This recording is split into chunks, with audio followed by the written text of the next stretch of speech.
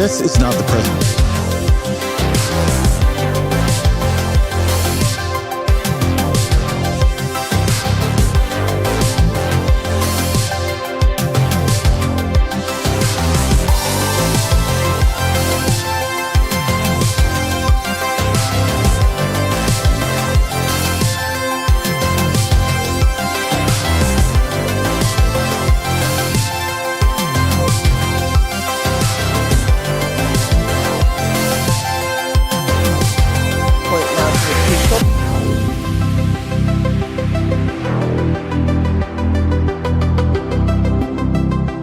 So that they can get more money. They're being a tyrannical, maniacal.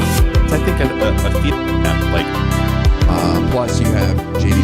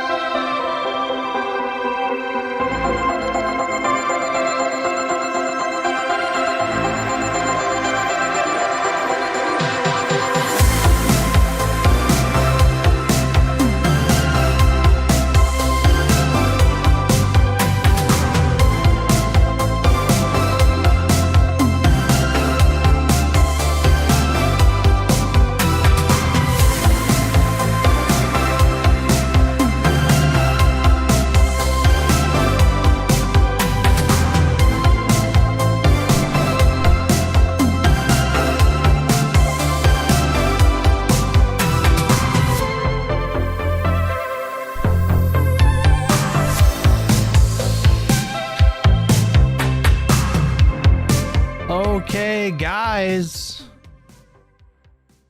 Holy fucking shit. Good morning. Welcome to the stream, everybody. Hope you're all having a good morning. It is another beautiful day here in sunny Los Angeles. Jay Graves, Relezin, D-Bob, Dob, Super Planet Blades, Chameleon, Me Clown Dixon, Gilly, Ian, Fable the Cable, I feel jaded blush. Gnarly Nublar bundle of basil. Terrifier Triceratops. Come on, Hutch, debate me. I'm in the Discord. I don't know if we're going to be doing many debates today, guys. I'm not going to lie to you. Commander Crix, Dark Wave, Liberal Latino, Scoop, good morning. Deceit, Devoff, Lights, Kitty Tisser, 6 pink, 1 blue, Uno, Couch Potato Major, Allsham, Smudge. The Rad, Lazy Sunday. Lights, good morning, everybody. We are going to do some reacts today. I don't know if we're going to do too many debates. Dan Saltman wanted to have a chat later and press me on my recent takes, so we're going to do that at the end of the stream. He had a conversation with IRI, I think yesterday, where they were talking about the stuff that we've been talking about on Live and Learn. And so I'm curious to watch that with you guys.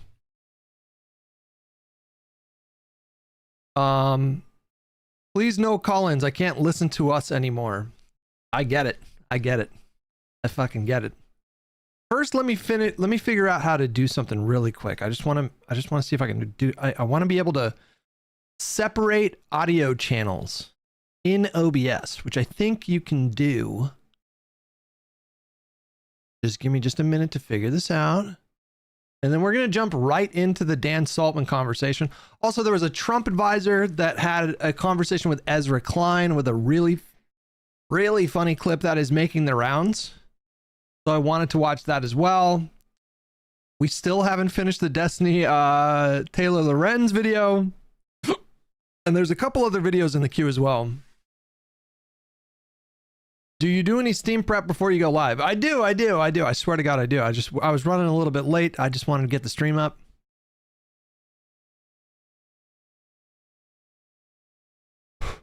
Supposedly fun. You already know what clip I'm talking about. Yeah, it's crazy. Crazy clip. Okay. Here's what we're gonna do. Shriya Vora, thank you so much for 41 months. All right, here's what we're gonna do. We're gonna do one audio channel for, let's do this.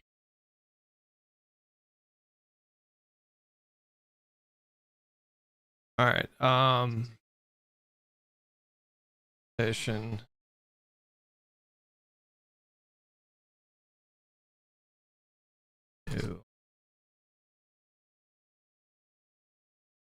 We'll do that.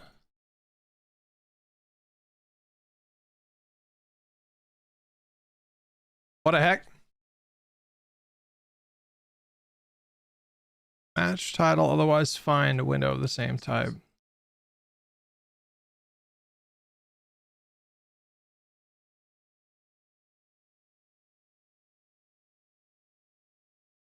The fuck?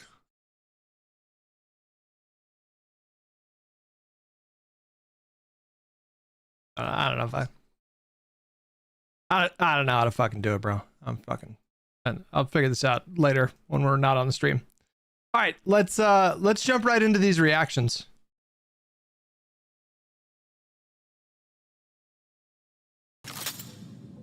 Right, first, we're gonna do that. We're gonna turn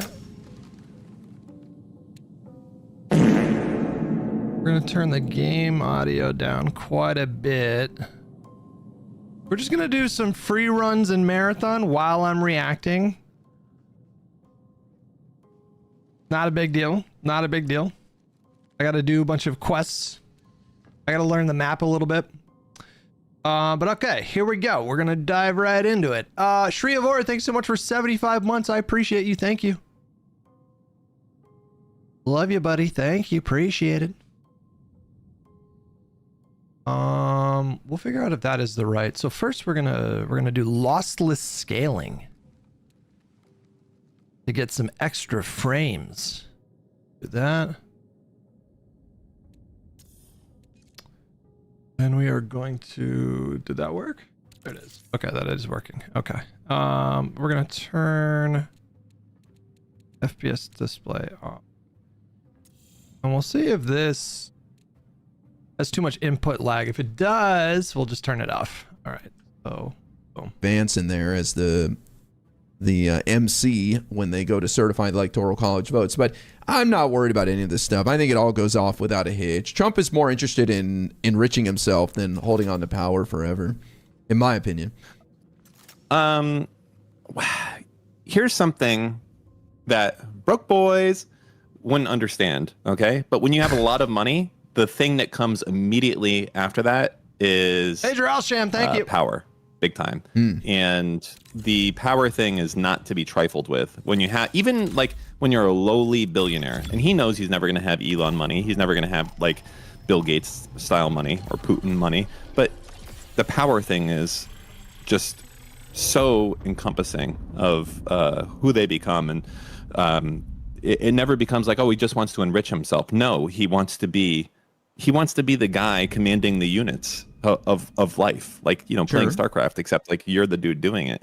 And that's I think a feeling, and also like something I think most people can't comprehend, is that some people, when you have a certain amount of money, they no longer care specifically about money. They care about just winning and power and making and putting their weight on everyone else and being called a king, and that's it.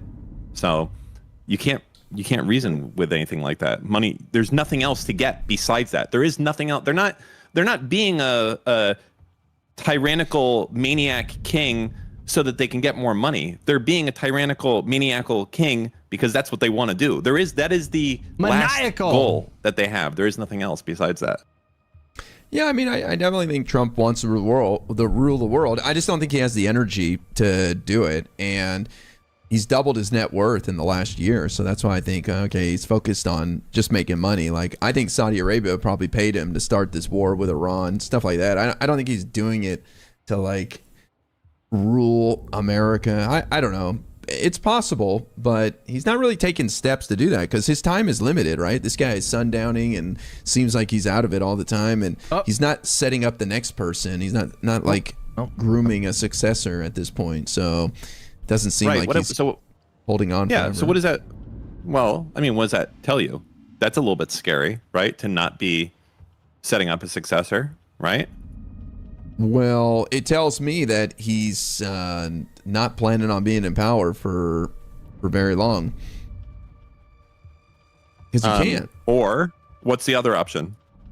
Well, I mean, obviously he could breeze through the term limits and try to get in there again, or just not leave. But I just don't think he's got the health to do that. And he doesn't have the runway left on his lifespan.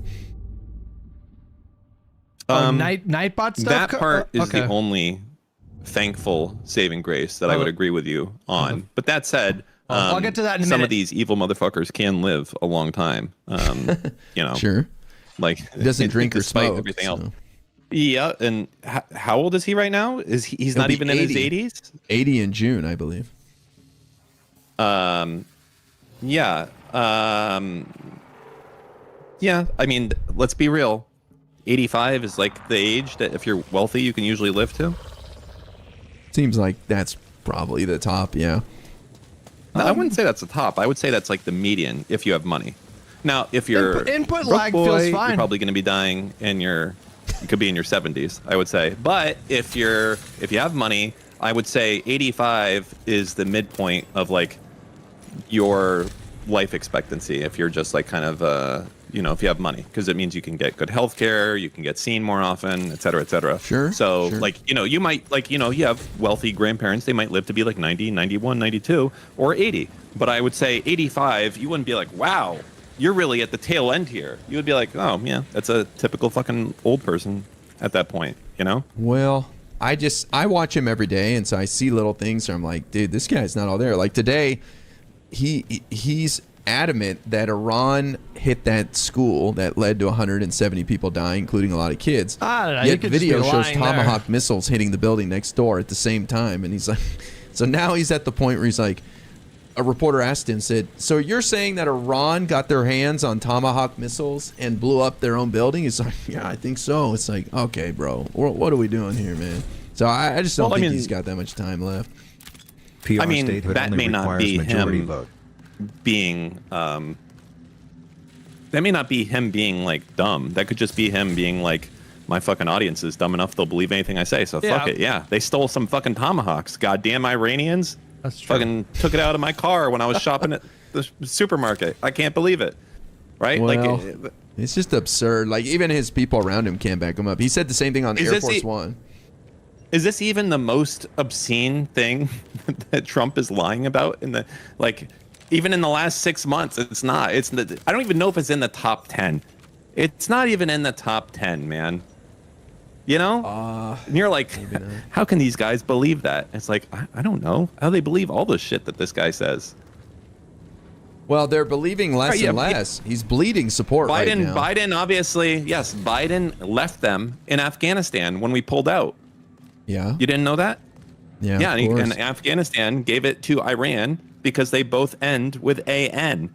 And all of those countries, true. They all work together to hate America. I wouldn't be surprised if he came up with that and he's like, Biden left tomahawks and Iran got their hands on them and then they blew up their own building. Like, I wouldn't be surprised if he tries to tie it to Biden. Sure.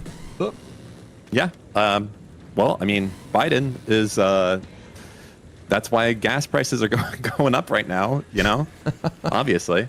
I just, call me naive, but I think that Trump is just going to bow out when he loses, in 2028, and someone else is going to run, and he'll just fuck off. He's going to pardon himself and all his cronies.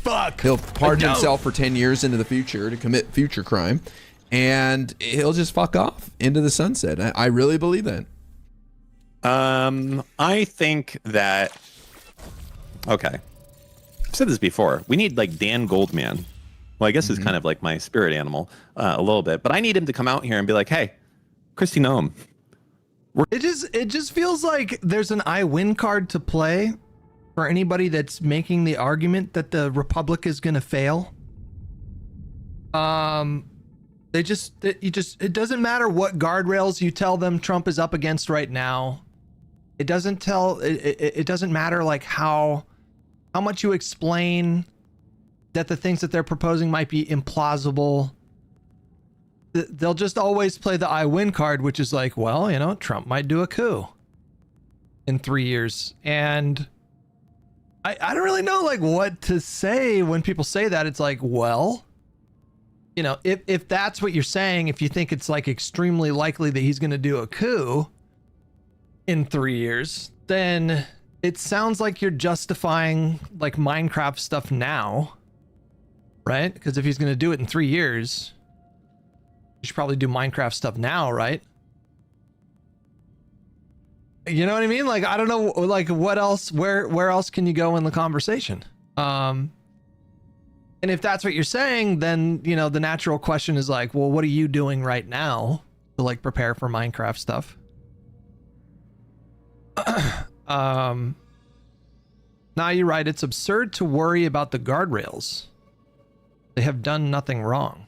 Well, no, I didn't say don't be worried. I didn't say that. I'm worried about the guardrails. I just think that Donald Trump is just, he is just so obviously slipping. His movement is just fucking crashing right now.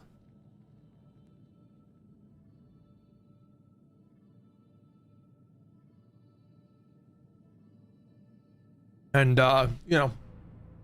obviously, if he tries to steal the election in 2028 or 2026, then we're off to the races and who knows what's going to happen at that point, But the question is, like, what are we supposed to do right now? What is the best thing to do right now? And I maintain that the best thing to do right now is to continue to win elections. Just keep winning elections. That's what you should do. You should keep winning elections. And then, if he does some crazy shit in the future, then, we as a people will figure out at that point what we can do. What are our options? Do we take to the streets by the tens of millions? Do we shut it all down? Do we do a general strike? Do we do massive boycotts? Do we do, there's all kinds of things you can do in that spot. like fight back, right?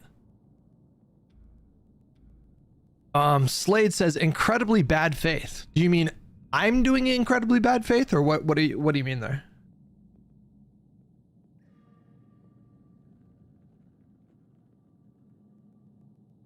I agree voting is important, but what should we do if we lose?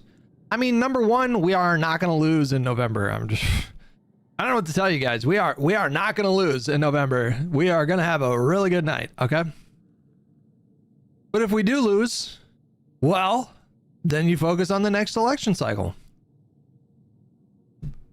You just what do you think we should do if we lose the midterms? What are you suggesting? You know what I mean? Like, what are we talking about? Crazy Gaming says, what? LOL? Well, what do you mean? You know, like, it is just endless hypotheticals. Yeah, true. It is just endless hypotheticals. Well, what if this bad thing happens? Well, then you'd probably do this. Well, what if that happens? Well, you know, then you would do this other thing. And like, well, what if this happens? It's like, well, then you do, you know, if you're just going to hit me with endless hypotheticals, we can just skip to the juicy portion and say there is a point where I think civil Minecraft would be necessary. And, you know, listen, I'm doing my part. I bought my pickaxes. I'm going to the pickaxe range. My pickaxe aim is getting much better these days. What are you guys doing on your part? You know, like, how are you guys preparing for the Sepulchro says, just win election, guys. Why didn't Kamala think of that? Well, what are you suggesting? You're doing the Basil tweet. You're doing the Basil tweet. You're doing the Basil tweet. You're doing the Basil tweet. You're doing the Basil tweet. You're doing the Basil tweet. You're doing the fucking tweet, bro. You're doing the tweet, man. You're doing it unironically. How did it get to the place where so many people are doing the fucking Basil tweet every fucking day, you guys? Where is the Basil tweet? Right there. You're doing it. You're doing it, bro. You're doing this unironically. That's what you're doing right now. You're doing the Basil tweet. Ah! Stop doing the Basil tweet, please. I'm begging you. Please don't do it. Is the Bodyguard 2.0 in the 380 or 30 Super? I don't fucking know.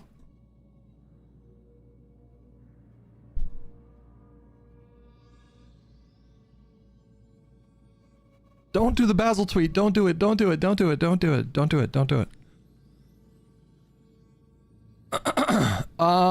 Having a Minecraft and listen, we need to chill. Let's chill on gun. Who said anything about a gun? I said a Minecraft pickaxe. What are you talking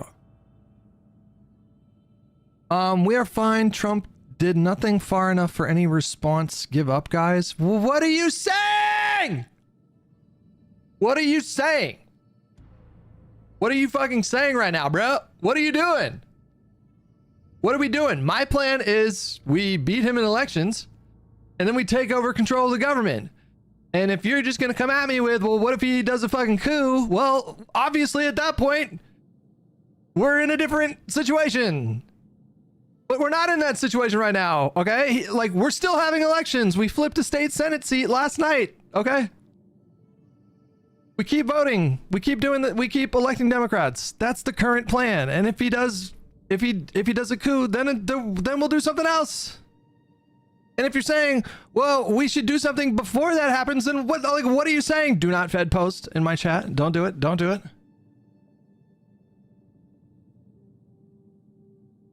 This is all based on a straw man that anyone wants Minecraft now when you literally said you're preparing. Okay, well, if you don't want Minecraft now, then you agree with me, right? We just continue to vote and win elections, right? Like, what the fuck are we even disagreeing about at this point then?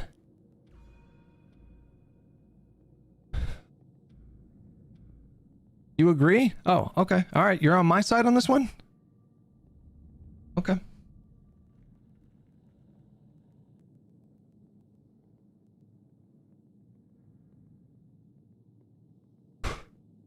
I just want to have a plan and an acknowledgement. I acknowledge that Donald Trump is a dangerous guy. Obviously.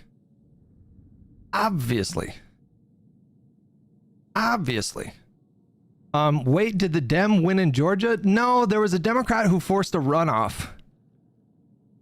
And Democrat is very unlikely to win in that seat once it goes to once they get to the runoff.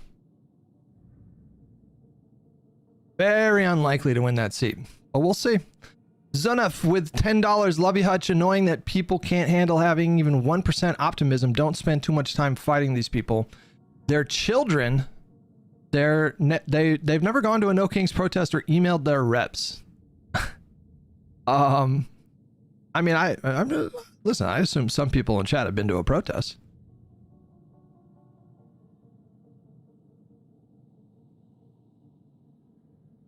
The seat was not flipped in Georgia. No, he forced a runoff election because the other two Democrats split the vote. And so it'll go to a runoff, and the Democrat is very unlikely to win that seat. But these days, weirder things have happened. Is this going to be the stream topic for the foreseeable future? It's so circular and divisive. I mean, listen, that's up to the people. The people keep pressing me on this. Email your reps is a meme, or should be anyways. It's not, though. You really should contact your reps. They do take phone calls. They do read their emails. Like, actually, that stuff does matter, just to be clear.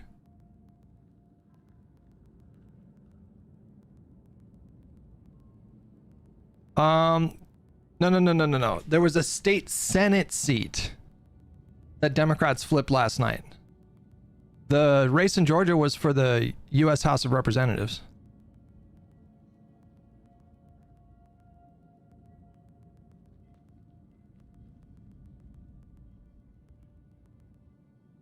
Yeah, it's ridiculous, just endless hypotheticals. The whole strategy changes if the hypothetical happens, but that's not reality. It's just your delusions. That's what I keep running into. I'm like, here's what I think we should do. We should do this. We got the midterms coming up, and then we got the general after that. And it's like, well, what if Donald Trump, like, murders Congress and just takes over the government? It's like, okay, well, listen, if that happens, then we will have to evaluate the situation and figure out where to go from there. Hutch, can I get some tips on getting back on the sober train? Listen, man, it's first of all, the fact that you're asking the question, I think, is a good sign. Second of all, don't beat yourself up too much. Our vices and addictions are very difficult things to let go of. And third of all, I just want to say, it's pretty difficult to do it alone. And I have found for me that recovery spaces are a really good source of support. And then you end up, in my opinion, or in my experience, you make a lot of really good friends. People who are on the same page. It's not enough, I think, to go to a meeting. I think that if I were you, and I did this at one point and it was really uncomfortable at first, very, very, very uncomfortable at first. I introduced myself to people after the stream, or after the meeting, got their numbers, called them, made plans with them, hung out with them. Then eventually I'm starting to like hang out with people like after the meeting. That's where the real recovery is like outside of the meetings. It's like you go to meetings and you talk about the stuff, and then you meet people, and then you have like a life outside of the meetings too. So, it's not enough, I think, to go to meetings. I think you have to fight that isolation. But I wish you all the luck in the world, man, because it's not fun to be in a prison of your vices. The Minecraft topic is just popular because it's divisive. Notice there are more people watching than commenting or responding to it. More people than you think understand and agree with you. I hope so, because it sure does seem like a lot of DGG is like very radicalized right now. Just Deej with $5. What if the coup is nonviolent, subtle, legally ambiguous, and takes years to investigate what actually happened? Well, again, this is just another hypothetical. It's like, well, at that point, we will evaluate our options and figure out the best course of action. But what I can promise you is that whatever happens, okay, whatever happens, what I can promise you is that there are fucking millions of Americans who will not just like do nothing. All right. So I can promise you that. And as far as like a soft coup, I mean, you just, at what point, I'm sorry, hang on. At what point, you guys, at what point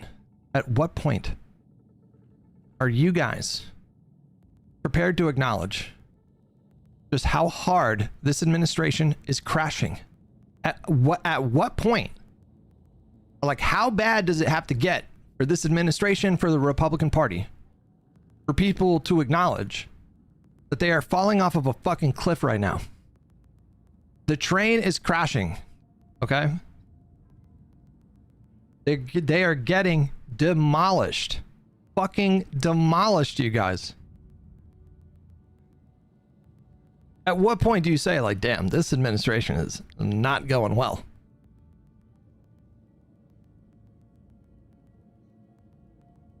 At the midterm point? God, you know what? Can we just speed run to these midterms? We're in March right now. April, May, June, July, August, September, October, November. We got 8 months. Quick math, right? April, May, June, July, August, September, October, November. We got 8 months. In 8 months, please, can we just get to these fucking midterms? So more of you guys can start taking the white pill, please. We're going to get you on state charges soon. We're going to get you. We're going to get you. We're going to get you good. And you're going to be in jail for the rest of your life. And I think we need a bunch of Democrats right now being like, oh yeah, we're going to get her really good very shortly and make her start fucking fearing for her, the rest of her career, the rest of her life, that she's going to be in some fucking state prison in, I don't know, one of these Democratic states. And I think that fear will hopefully keep the rest of these people from letting their gluttonous, mad desire for power to consume them into thinking that there will be no consequences. They need to understand that even Trump can't protect them from what might happen, that Trump can't stop state charges. How do you feel about the SAVE Act? The SAVE Act is not going to pass. They don't have the votes for it. They don't have the votes for it. And Thune, Senate Majority Leader Thune, Republican, just reaffirmed yesterday they're not getting rid of the filibuster to pass the SAVE Act. They're not doing it. Trump is hounding them, pressuring them, telling them he's not going to sign any bills. Cornyn is writing op-eds about nuking the filibuster. Well, listen, Cornyn is not in charge of the Senate. That's Thune. And Thune is saying they're not going to change the rules. They're not going to get rid of the filibuster. They're just not going to do it. So they don't have the votes to pass that bill. They don't. SAVE Act with EC. I don't really know what that means.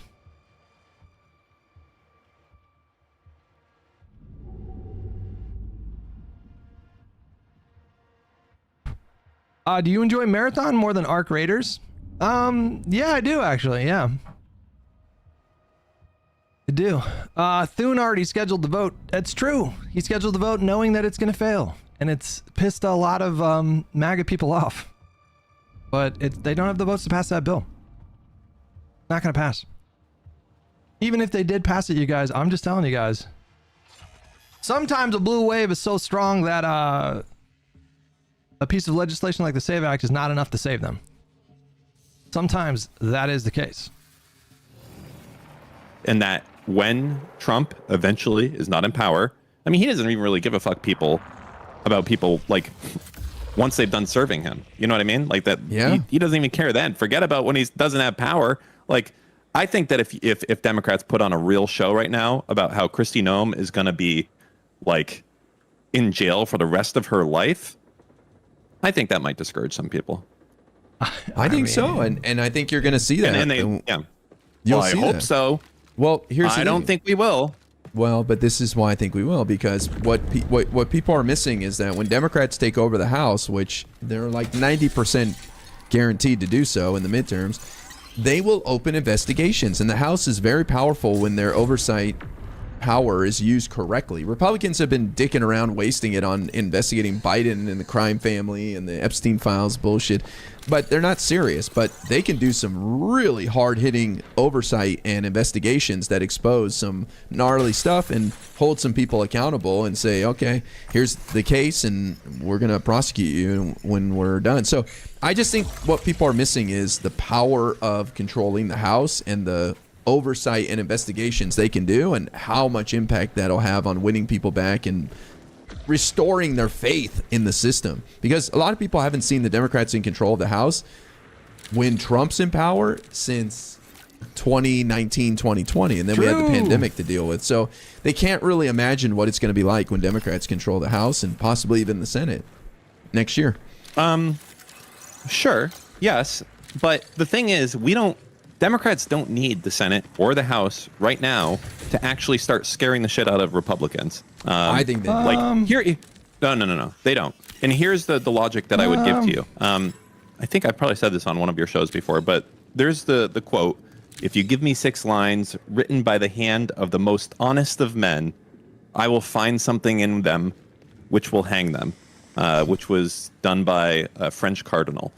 And the idea is that, like, we're getting LARPy. Essentially, you can always find someone, like something that someone's done to fuck them over. All of these federal officials have gone through Democratic states and they've jaywalked, or they've done this, that, or the other thing, or they've told a lie while they're on the phone. And essentially, these are all potentially, right, state crimes. Oh, that's that's state wire fraud, or whatever the equivalent there. And I think that what Democrats should be doing right now is going balls to the wall on people like Kristi Noem today, right now, finding charges that they can do, and literally seeing how just incompetent and powerless Trump is to stop them. And honestly, will he stop them? Probably not really. He doesn't give a fuck about Kristi Noem. She's out. And I think everyone else looking in, seeing Kristi Noem literally getting, who knows how many years in prison for whatever crime that she did commit, right? That technically she did commit, but I don't know. I think it's good. I think that if she was jaywalking, they should get the max fine, which is probably like a year in prison or something. Who the fuck knows? But yeah, that should be the case. And I think that should be done today, that type of shit. I think you will see some stuff like that. I think you will. No, but I mean, I think they should start now. Yeah, but we don't have to wait for midterms.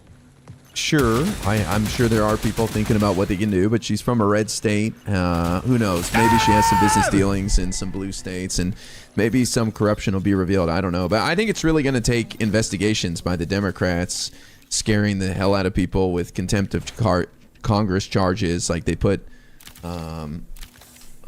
what's his name, Bannon in prison for a little bit. So stuff like that will be what's required to actually have some movement there. But yeah, I wouldn't be surprised that there's some state charges against people like Kristi Noem in the next year. Who knows? I think that would be that type of thing right now, though, would greatly stop future abuses. And it's probably one of the only initial guardrails we can do for the next year, which I think is important. I don't think we just sit on our dick, so to speak, until November, right? Can we do something until then? And I think we kind of do. We should. I could make an argument why, because we've been winning so handedly and doing so well. Why screw it up? If this is winning, I don't want to know what losing feels like. Well, what do you mean? We've been dominating in the elections. Bro, Trump is molesting the country right now. You're getting fondled in real time by Trump, and you're like, oh, we're winning so big right now. And I'm like, I don't feel like I'm winning. I feel like Trump has his hand down my pants, and I can't even say stop. We're out of power. There's nothing you can do about that. Yeah. The elections have consequences. He's using his power to do what he wants. We cannot stop that. Can't stop it. But we can get out of his way and let him be his own worst enemy, like has worked so far. I disagree that you can't stop him completely. So let me phrase. You can't stop him, but you can make it way more difficult for him. And the way that you make it more difficult for him is if the people around him believe God damn that there are some things that Trump can't fix. There are some things that, like, when this ends in 2 years or 3 years, or even now, when you can see. There's a, I don't know, man. There's a lack of acceptance, you know? Like, Trump is baked in for the next 3 years. Okay? There's very, very, very little that we can do to stop that from being the case. Okay? Vodsky says, what do you mean we can't stop that? Pathetic take, man. Why not bend over while you're at it? Make it easier for him. I don't even know what you're saying. I don't even know what that means. What are we talking about? What are you suggesting that should happen right now? Don't type it out. If you're gonna get me in trouble, don't type it out in the chat.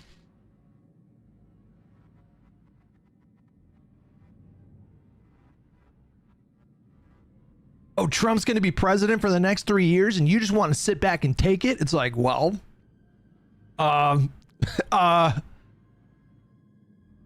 in America, maybe you're a Brit. The other guy said we can't stop Trump. I'm saying you should try anyways. Well, Vodsky, I don't know. Maybe you're a Brit. Maybe you live in Sweden or perhaps Mexico. In America, you have elections every 4 years, and whoever wins the presidential election, they're inaugurated the following January, and then they serve for 4 years. We are currently at the beginning of year 2.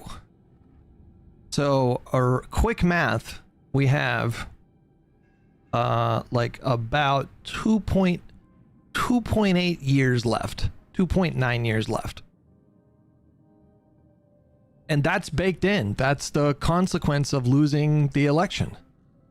And there are constitutional remedies for these kinds of things. Like, theoretically, the Congress could impeach him today and convict him and kick him out of office. But the issue with that is that the Republicans control the Congress. Even if Democrats controlled the Congress, we might be able to get a bare majority to impeach him in the House, but then it would get kicked over to the Senate, and you need 67 senators to convict someone, president, and remove them. Which means that unless Democrats get 67 seats come 2028, we will need Republicans to vote along with us to convict the president. Which the second impeachment of Donald Trump, that actually did get like 7 Republican senators, but it wasn't enough. I'm trying to say, make a bigger fist, resist harder, and join in primarying senators and House reps when they vote along with Trump. Well, that's my... Wait, primary? You're talking about Democrats? Why are you talking about Democrats, bro? Why are we talking about Democrats right now? Why did your mind go to Democrats first? Why would you not go to let's flip Republican seats? Jesus Christ. Because we have Dems voting along with Trump. Well, why would your brain go there first, bro? Why would your brain go there first? You're talking about primarying Democrats? Why would you not immediately go to let's flip some red seats? Jesus Christ. Son of a bitch. There's flowchart everywhere. Zunuf with $10. Did I already get you for that? I don't think so. Love you, Hutch. Annoying that people can't even handle 1% optimism. They don't spend too much time fighting these people. They're children. They've never... Okay, I think I already got you for that. Mr. Gene with $5. At the end of the day, is it a politician problem or a culture problem if we lose legitimately? That's a great question. A lot of people are angry with the system, or they're angry with Democrats, or angry with Republicans. But the fact is, Donald Trump got reelected with a popular vote win. Okay, the voters chose him. They made a very bad decision, and this is one of the downsides of democracy. Sometimes voters pick really bad candidates. Okay, John Fetterman, Kirsten Sinema, Donald Trump, every single Republican.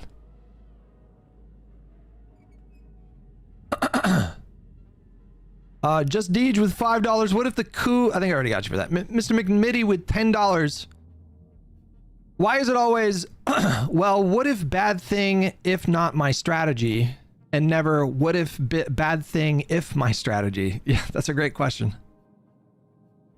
J.S. Mythic with 43 months. Organizing and overthrowing. I think this is a troll, maybe. J.S. Mythic. Organizing and Minecrafting the government is the only thing we can do. Otherwise, we have to wait it out. Or he... I don't even want to say these words, okay?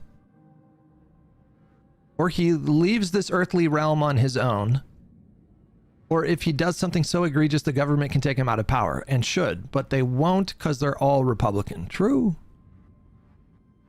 True. What if bad thing with your strategy, though? I mean, listen, there's no, listen. I think if we use the strategy that a lot of you guys seem to be proposing,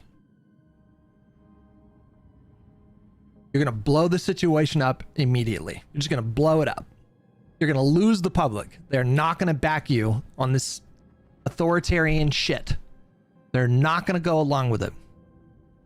Things would have to get much, much worse before they would go along with what you guys are proposing. You would lose the public, okay? And if you lose the public, what did you gain for any of that? All right? Hutch, did you consider, did you think if bad thing happened, have you considered that? I have considered if bad thing happened. All the dooming in my chat will not dissuade me. I feel very bullish on our chances right now. I think Donald Trump is a fucking, just absolute fucking disaster. I think they are on the ropes. Ooh, the shotgun thing. Nice. I think every single Republican in Capitol Hill today they're all thinking the same thing, which is fuck. Shit. That's what they're thinking. They're thinking, fuck. What the fuck are we going to do? That's what they're thinking. Every single one of them. I want to get that knife upgrade. What is this? Defeat hostiles with a rail gun. Okay.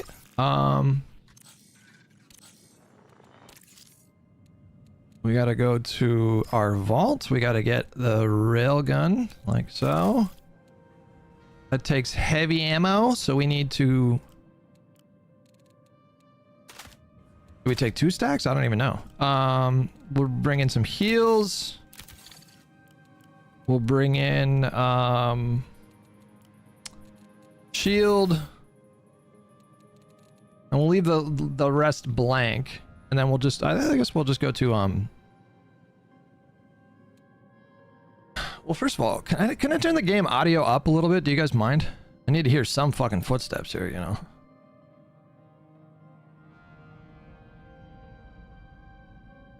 We'll go to 30. Tell me if this is too loud when I get in game.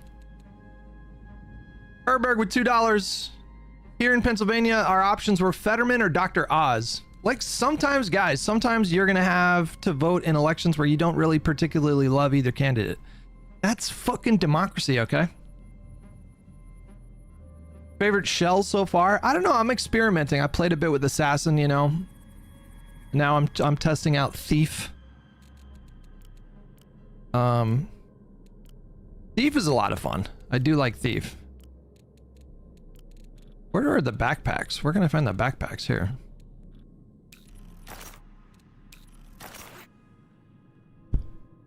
Swanee with $20. Dearest Hutch, good morning. Please see attached for my weekly bribe to watch the Mr. Beat Uncap the House video. Thank you for your time. You know what? Today's a perfect day for that because I'm doing some marathon fucking quests and we can probably find some time today to watch that.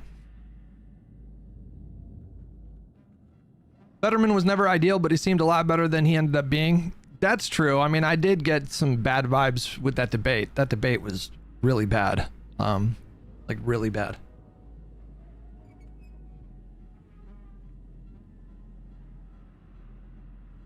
You really don't think that their unpopularity and their almost guaranteed losses at the midterms doesn't make them scarier or more likely to do something crazy? Well, I mean, are we talking about Republicans or are we talking about Trump? Because Republicans, like if that were true, then Thune would get rid of the filibuster and they would pass the SAVE Act today. But he's not doing that. He's not doing that. Thune is governing and leading the Senate. It looks like his actions indicate that, you know, politics will continue. We will continue to have elections. We will continue to have a government. If the Republicans were really like that desperate in the face of like midterm slaughter, then they wouldn't be behaving this way. They would be, you know, taking extraordinary measures like getting rid of the filibuster to pass the SAVE Act.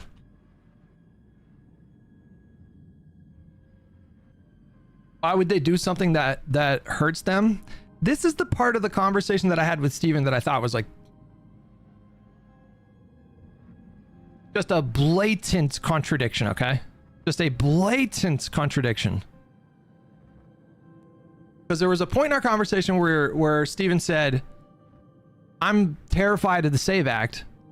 They can basically, you know, exert an unprecedented level of control over state election systems. You know, they could potentially like block Democrats from winning elections and like steal elections in a legal way, a legal kind of constitutional way. And then he said that, you know, Trump would just rubber stamp anything that Congress asked him to do. And then when I pointed out that, well, they're not getting rid of the filibuster to pass the SAVE Act, he shifted the goalpost like so clearly in that conversation. He's like, well, you know, he doesn't really want that. It's like, well, you just told me that the SAVE Act would be fucking catastrophic for Democrats. So, and if Donald Trump can just force any outcome he wants, how come they're not getting rid of the filibuster to pass it? And so that, I felt like that was like such a massive contradiction. If we found out that the 2024 election was rigged for Trump to win and Democrats were up big polling wise, would you rather advocate for voting or start pushing more violent rhetoric? So I keep going back to like even if the worst case scenario happened, all right, let's just explore that. Okay. Even if, first of all, how many railguns do I have? Just one? Can I,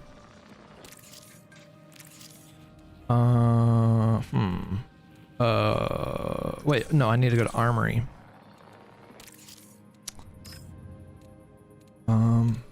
Which one is the, oh, okay. So I can, all right, do that. And then when can I purchase that? I need to go to upgrades, I think. It's this one here. Oh, I already purchased that. Okay. Wait, am I confused?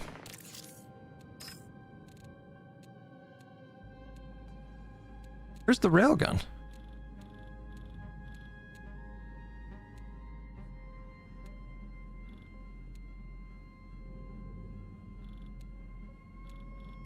I'm so confused. Wait, hold on. Requires upgrade.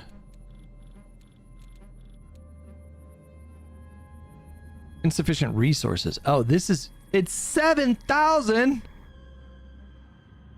It costs 7,000? 7,000 credits? What is this? Hacking a hostile with your X-ray visor extends its duration. Oh, interesting. 7,000? Jesus, pity fucking Christ. What the fuck? Okay, well. Even if the worst case scenario happened and Donald Trump successfully does some kind of a coup, like even then, you guys, you don't have to jump straight to like violent Minecrafty stuff. Now that might seem counterintuitive, but again, I refer you guys to Sepulcro. I'm getting real fucking tired of your shenanigans. I'm so serious. I'm so serious.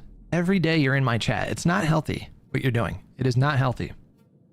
All right. You know what? I did not say just accept the coup. You know what? We got to put you on timeout. We're going to put you on timeout, buddy. I hesitate to ban. Do I have to look up the Twitch commands on the internet because I don't know them off the top of my head? Yes.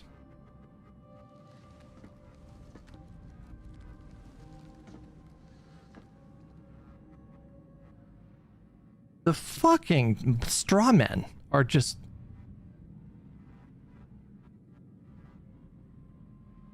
How the fuck do I do this?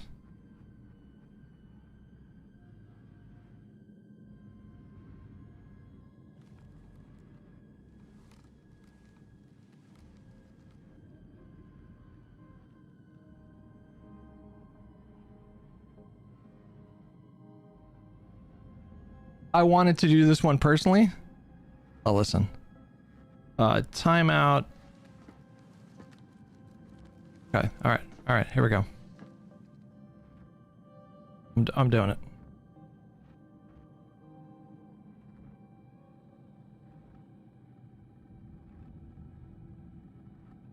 I'm in the middle of like talking about what your options are if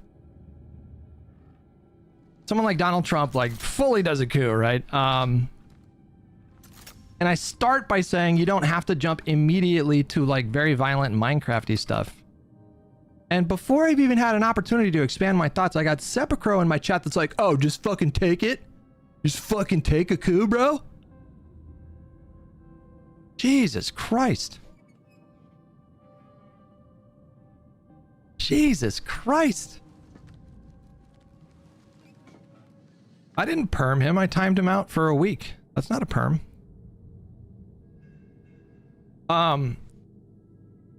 There's this academic, and her name is Erica Chenoweth. And I've talked about this many times. She studied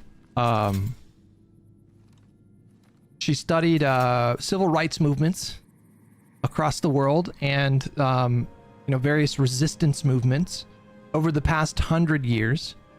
And what she found was that nonviolent resistance, even in the face of brutal, authoritarian, violent regimes, were twice as likely to succeed. Now, that does not mean that violent resistance is never justified in a conflict against like a violent regime. That's not what that means. But it does mean that you should explore all options. You shouldn't just immediately jump to violence, and there's a practical argument for why that is. Your resistance movement might have a better chance of success if it's nonviolent, even against someone who's like couped the government, like Donald Trump. But I just want to keep reiterating the point that Donald Trump is heading in a downward trajectory, okay? A downward trajectory. Typically, you need like a lot of institutional support. You need a lot of allies. You need a decent amount of like popular support from the people if you're going to pull off something like the kind of coup that you guys are suggesting. And he's headed in the wrong direction, you guys. He's headed in the wrong direction, you guys.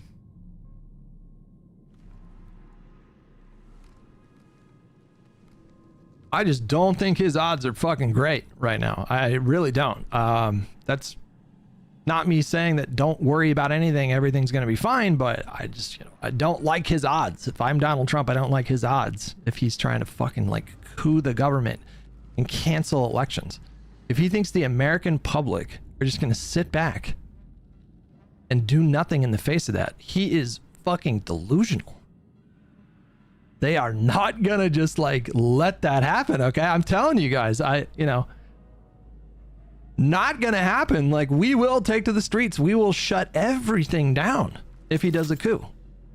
We will shut everything down. We'll shut airports down. We will shut train stations down, muni stations. We will interrupt commerce.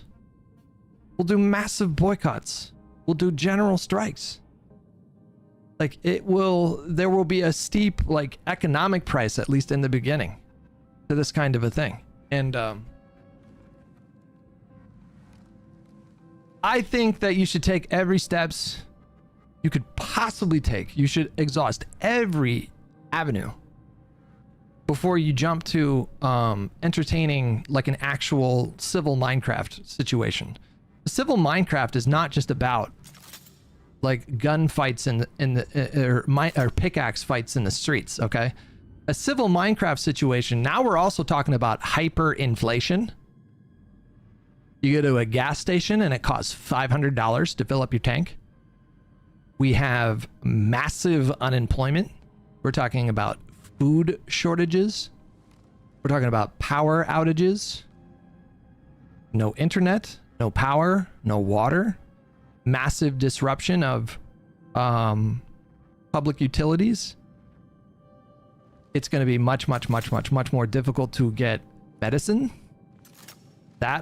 Those supply chains are going to be massively interrupted. I mean, we're talking about like something really nightmarish.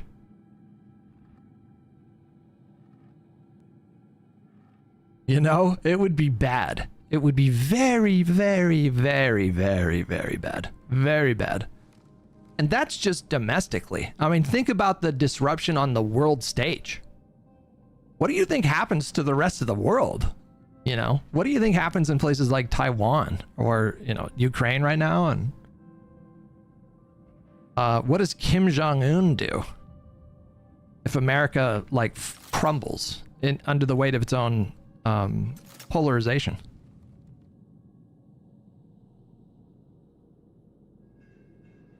So even if it gets really gnarly, even then you should still take every step you could possibly take to avoid an actual all-out kind of conflict.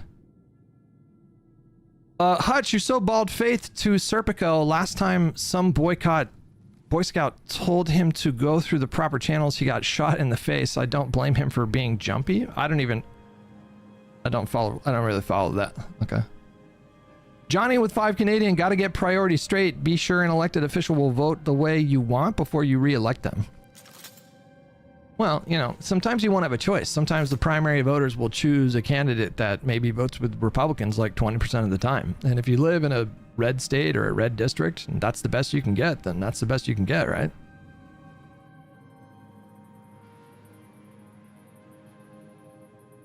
Bad Company with $5.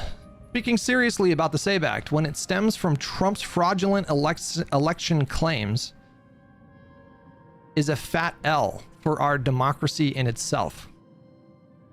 Mossy with 19 months. Thank you so much. Appreciate it.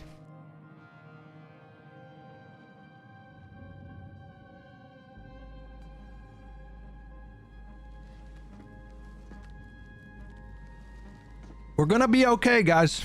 We're gonna be okay. It might get a little worse before it gets better. See that there's some people working in this room in New York getting a bunch of file. There's a file folder with, you know, Pete Hegseth's name on it right here on a file folder in some New York district attorney's office. And he knows that the second that this ends. I just really reject the idea that this would dissuade the Republican Party.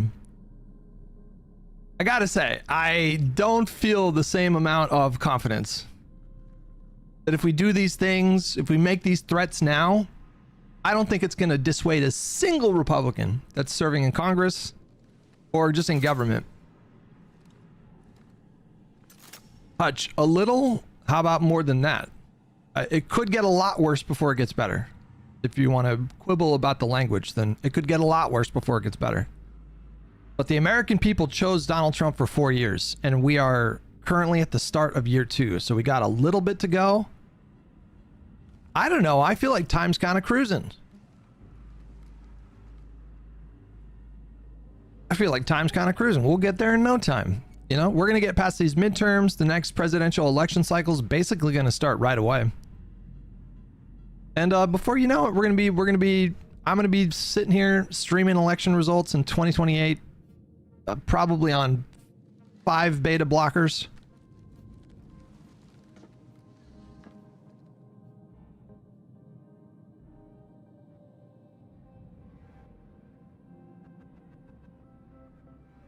Because we are all disassociating and becoming numb. Well, I wouldn't suggest that. You don't have to do that. You don't have to become numb. Allow yourself to be sexually aroused by these election results that are coming in. Okay? They are arousing. Like, it's pretty nuts how we are just demolishing these people. Let me show you something. Here, let me give you a little hopium, okay? I just want to show you something, because I really cannot stress how much these motherfuckers are getting demolished, you guys. Did I bookmark?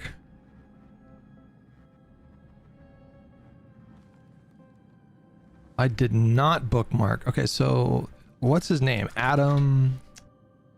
Okay. Some crazy results last night, you guys, for Hispanic voters. Crazy results from Hispanic voters in a particular here. In a particular county. Or is this district?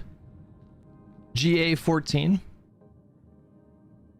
Look at these fucking swings, you guys. Look at these. This is not normal. This is not normal, you guys. This is not normal, you guys.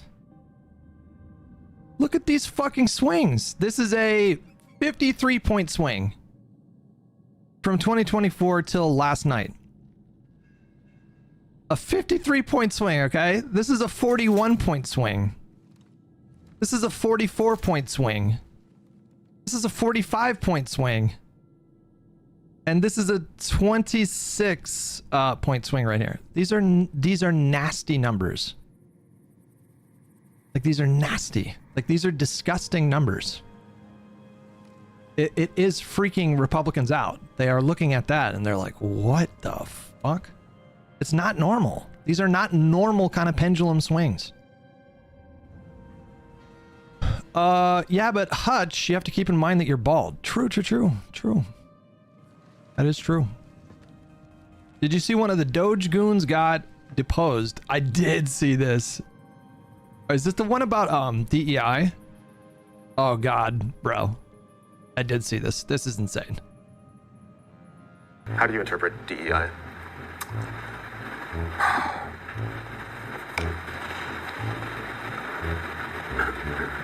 There was the EO explicitly laid out. The details, I don't remember it off the top of my head. It's okay. I'm asking for your understanding of it. Yeah, my understanding was exactly what was written in the EO. Okay. So can you... I don't remember what was in the EO. So right now, do you have an understanding of what DEI is? Yeah. Okay. So what's your understanding as you sit here today in this deposition? Well, it was exactly what was written in the EO. This is literally like it was written in an episode of Succession, by the way. Like, it is so ridiculous. And so anytime that we would look at a grant through the lens of complying with an executive order, we would just refer back to the EO and assess if this... This is not a satire video. This is a very real deposition from a former Doge employee. grant had relation to it. Okay, but I guess I'm stepping back from your methodology strictly in terminating the grants. Do you have an understanding as you sit here today of what DEI means? Yeah. Okay, so what's your understanding of what it means? Well, it is exactly what was written in the EO. Okay, so why is a documentary about Holocaust survivors DEI? Objection. It's the gender-based story that's inherently discriminatory to focus on this specific group. It's inherently discriminatory to focus on what specific group? The gender-based, so females during the Holocaust. And you believe that that's inherently discriminatory? I'm just saying that's what it's focused on. Sure. But this is related to DEI. Right. But you just used the term inherently discriminatory. What did you mean by that? It's focusing on DEI principles, gender being one of them. So a documentary that's about women would be DEI. Objection. Is that fair to say? No. Okay. So tell me why what I just said isn't DEI, but what you just said is DEI. Objection. It's a Jewish, specifically focused on Jewish cultures and amplifying the marginalized voices of the females in that culture. It's inherently related to DEI for those reasons. Dude.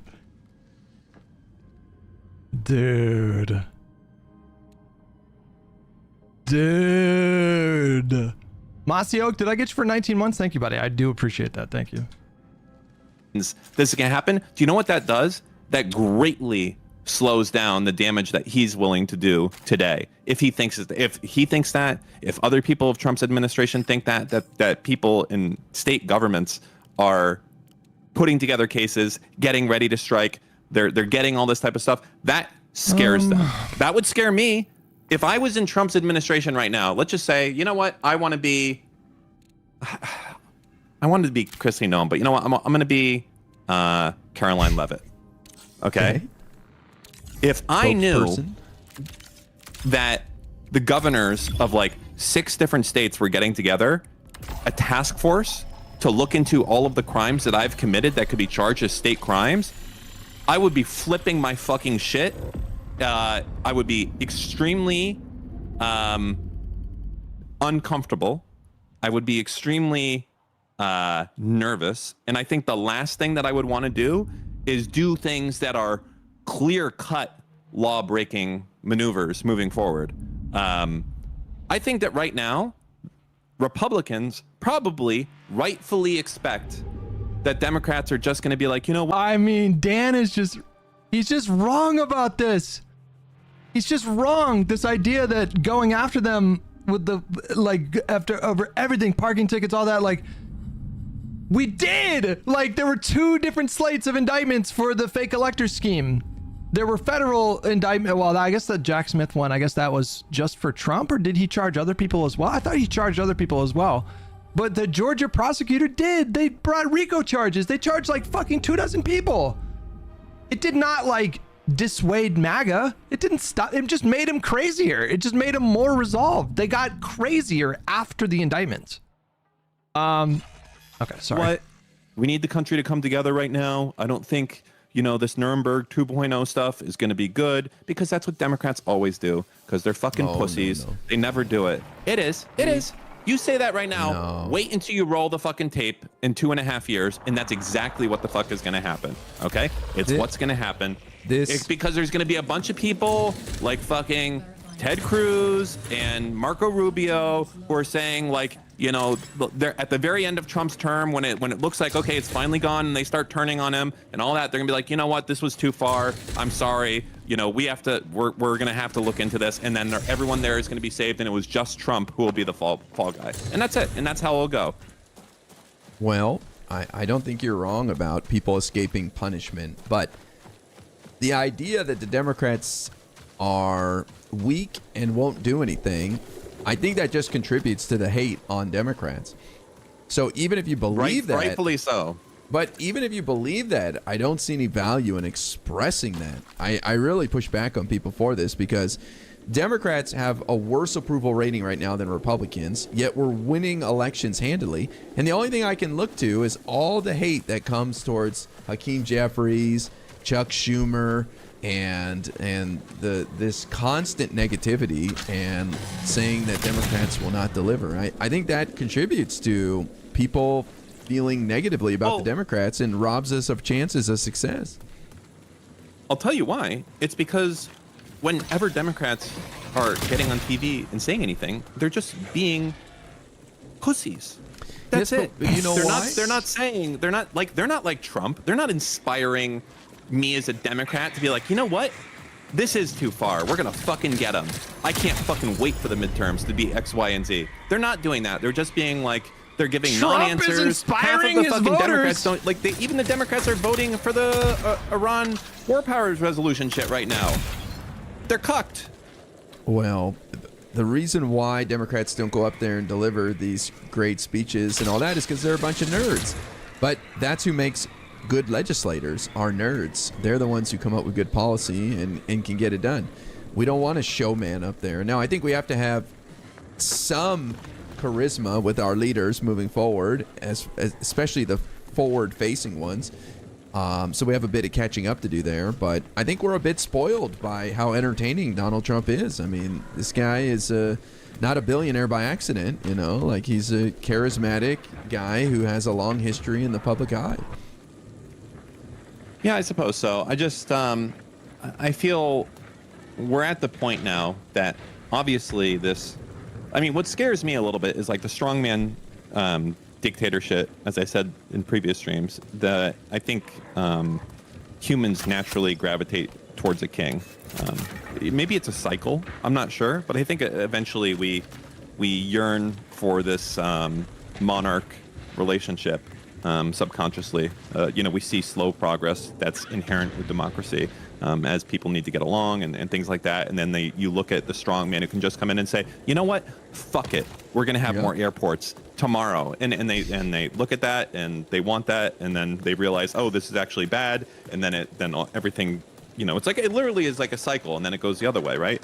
The thing that's scary is the idea of I would be also equally worried about the idea of a leftist version of Trump coming into power. Yes! That would be also pretty scary, I think. But you kind of hit the nail on the head. The reason why people are so vulnerable to somebody like Trump coming along and a king is because our democracy works very slowly, and our Congress has failed to solve problems because it's just lunatics getting sent there who don't want to compromise and don't want to get anything done.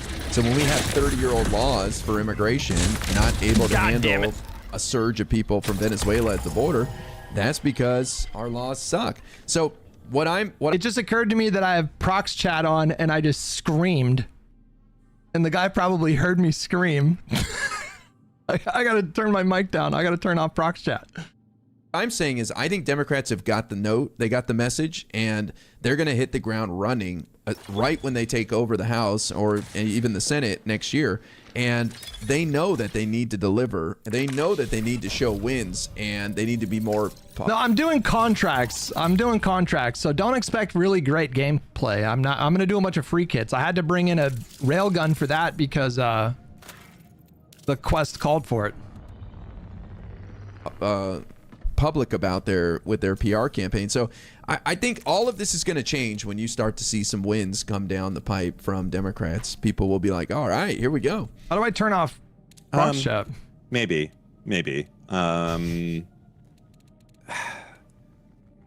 all it is, man. People want to see wins. I think I'm possibly deluded by my own views, and what I mean by that is like I don't understand like stupid people probably very well, I would guess, and maybe they feel differently about this, and maybe just like an average dumb person that's a Democrat or whatever doesn't want them to go out there screaming that Trump should be fucking sent to jail and that you can't be sending people to states to arrest random people that look Latino or whatever. Like maybe they don't want that, but I think that's what they want. I don't know. And what is that based on? I don't think they even think about it. What is that based on?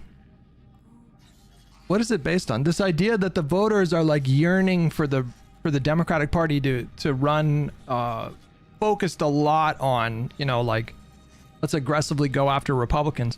It's not that I don't think that Democrats should, but they're not the ones the candidates that are having the most success right now, like the national races. They're none of them are running on that. None of them are running on this. So like why do you think that is? They're running on, they're running on like corruption, but they're running on affordability. I'm going to bring your energy bills down. I'm going to bring your grocery prices down. We shouldn't be promising deflation, by the way. That's not great, but we should say like I'm going to put more money in your wallet. That's what you should say. We should stop talking about bringing prices down because it's not a great that you don't want that. You don't actually want deflation. So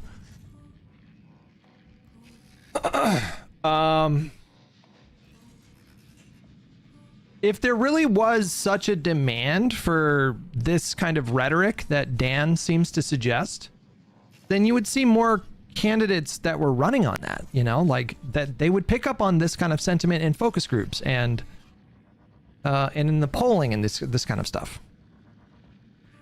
You can bring grocery prices down and not have overall inflation. Well, I mean, yeah, I'm not, but if you're generally speaking, you should not be like talking about bringing prices down.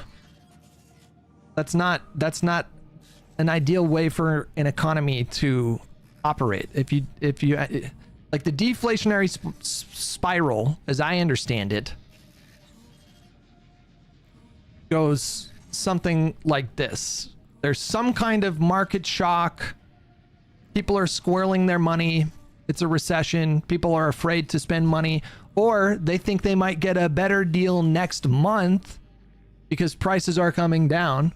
So there's less consumer spending, which results in businesses bringing their prices down to be more competitive, which means less revenue brought in from these businesses, which means more unemployment. People lose their jobs, which exacerbates the problem if unemployment goes up. And so then prices come down again. More people lose their jobs, and it's just it's a catastrophic death spiral. Like deflation is actually, are there any economists in my chat? My understanding is deflation is actually worse than inflation, like high inflation, right? They use it as a figure of speech for meaning they'll stop prices shooting up so fast, but your point is right. It's phrasing that can be used against them. It just sets a bad set of expectations. So if Democratic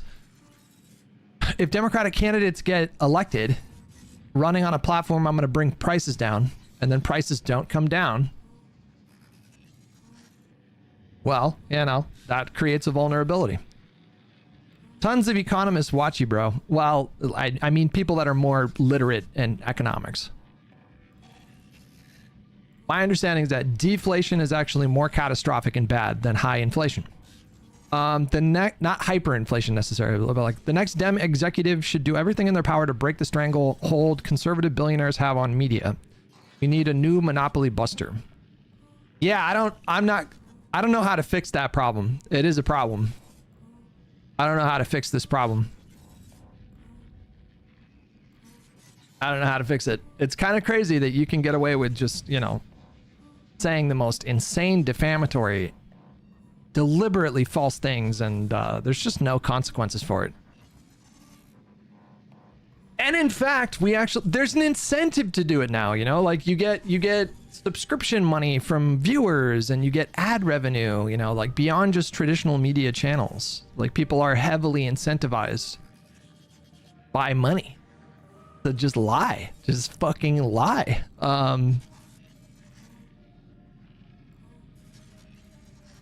And they're making millions of dollars. Like Tim Pool makes millions of dollars knowingly lying. That guy knowingly lies every day. This is all just a game for this guy. He's just looking at his metrics. He's looking at his income that comes in every month, and he's like, fuck, bro, I can't believe this is that easy. He just doesn't care. People like him don't care. Ben Shapiro just knowingly lies constantly, makes millions. Benny Johnson's one of the worst. Knowingly lies and gets paid millions of dollars. It's even infecting Democratic Party primaries. We've got some incumbent Democrats blatantly lying about their challengers, and nothing is happening. Plusko, who are you talking about now?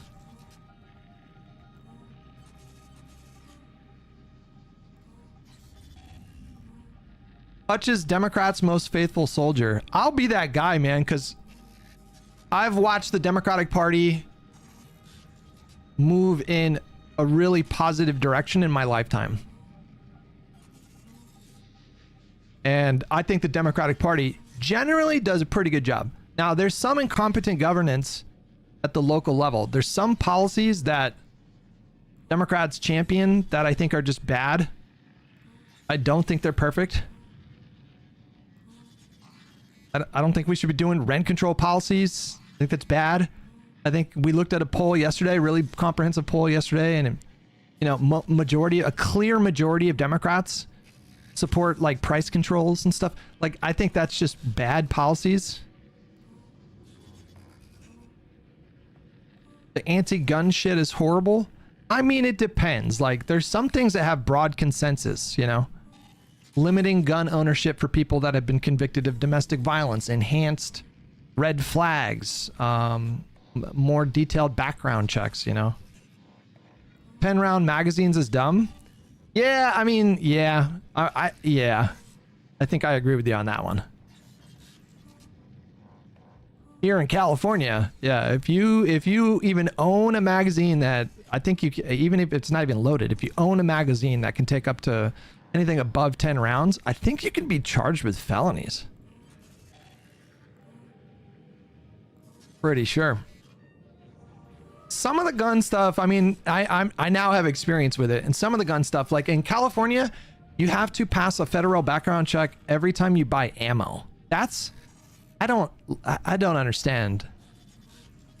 That one's a little much for me. Good, but I don't understand, like, what is the value of that? Like, what are we actually accomplishing policy-wise? Every time you buy ammo, you have to pay for, it's like an extra tax, and you have to, yeah, I have to, so if I buy ammo in California, I have to bring my fucking birth certificate. It's a bit much, you know? Like, I have to bring my birth certificate into the shop, into the gun store or whatever. And it's like a whole process, and it's extra costs, and for what? Like, what are you preventing by that? I don't understand. Why is rent control bad? Rent control is bad for 3 reasons, as I understand it. Maybe more than these 3 reasons, but the 3 main reasons why rent control policies are bad. Number 1, the quality of the units in rent controlled units are usually way lower because the owners have less incentive to maintain the unit because they're limited on how much they can profit from the unit. And so generally speaking, those units are not maintained as well as or as good as non-rent controlled units. So that's the first problem. The second problem is that it like rent control units are really good for people that live in the units for sure. You know, if you live in a rent controlled unit in the Marina District in San Francisco, and you're only paying like $2,800 a month for a unit that would normally cost like $6,000 a month, I mean, that's great for the person who lives in the unit. But for the surrounding areas, their rent prices go up. It drives rent up in the surrounding areas. So that's not great. But the third reason, and I think perhaps the most important reason, and it's not one that you would intuitively just jump to, I think, but it prevents economic mobility. What do I mean by that? Well, if you live in a rent-controlled unit, you are much less likely to accept a job offer at a company that maybe is like 2 hours away, you know? Just kind of beyond an acceptable commute. And even though that job would represent a promotion for you, a raise in pay, a lot of people don't want to take that job because they'd have to give up their rent controlled unit. If they moved and took the promotion and took the raise, a lot of the times the raise is wiped out by what they now have to pay on rent. And so you can have somebody who is on a really good path in their career, and if they continue to go up the ladder, they would make, you know, 3x or 4x their salary in 10 or 15 years. But they stay in these rent controlled units, and they stay in the jobs that they're in, and they don't accept these promotions because they don't want to give up the rent control unit. So for a lot of people, in the short term, it benefits them financially, but in the long term, it greatly inhibits them. Now, somebody said that they had family members and the only reason they were able to stay in that unit was because of rent control. And again, so it's really, really good for the people that are in the rent controlled units. But in my opinion, a better policy that would allow your family member to live in a unit like that would be more public housing. That's just a better policy that doesn't result in these like bad, these bad like externalities. You do public housing, or you do some kind of like government subsidy program. Like you expand access to housing that way. You don't do it by rent control. I would just encourage anybody to look this up. I spent like 3 days looking into rent control, and I tried to find, okay, like, well, what are the arguments for rent control when it came to like from like economists? And it's like there's not many economists that are making the case that rent control is good, you guys. This is one of those rare things where there's like a pretty broad consensus among left-wing and right-wing economists. They all pretty much all agree that it's bad policy. Just bad policy. Well-intentioned, but bad policy.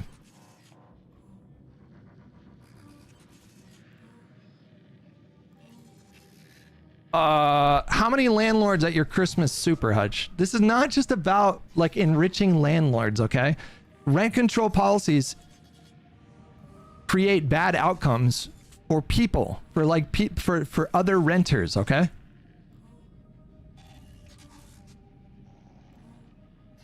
It's not just about like we need to stick up for the landlords, okay?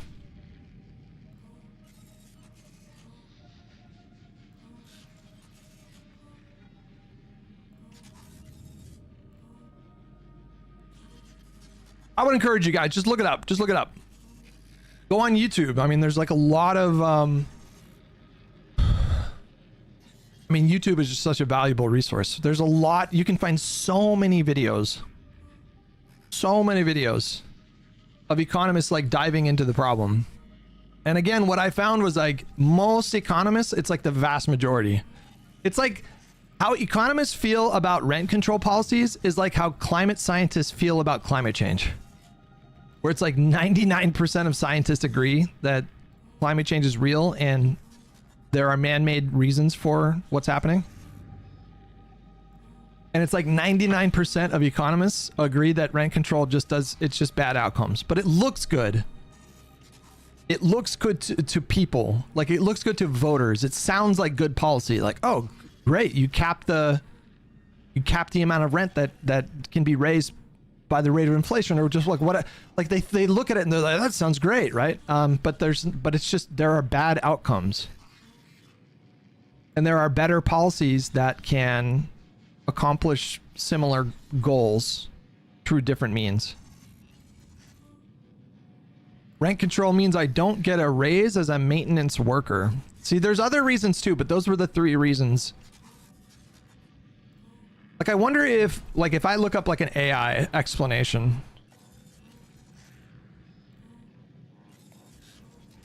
Let's just ask Copilot. What are the top 3 reasons for why economists, for why most economists agree that rent control is bad policy? I said it stifles economic mobility. It results in poorly maintained units, and it drives rent up in the surrounding areas.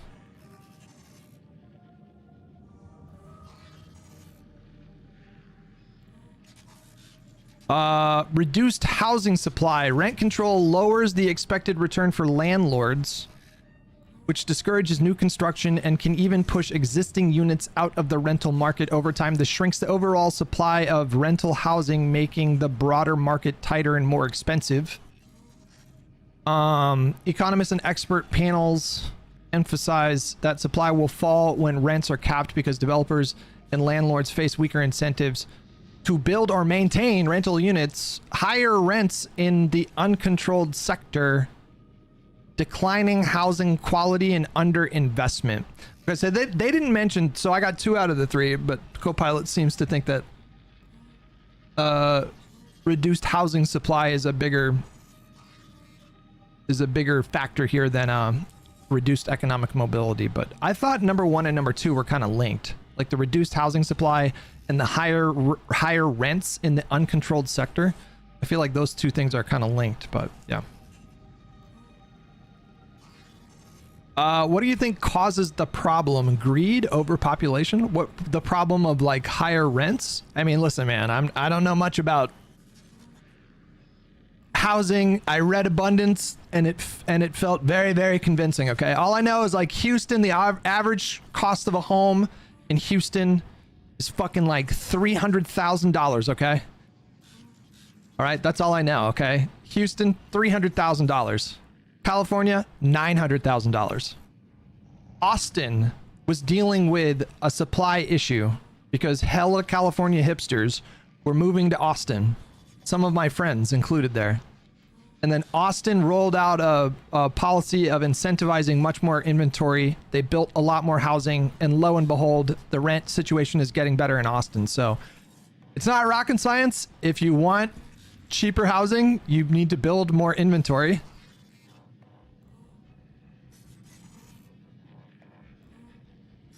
You know, like, it's not terribly complicated. Can you ask the AI the opposite question now? Why rent control is good? Sure. We'll see what it says. Again, like, just if you doubt me on this, just go down your own rabbit hole. I tried to look. I actively sought for like, okay, what are the bull arguments, or what are the like the pro arguments for rent control? And what I found was there's not a lot of economists that are making that argument. You want me to ask it, why are rent control policies good? We'll see what it says.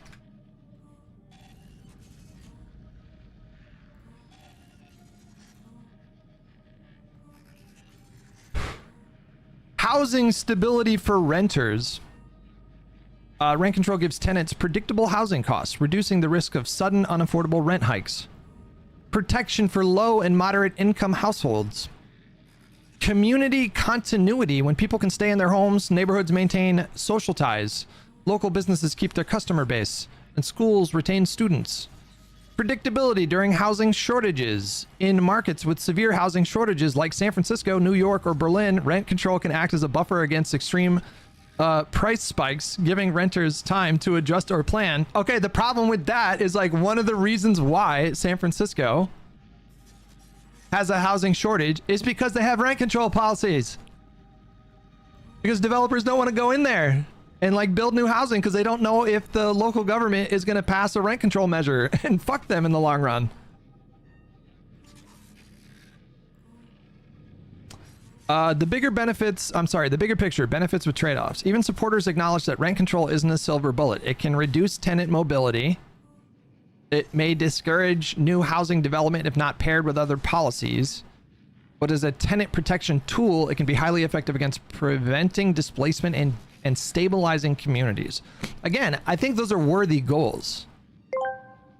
Those are worthy goals to have. Major old sham asked me why toothpaste is bad. Folks, toothpaste, it's a total scam, believe me. Big toothpaste companies are ripping us off with their fake fluoride nonsense. It's like the stolen election of oral care. My tiny hands could make America great again with real solutions.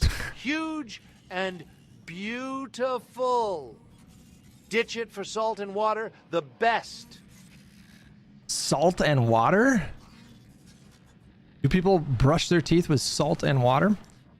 Captain Dan the Fireman with $5. Also, 65% of households own their home. It might be a winning issue in some states or cities, but nationally, it's a minority issue.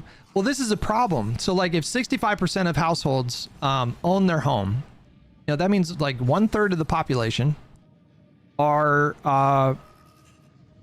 perhaps as high as 1/3. I don't know what the actual number are. How many of them are choosing to rent? Are priced out of owning a home. And if you do policy to drive those costs down, well, then you're also driving down the value of a lot of existing homeowners' homes.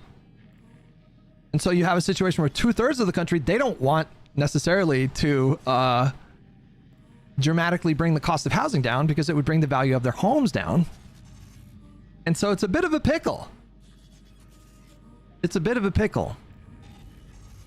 I don't know enough about this to expand on it, but I'm told that the 30-year mortgage is what really fucked people up. It's, you know, people used to buy their homes with the intention of it being your family home that you would like pass down to your children, and it wasn't considered to be a wealth generating asset. And then somewhere along the line, I don't know, in the 50s or 60s, that started to change. And now people buy homes mostly for it being an investment.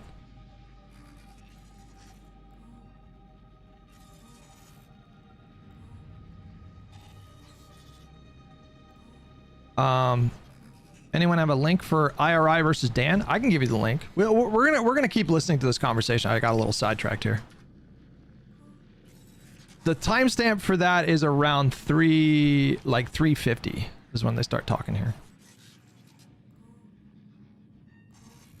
But I mean, all of these things, right? So like the benefits of rent control, housing stability for renters, protection for low and moderate income households, community continuity, predictability during housing shortages. Like, I think these are all things that are good to address with policy. It's just, you know, my own independent studies showed me that the consensus, and this is a broad consensus, is, somebody prove me wrong on this one, from economists, is that it's a well-intentioned policy that seeks to address problems that should be addressed, but it's just bad policy. That it just results in too many negative externalities.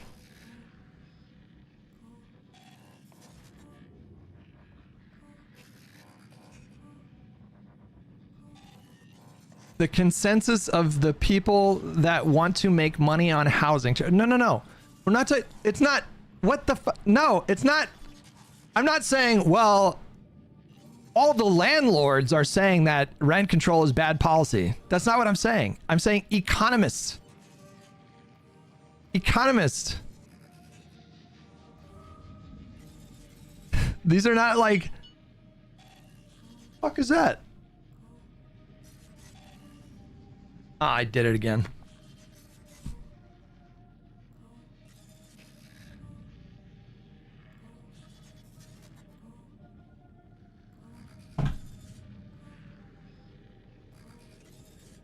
This is a cool little gizmo right here, right there.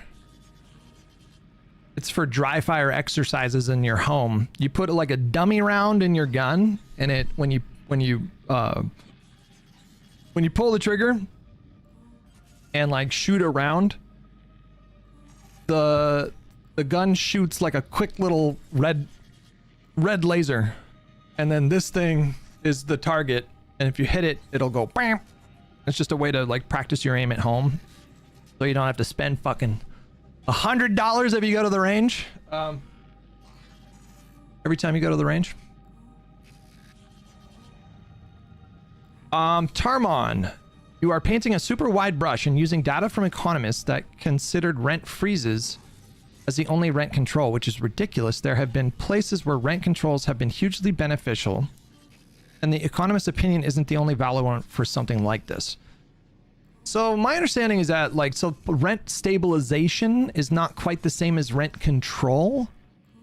And just to be fair, you're bringing up something that maybe I should have brought up, but like, there are ways to mitigate the negative externalities of rent control if you pair it with other policies. I'm not wonky enough to get into those details. But you can do rent stabilization policies in ways that are not as damaging, or maybe don't do damage in the way that rent control policies do. And if that's the case, then I'm not opposed to those kinds of things, but I'm just generally kind of wary of too much kind of like direct control the government has on like market stuff.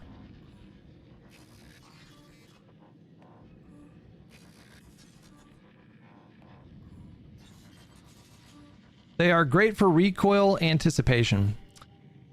Yeah, that's like the hardest thing with shooting a gun. It's like you can do all the dry fire practices, exercises at home, but then you go to the range and you're shooting a gun is just inherently stressful.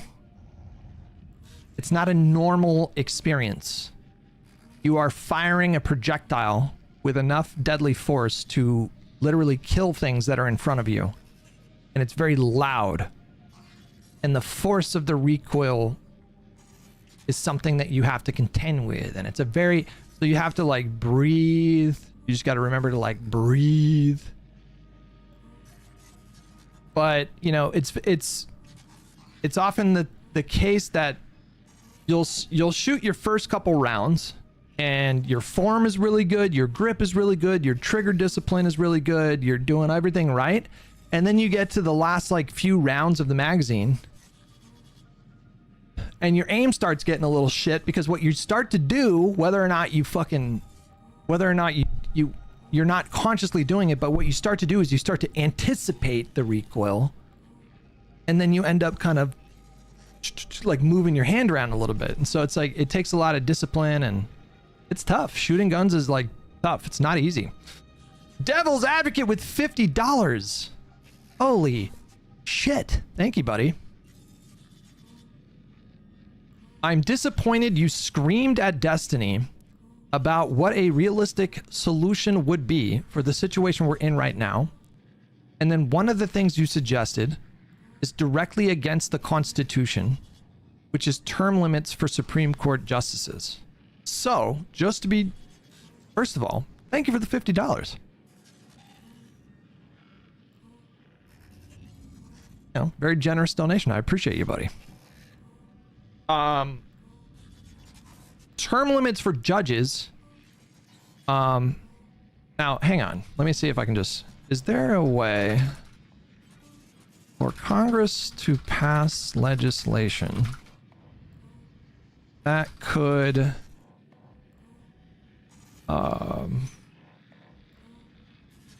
that could get around having to do a constitutional amendment and would add term limits for judges?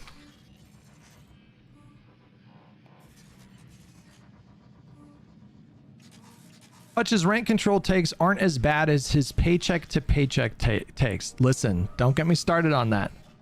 The paycheck to paycheck thing, don't get me started on it.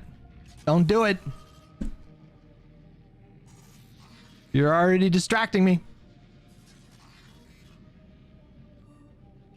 Bernie Sanders has been saying 60% of people in the country live paycheck to paycheck. He's been saying that for years. He's referring to a survey done by a fucking payday advance company. Okay? That's where that number comes from. So first of all, you should probably be a little skeptical of that, just on its face. But the paycheck to paycheck thing is self-reported. So it's self-reported people. You could be someone making $250,000 a year who budgets $5,000 to $10,000 every year for a vacation, who contributes $30,000 a year to a retirement fund, and you could be paying for your kids' private school, and then that person can report that they live paycheck to paycheck, and they're counted alongside people who are actually living paycheck to paycheck. Institute Bank of America. According to Bank of America internal data, 2025, nearly a quarter of all households are estimated to live paycheck to paycheck. Although there has been some increase in these households year over year, the pace of growth has slowed down nearly 3 times from 2024 levels. They say nearly a quarter. I don't know where you got a third. Okay, but I do want to say devil's advocate for $50. So like, adding term limits. Hang on. Congress cannot impose true term limits on federal judges, including Supreme Court justices, without a constitutional amendment, because Article 3 guarantees judges hold their office during good behavior, which has long been interpreted as a life tenure. But there are a few workaround ideas that scholars and reform advocates discuss. These approaches try to change how judges serve without technically ending life tenure, though each comes with legal uncertainty. Some proposals argue Congress could pass a law creating fixed terms of active service while still allowing judges to remain federal judges in a different capacity afterwards. So I've heard people talk about this one before. Again, it's like untested legal theory if Congress can do this. You can change the court structure of docket assignments. Congress has clear constitutional authority to change the number of justices, change the court's appellate jurisdiction, create or eliminate lower courts, reassign duties among federal judges. Some scholars argue that Congress could use its power to rotate judges between the Supreme Court and lower courts. But apart from like creative legislation trickery, you would need a constitutional amendment. And to be clear, that is what I'm proposing as a long-term goal. I don't think it's realistic to add term limits in the next, Dem trifecta. But adding term limits fixes the problem that we face now in a way that packing the court doesn't in the long run. Like, packing the court might be necessary, and I'm not opposed to it principally. If the next Dem president has a lane to add, 4 Supreme Court justices and flip the balance of the courts, I think they should do that. I do know that at that point it's going to be an arms race, and it's just going to be back and forth, and at a certain point it's just going to be completely untenable. We're going to have like a Supreme Court with like 1,000 justices, and it's just much, much, much better to have a different kind of system, to do it in a different kind of way. To add term limits, I think, addresses the problem in a more fundamental, long-term way. I'll just repeat something that I said yesterday. I think Destiny I think his work ethic is kind of crazy. I do respect what kind of effort he puts into understanding issues. And I think he's a very sharp debater. I think he's generally like a really intelligent guy. Okay. But I don't think that his strong suit is like understanding the dynamics in the Congress currently. I don't think he quite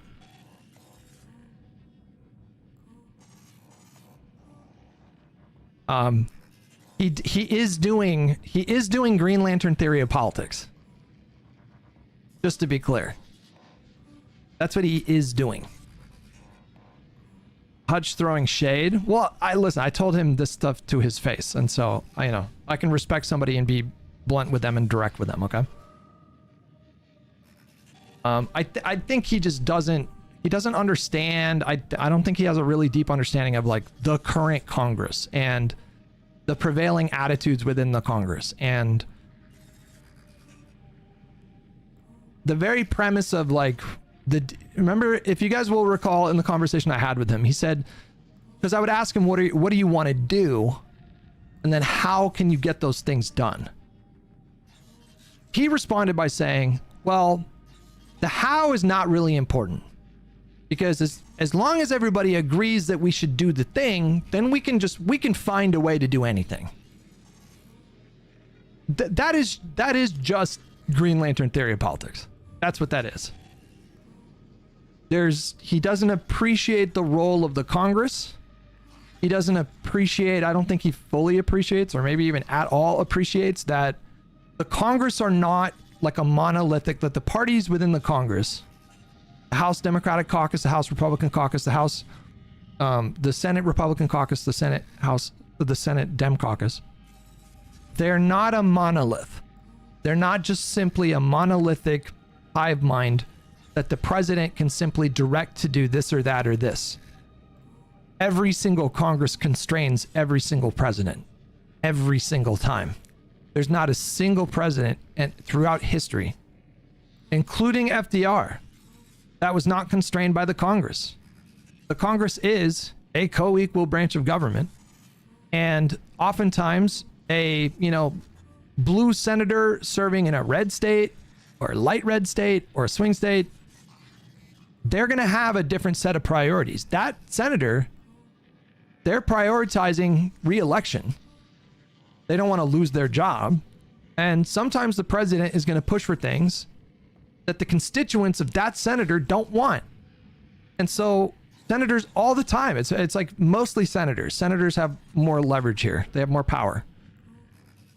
Senators all the time will, break with the party and insist that this or that provision be taken out of a bill. It happens with every president, okay? It's right now, Donald Trump. It's happening right now with Donald Trump. He is badgering the Republicans in Congress to get rid of the filibuster, to pass the SAVE Act. And they're saying no. Thune is saying no, we're not going to do that. I feel like you're kind of misreading what was said during the conversation between you and Destiny. Hang on, I'm not misreading this. That is what happened in the conversation.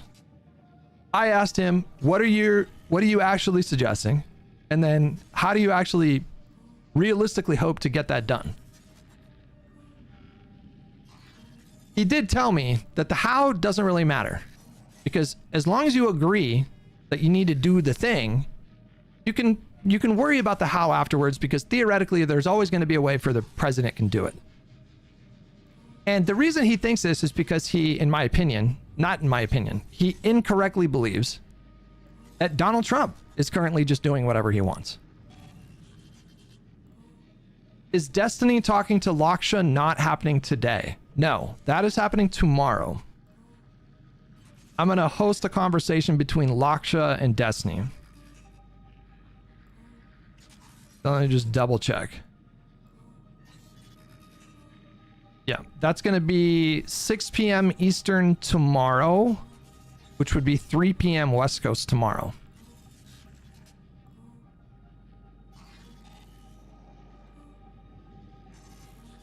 Laksha is racist? Oh my god. I'm going to lose my mind right now.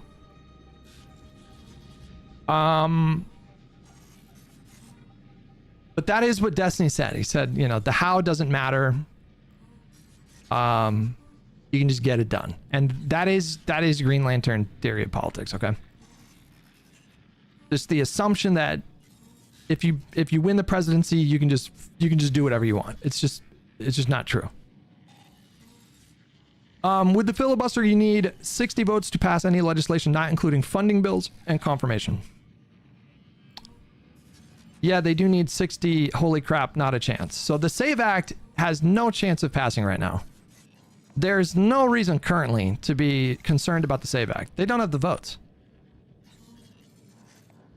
They have a 53-seat majority in the Senate, and so they could, if they wanted to, get rid of the filibuster and pass it with a simple majority in the Senate, which then we're off to the races, because the next Dem trifecta are going to inherit a Senate without a filibuster, which means we can do all kinds of shit. We can pass plausibly like a public option, maybe some kind of single payer system. We can do a pathway to citizenship. We can do the John Lewis Voting Rights Act. We can we can do the Green New Deal. Like you can do all kinds of stuff if you get rid of if we inherit a Senate that doesn't have a filibuster. I mean, that would be crazy. Now we get stopped by the Supreme Court. Well, if that happened enough times, right? Like if we pass like two really bold bills and then that got thrown out by the Supreme Court, then you would have the votes to pack the court. You could pack the court. You could do that shit. And there would be more of a call for it to happen.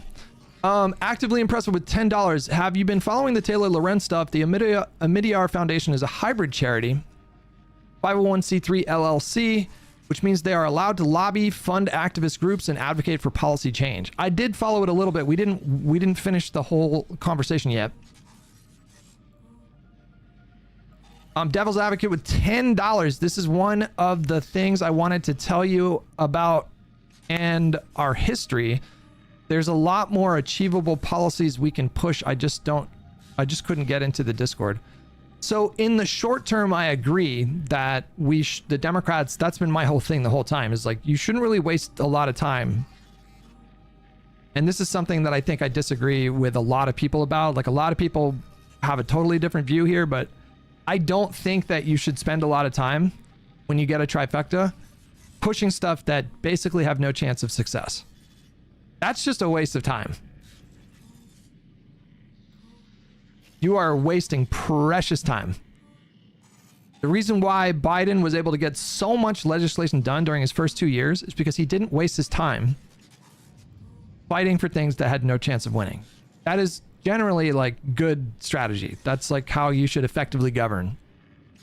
And it seems like a lot of people are like, well, you have to try. We have to try, right? You know, the next time we get a filibuster, we have to try to like pack the court and, you know, do whatever. And it's like, do you though?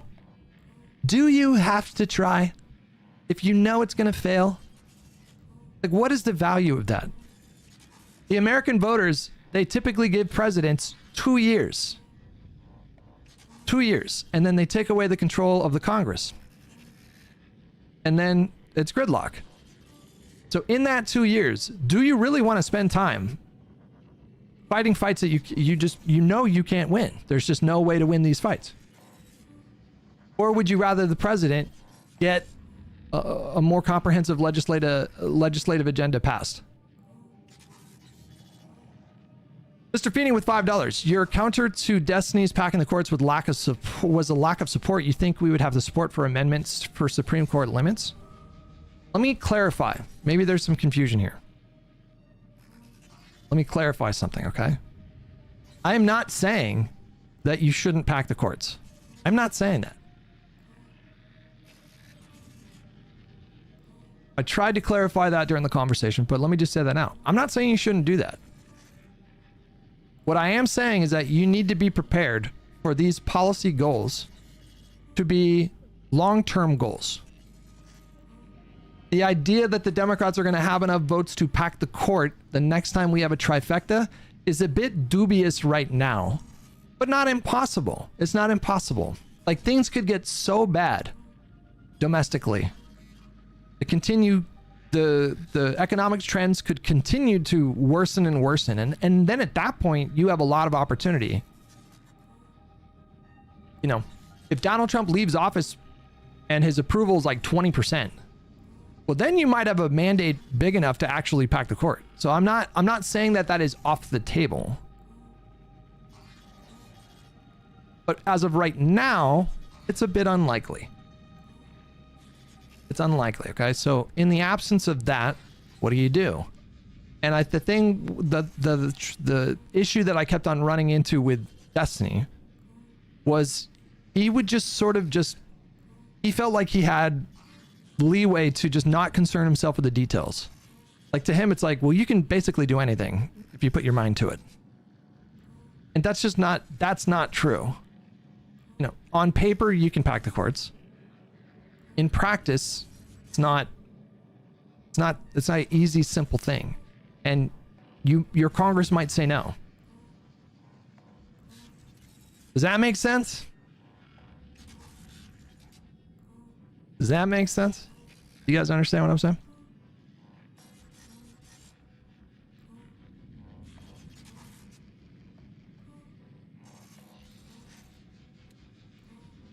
Let me go to the bathroom real quick. I do want to finish this conversation with Dan and IRI, who is my boy.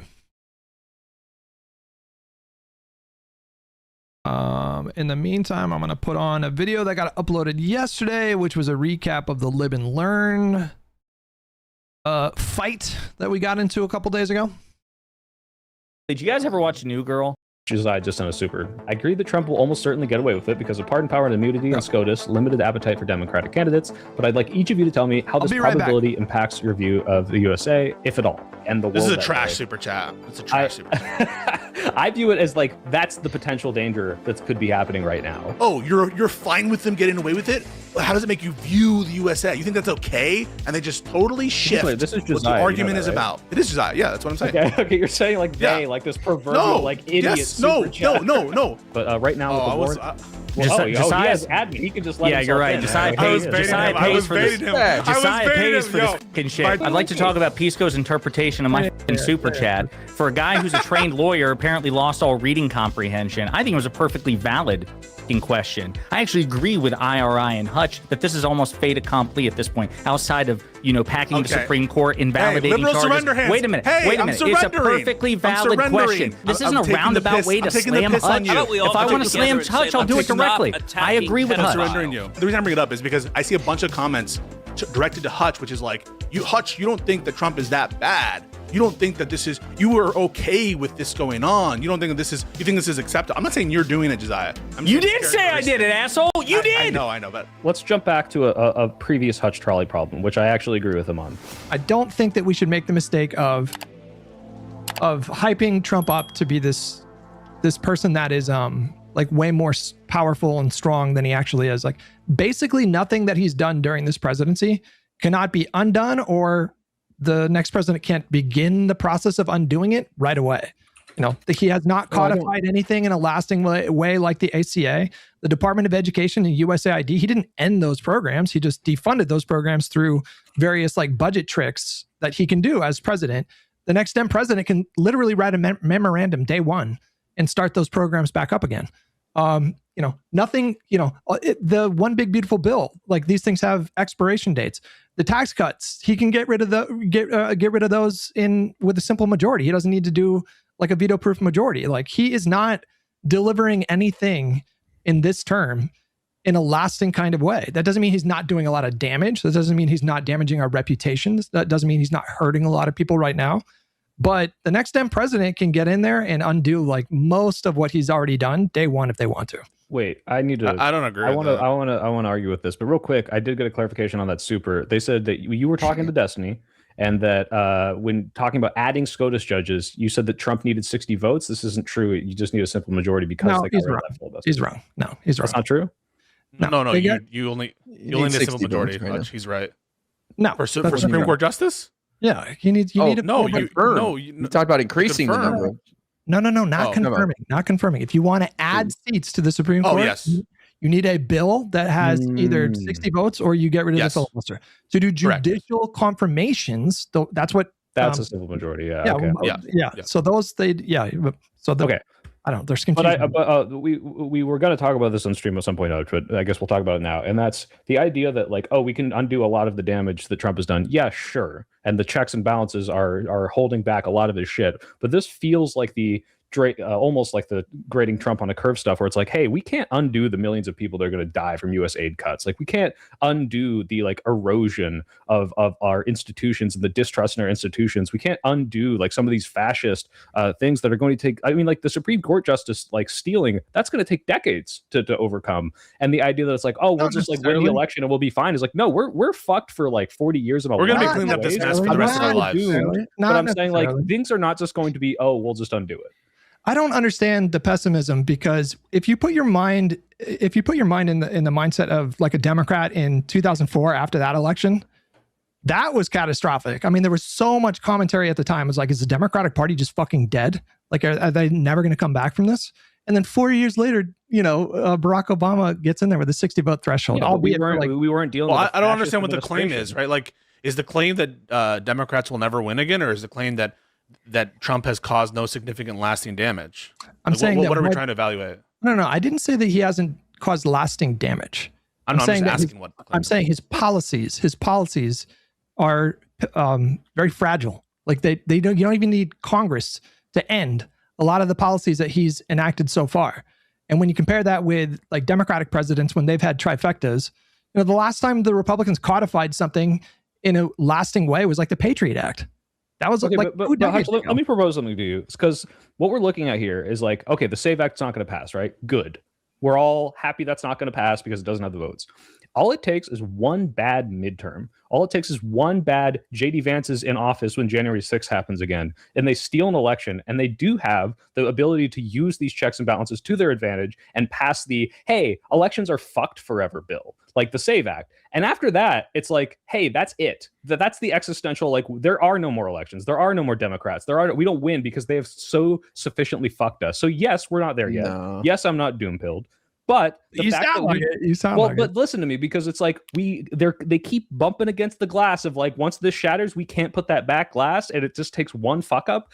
Yeah, it's cool that we can reverse a lot of this, but it's like, hey, well, you know, we win the midterms and we're good. It's like, okay, but what happens if next election there's just that slight pendulum swing? They get just the amount of majority that they need, and then they do pass these, hey, we've removed the future ability of elections thing. Like, I think you're being way too optimistic about like how fucking close these people are to like trying to subvert democracy forever. Well, what are you proposing to stop that from happening? I think he's just addressing the descriptive claim. I don't think he's proposing. Yeah, we can get into that after. All right. Okay. Okay. All right. Did I miss anybody? Dune 3 with $2. Rank the Denis Villeneuve films. Oh, fuck. Oh, fuck.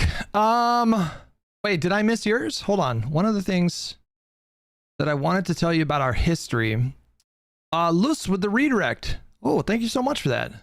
Welcome, guys. We do a little bit of politics covering here. Wait, Devil's Advocate, why did you respond to that? Your own post with the LOL. I thought didn't I respond to that? I'm confused. Rank the Denis Villeneuve movies. Okay, number 1.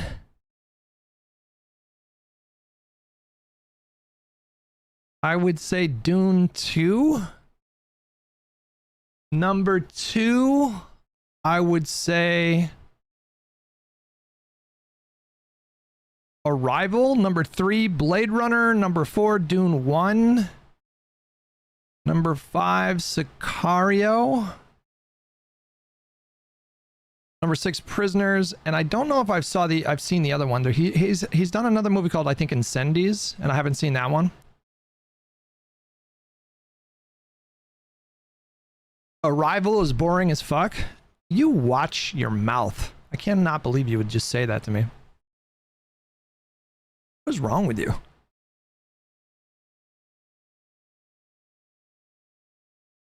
If you ever want to talk about internet legal cases, Luz is always available for you, Hutch. Luz is especially good at copyright infringement. Gotcha. Thank you, guys. Appreciate the redirect. If you believe the economy is the only thing that matters, to check out the last election in Canada. After our sovereignty was threatened, we re-elected the party who made us suffer under inflation. So I don't know if you're referring to the sentiment that I hear a lot from DGG and I heard from Destiny directly, but this idea that the only reason that Donald Trump is doing poorly is because of the economy. But that I made the point when we spoke, but I mean his approval rating was utter shit during his first term. And the economy was really fucking good during his first term. Ian with $10, just curious if we could get some more collaborations between you and IRI outside of Live and Learn. I would love to hear his voice some more on your stream. Fuck yeah, I'm down. I love IRI.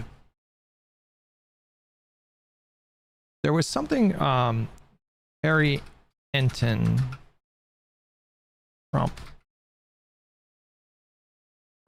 There was a clip that I wanted to watch with you guys here.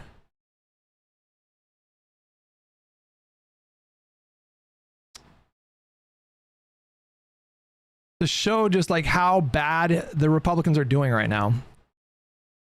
But now I can't find it. Fuck. Did I bookmark it?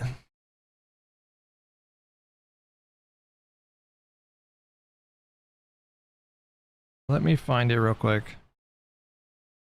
Because this is important, okay? Because like this is what the conversation is all about. The Republicans right now are in a lot of trouble, okay? I lost it. Where the fuck is it? Shit. Shit. Wait, hold on. Found it. Okay. Just to give you guys a sense of how bad things are for Donald Trump and the Republican Party.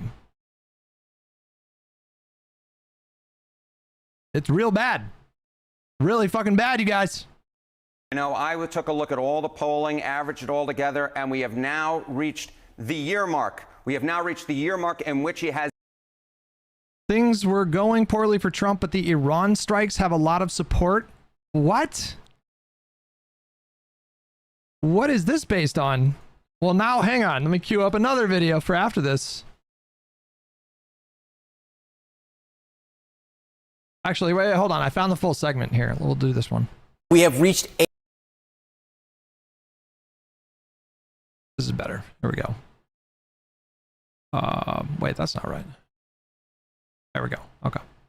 A milestone when it comes to President Trump's approval rating. CNN chief data analyst Harry Enton is here with that. So what is that milestone? You know, I took a look at all the polling, averaged it all together, and we have now reached the year mark. We have now reached the year mark in which he has a negative net approval rating. So we have been talking about this for a long period of time. According to my average of polls, what we've been looking at is every day since March 12th, 2025, President Trump has been underwater, and we've been counting up the days. We've shown this slide a number of times, and we have now reached the point in which Trump has been swimming with the fishes for a year. So not so happy anniversary. No. So unlike ours working together. Underwater, it's always a happy anniversary. I know. Love. Underwater overall, but really bad with one voting group. Yeah, really bad with one voting group. John, you know, we have spoken about this independence. The center of the electorate. We have been talking about how Trump has been just... Wait, when did they start adding Kelshi ads? Chirons at the bottom of the screen, guys. Oh God, we're so cooked. It's so dystopian right now. Holy shit. Bro, I have a feeling there's going to be a reckoning for this new, this boom in gambling that's happened in the last like 3 years. Gambling is not, it is no joke, man. Did you guys know that gambling addictions, out of every addiction, sex addiction, drug addiction, like cocaine, heroin, alcohol, porn, gambling addicts have the highest rate of self-unaliving? Which kind of makes sense because, you know, you can lose your whole ass. You can lose everything if you're like a heroin addict, but the amount of financial damage and wreckage that you can cause, like permanent financial wreckage that you can cause with a gambling addiction, is brutal. I have a feeling like 3 years from now, we're going to be talking about the gambling crisis the way that we talked about opioids, you know, like 15, 20 years ago. Downright awful with them. And I decided we're going to look back and compare it to other presidents this century at this point in their second term, compare it to George Bush, compare it to Barack Obama, and look at that. 38 points. Guys, it's not great. I cannot stress to you how much this presidency is just crumbling right now, guys. Underwater at this point. That is worse than Obama by 20 points. That is worse than George W. Bush by double digits. And of course, George W. Bush's second term went way off Katrina, the rails. Iraq, ultimately the Great Recession as well. So that is not a comparison. No, you don't like that. Why? I mean, what don't independents like? What don't independents like? What don't the overall electorate like? Are you focusing on the right issues? Are you focusing on what people actually care about? And if you look right now, you look at a Fox News poll that recently came out. Look at this. Say the Trump admin is focused on the wrong things. 60% overall say that the Trump administration is focused on the wrong things. Look at that. 78% of independents say that the Trump administration is focused on the wrong things. I mean, how does that work? How does that work politically, John? I don't understand how that works, especially if those numbers hold to the midterm elections. That's a big freaking problem. Well, it may not be working as you look forward to the midterm elections. So how have predictions changed about whether or not Democrats can take back Congress? Yeah, okay. So, look, we've been talking about the House, and pretty much every historical market, all the prediction markets, all the polling indicates that the Democrats are in the catbird seat when it comes back to taking back the House. But how about combining it with the United States Senate? That is taking back the whole enchilada, taking back all of Congress. And what we see is the Democrats' chance of... I think I'm ready to put some money down on Democrats taking the Senate. I realized that me saying that dovetails quite nicely with me talking about the gambling crisis we're facing, but I can stop anytime, personally. It's not an addiction. I can stop anytime I want, really. I think I'm ready to put some money down on the Democrats taking the Senate. I think I would bet $50. I would not bet like $100. I think I would bet $50. The Democrats take back the Senate as well. Did you see the most recent poll has Tallarico ahead of Cornyn? I did, and that's literally why I'm saying this right now. Doing that has been rising on a stairway to heaven, my dear friend. And what we see there is that Democrats at this particular point have been increasing those odds. It's not yet at 50%. They're citing the Kalshi betting markets. Oh, we're so fucked, you guys. We're so fucked. I mean, this is obviously not a science, but Devil's Advocate with $5. One thing I'd love. What? Stop with these bets. Stop. No more bets. No. We're gonna. No. No more bets. We're gonna do. If anyone wants to bet me $1,000,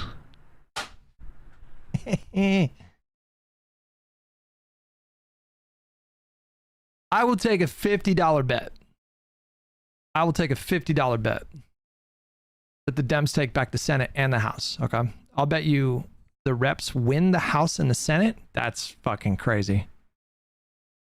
That's crazy. Why would you bet on the Republicans keeping control of the House? That's crazy.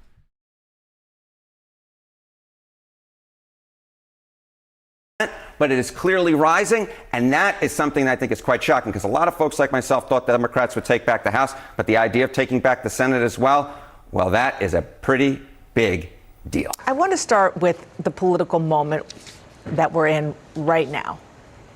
Look, okay. We don't need to finish the rest of that. We got to get through the rest of this video, man. We're never going to get through this video.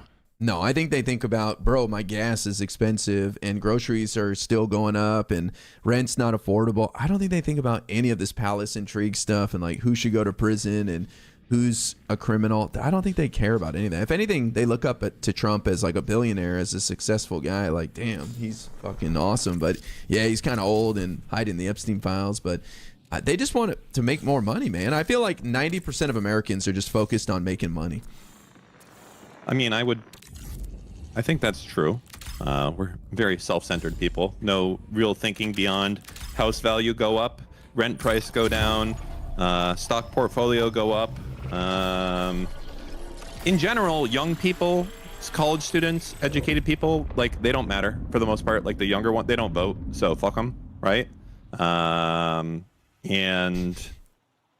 like as a group, I guess you could say, like anyone under 25, maybe. I have not played Outpost yet. I'll get to it eventually. I'm taking my time with this game. I'm just taking my time. Right now, I just need to kill 2 runners for a contract. So I'm not, I'm just doing a free kit. I'm just fucking around watching these videos. Like your effort is not best spent targeting or dealing with those people at all. Like you're probably like 10 times, like if you could talk with 1,000 25-year-olds or 100 70-year-olds, it's like probably so much better to go talk to those 70-year-olds. You might win some of them over. You might like make some fucking stand. Devil's Advocate with $5. One thing I'd love you to look at is Trump taking advantage of his ICE is de facto federal immunity.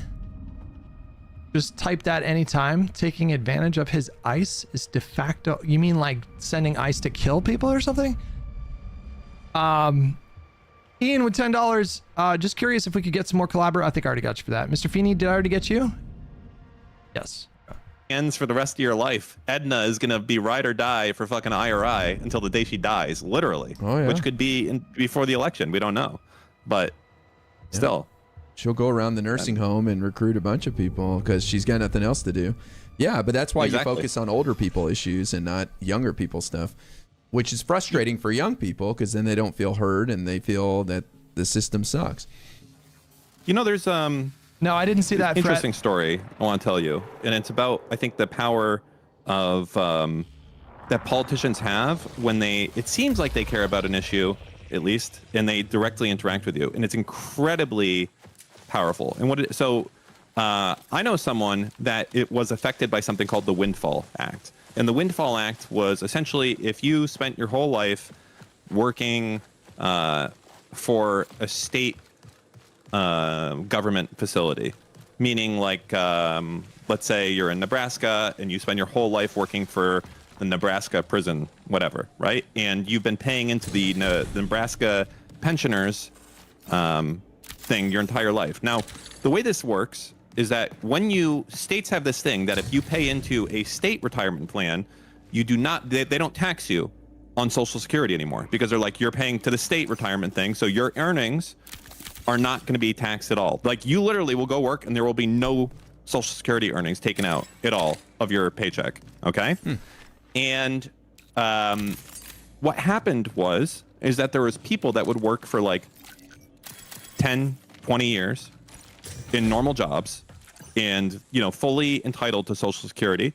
And then they would switch to a state job and they would go work at that state job for 30 years, right? For 30 years or 40 years and earn a full ass retirement.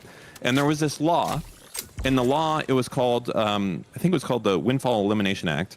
The Windfall, that's the one that got rid of it. But essentially there was a law that was put in place a while back that says that if you have a state retirement, you cannot get Social Security, even if you've already paid into it, right? Remember, you worked and paid into Social Security for 20 years, you're entitled to it. But because of this law, you don't get it because you also have a state retirement. So anyways, I thought it was bullshit. And there was a act that passed, actually one of the last things that passed under Biden, I believe, the Windfall Elimination Act. And I thought it was important that it got passed because I thought it was stupid. So I called into the Republican from Louisiana's, I think was. No, I can't do Rook. I can't do Rook because I'm doing contracts right now. Rook doesn't let you do contracts. So the guy who made the bill, okay, I think a congressman, not a senator, but I called into his office and I was just expecting to talk to some fucking, some IRI, to be frank, that was going to answer Random the phone. Intern. Yeah, exactly. Working for the guy and gonna, be like, yeah, okay, well, I'll make sure that the congressman gets your message. But the fucking congressman answered the phone and he talked to me for 20 minutes about this bill, the likelihood of it passing, what the plans were if it didn't pass, and what the struggles might be along the way. And I swear to God, in that moment, just the fact that this guy actually seemed to give a shit about the issue, because even though I came in there and said I'm a Democrat and I don't live in your state, and the fact that he was willing to talk to me is such a super empowering.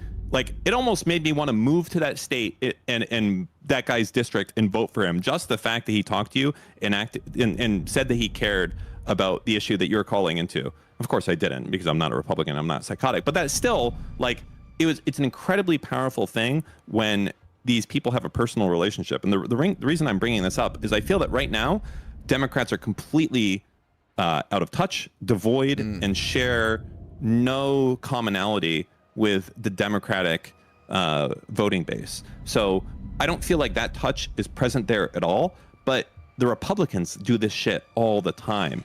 And they'll come out there and I don't want to say like physically touch people, but they'll be like, I fucking care about soybean farmers. And like for those soybean farmers, like, well, that's it. You got my vote forever. Like the fact that you mentioned that shit and it seemed like it mattered and they went there and it was obviously bullshit. Like, we have that with other demographics, but yeah, I mean, that sounds like a great story. It looks like it was Representative Garrett Graves from Louisiana. That's probably the guy you talked to. It's the Social Security Fairness Act of 2023. That's the last thing that got passed. Yeah. Hold on one sec. ASOS, thanks for the 10 subs in Kick, man. Hell yeah, appreciate that. Hey, that is you're literally stealing my fucking donators right now. No big deal. Yeah. That's fine. You don't need them. Yeah, fuck, nerd. I mean, that's true, but you don't get to the top by giving away your chat husbands and chat wives, sir. Okay? These are mine. You have to get your own. But anyways, that's fine. That's fine. It's not a big deal. Support me, man. I am. I mean, you are Unk. You're older than me, just to be clear. True. Your Unk status. I watched the video when I was a kid. IRI is older than Dan. So you are absolutely fucking older than I am, because I was, when that Offspring music video came out, I was a kid, and you were an actor. So you're super Unk status. And you can only carry out how this old is IRI? charade of acting like you're not 60 years old for so long. Soon, the mask will slip like Kristi Noem's face falling off in a proverbial South Park commercial. Okay? I don't think so, buddy. I'm taking care of myself. Hold on, I got a $5 tip here on Venmo from Pedro. Said, could you ask Dan? I don't know what just happened there. What is Redact tech stack? Yeah, my frames on Venmo from. That's how they do it on Venmo. TikTok. Hey, hold on, I got a Cash App coming in from Big Booty Latina. Okay. Pedro asks, could you ask Dan what is Redact's tech stack and what he thinks about Flutter? I don't know what any of that means. Is that an inside joke? We're React, Let me do Byte, something real quick. TypeScript, and Electron. There you go. Flutter. Changing my Flutter. You know. How's Flutter? You know, it's a thing. You wouldn't know. It's a framework, but I wouldn't expect you to know. You know, if we were talking about so C-SPAN stuff, you'd get it. But so let me give you an example of Biden doing that as Democrats. So there were 6 million people who had their student loans forgiven by Biden. $200 billion worth of student loans. This was after the Supreme Court shot down his big let me stop you right there. Let me stop you right there. Where did he fuck up? What do you mean? Where did he fuck up young right people. away? Yep, we don't care about them but at all. These aren't 20-year-olds. These are They're like gonna hate him 35-year-olds. anyways. Yeah, No, but these you know, are like 35, still, 40-year-olds. Hold on. Are educated people? Sorry, people that went to college that haven't paid off their degree? You know what that sounds like to me? Liberal arts majors. You know what those are going to be? Communists. Normal Americans. Yep. I hate to say it. You just attempted to make some people like you that will never like you. True. Okay? That's if he wanted to be successful, he should have. I'm trying to think of a good example. Okay. If he wanted to make a bunch of new friends, he should have. Oh, this is a tough one. I feel like I can do it. I feel like I can do it. Hold on, give me a second. I'm thinking. Involving old people? Oh, big time something involving old people. You know what he should have done? He should have chose one medicine that's for like diabetics and been like, you know what? We're nationalizing this. This one thing, I don't care. And it's free for everyone. That's it. And all the diabetics will be did that with like this capping drug I love this costs. guy. I'm for him forever. I don't know what diabetics take, but like something that always had a copay. Yeah, exactly. Insulin, that's government owned now. He capped it at $35 a month, saving people. California capped it at okay. Here's another one 10. he did. He capped out-of-pocket costs for medicine for people on Medicare to $2,000 a year. That was a big deal for a lot of people. That saved people an average of like $500. That's an extra trip to Vegas.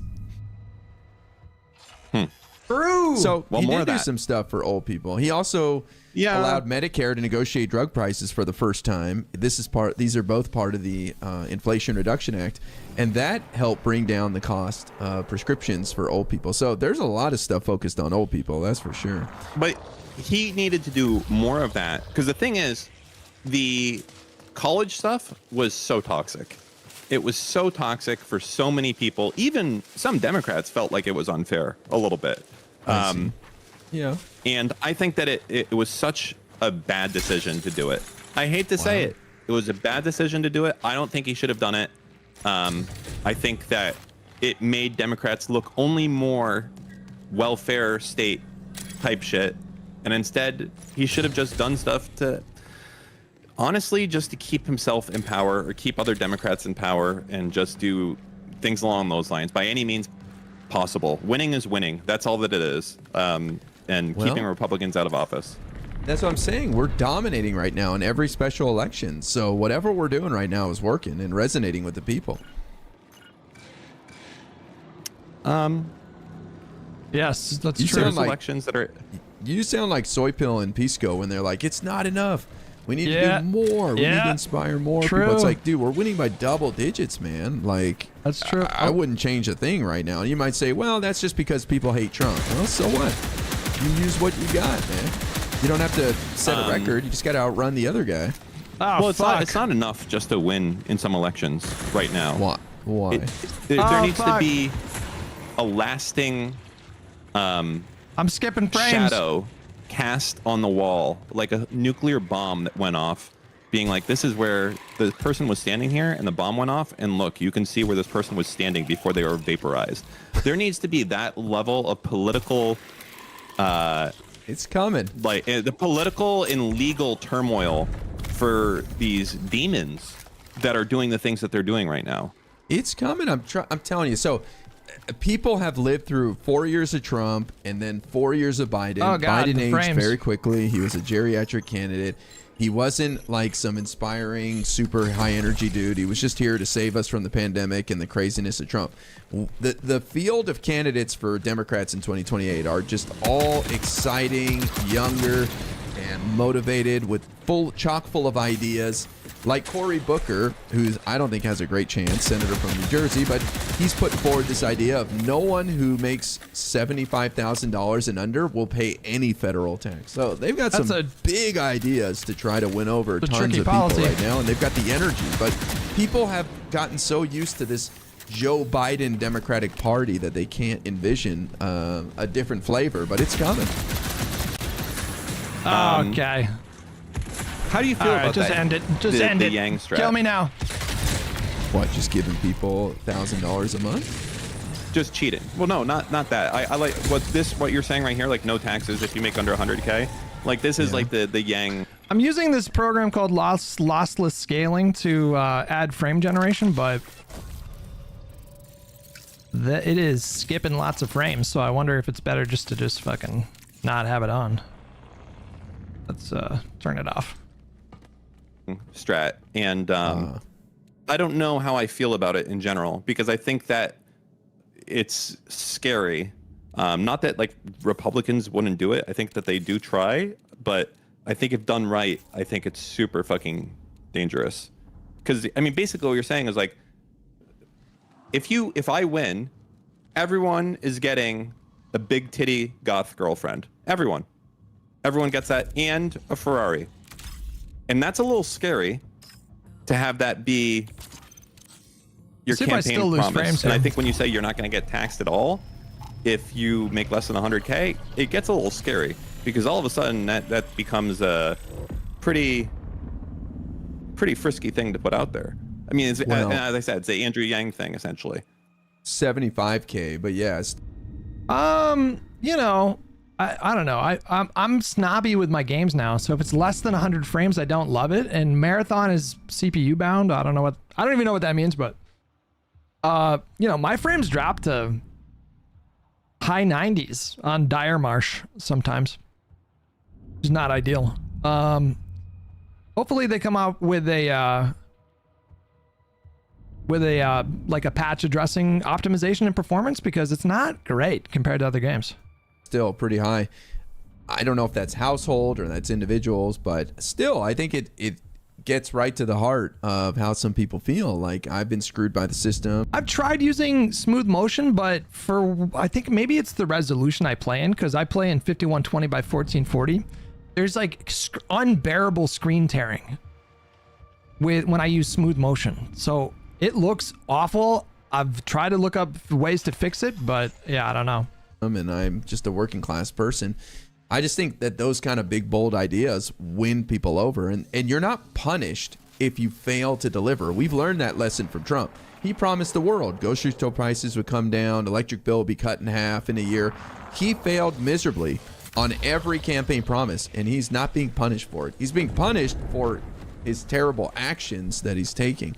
But if you promise the world and you try, you will not be punished. I'm still skipping frames. I don't know what's happening. So I would say that there needs to be punishment, and there needs to be threats of punishment right now, today. I think the goal can't just be that we're gonna crush it in the midterms, and they're gonna try to steal it, but they won't be able to because it's gonna be too big to rig and all that. Like, I know that's a very positive thing that you're thinking, but I think on top of that, I don't know why we need to be doing a significant scare tactic campaign to let these people in power know that are just completely breaking the law, doing illegal shit, that you're gonna actually you're shooting over here, serve the consequences of this, and Trump can't pardon you from this. You're gonna lose everything. You're gonna lose all your money, and you're gonna end up in Louisiana state prison. Well, not Louisiana, but what's the shittiest Democratic state? Is it Georgia? I wouldn't say it's a Democratic state. Okay, like, you're talking about the bluest state? Democratic state to be in the shittiest blue state to be in prison. For a Republican, probably like California is probably their nightmare, being there with a bunch of trans homeless people. That's true. Hold on. Oh, and immigrants Where as are well. those shots coming they would from? hate that. Oh, that is true. Hold on. You're thinking. I was thinking differently, but you're correct. That's great.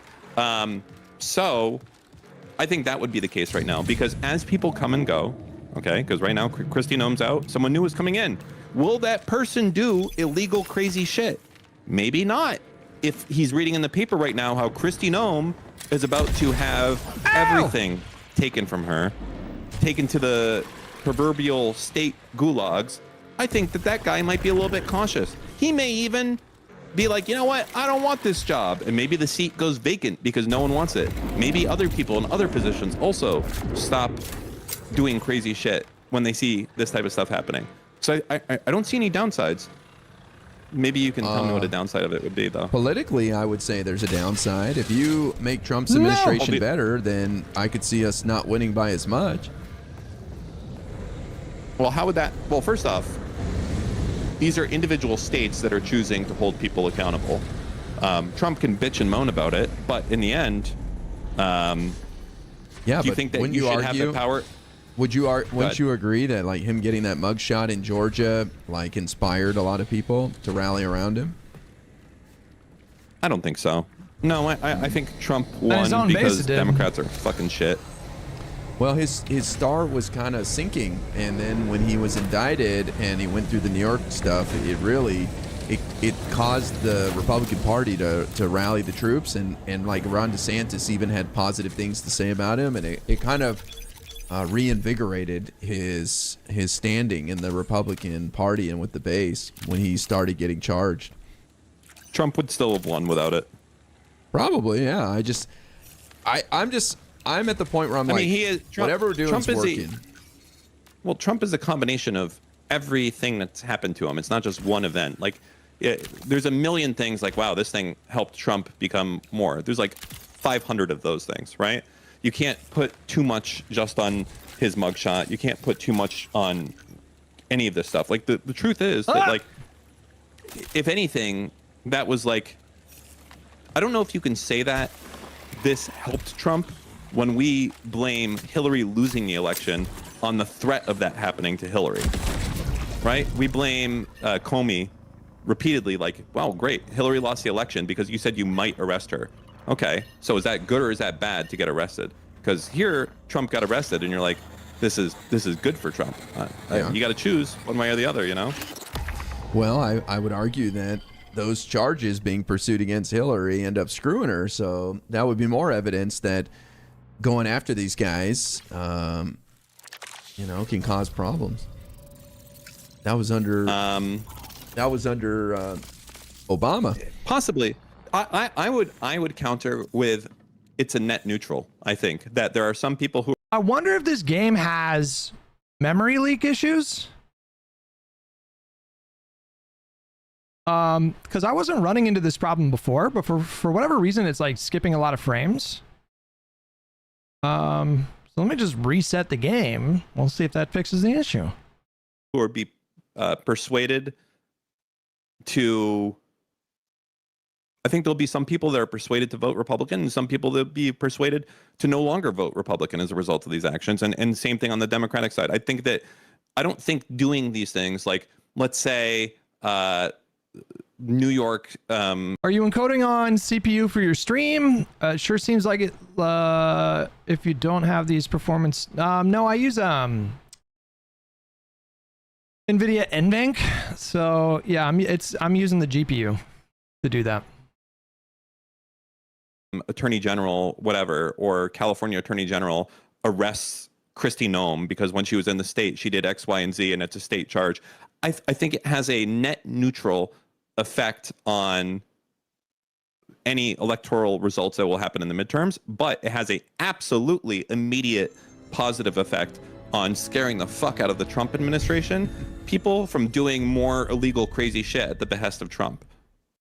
I'm not opposed to it, and I wouldn't be surprised if something like that's in the works. I don't know what this is based on, though. I mean, like, they charged Trump with so many crimes. They charged 24 people in Georgia with crimes. They got several guilty pleas in Georgia. Did it dissuade MAGA? Did it really, like, scare them? Did they look at that and think, oh God, we got to get our fucking act together? I mean, I don't understand what this is based on. But I doubt these people are committing state level crimes that they could go after, but who knows. But I think we're just in a moment where we're rudderless, we're leaderless, because there's no reason to have a leader. There's nothing we're running for. Like, this is the 2 years after you lose the presidential election and you're out of power and you're just kind of floating without anything. But as the 2028 election approaches and the Democrats hopefully win in the midterms, you'll start to see some natural leaders rise up and people will be able to coalesce around them and have some real leadership. So, as I've said in previous episodes, I still believe as old racist people still control the Democratic Party and the Republican Party, I still believe that the candidate for whoever is a Democrat needs to be like a sign at a beach in Miami Beach in 1940s, and it basically needs to be like no Jews, no gays, no cripples. Like it needs to be like the most racist shit possible for who the candidate is. Do you think that is the case as well, or do you think that we can get by with choosing some of these things and throwing it up on there? Like I think almost anybody with a D next to their name can win in 28, but I do agree that if our goal is to maximize the chance of winning, okay, I agree that sure. What would be the safest thing? Well, exactly what you described. No Pete Buttigieg, no Kamala Harris, just some random dude like Josh Shapiro. I mean, I know you say no Jews, but Josh Shapiro is very popular in Pennsylvania. No. Did you see that Pacman talk to Newsom? No, I did not. I don't make the rules. Then maybe Andy Beshear, governor of Kentucky, or I don't know, one of these popular senators like Mark Kelly down in Arizona. He's Captain America. He's an astronaut. Got a border state. He's been fighting with Trump. That's a real one. That's a real one. Mark Kelly. That's an old white man. Only 60. Yeah. Actually, that's a young old white man. That's very big. Charismatic too. And he looks old too. So the old people. I think this guy needs to get his shit together and tell Newsom to sit the fuck down, and that it's his time right now. I think I've lost a little bit for Newsom. I'll be honest. I was watching his book tour on that Adam Friedland show, and he had some interviews with people like Josiah. No offense to Josiah, but Mockler and Mr. Beat. And I was not impressed. He was kind of goofy. He was a little aloof, and he was a little too cool for the moment. It just felt a little too produced for me. And I don't know. He got knocked down a peg for me, Gavin Newsom. I've never actually done one of these before. Let's do it. Let's do it. it feels a little bit like, I don't know, maybe it's like reminiscing. Like I'm thinking about like the olden days, like where we would get like John McCain being like, no, don't say that about Obama. He's an honest man. No, sir. That's not like, those days are gone. Newsom's going to do the same fucking shit. Whoever we get is going to do the same shit. And you know, now I'm looking at Mark Kelly and I'm like, he's going to be one of those McCain guys, right? He's going to be at a rally and someone's going to say something and he's going to be like, no, sir. No, sir. Don't say that about my, you know, he's a, and it's just, we've moved on. It's not that world anymore. I think he will surprise you. He's not the nicest guy in the world. He's got some venom for what they're doing to him right now, especially Pete Hegseth. He'll call these guys idiots. He'll drop cuss words. Like he's got some fire. You know, by the way, I have it's not a theory, but it's what I would say is something that should be considered moving forward. Whenever we talk about what might happen and try to look at historical things from pre 2000 or not pre 2010. And my theory is that because the world is so interconnected right now and so immediate and so instant and there's no time to react and the lies got around the world before the truth has got its pants on and it's outrage fueled and so many companies are trying to make a profit off of, you know, you clicking and viewing more, that historical events that have happened and historical results of like when this happens, people react this way, or, you know, typically, you know, where did this guy go? We like people to be like this or that. I think you have to throw a lot of that stuff away. I think that you have to throw away a lot of historical, if this then that, if it's happened before like 2010-ish, because it's just such a completely different world right now just as a result of the interconnectivity. Like that part can't be, in my mind, it can't be thrown away. I just think it's the instant access to misinformation and information is something that completely takes away from any past election that there was. Like, I don't understand this logic. Scratch. You really do. Well, I so that's just one thing I would put to you when you're like, you know, because you do your C-SPAN stuff. And why you're do you have to start from scratch? When you're looking here at, you know, Bush v. Gore, you'll notice that when this happened, that's a thing that you would say. I'm practically speaking your language right now, and you should just stop yourself and be like, oh, this doesn't matter, because they didn't have the internet like this today. You know. I agree with you. I think public perception matters more than the truth at this point, and that's why I said you're not going to get punished for over-promising as long as you show people you give a damn and you try. I don't understand. Am I out of heels? That to me is what a Democratic candidate needs to do moving forward. You need to acknowledge public sentiment about an issue, even if it's true or not, and don't fight people on that, and show them how you're going to make it better. And that, I think, goes a long way. What is a example of an issue that Democrats broadly support, but you think they should drop support for? Do you have any of those? Like, for instance, like I like as a good example of this, like when you say Republican v. Democrat, gun rights. Democrats say guns bad, Republicans say guns good. Abortion. Democrats say abort the babies, Republicans say don't abort the babies. There's these lines in the sand.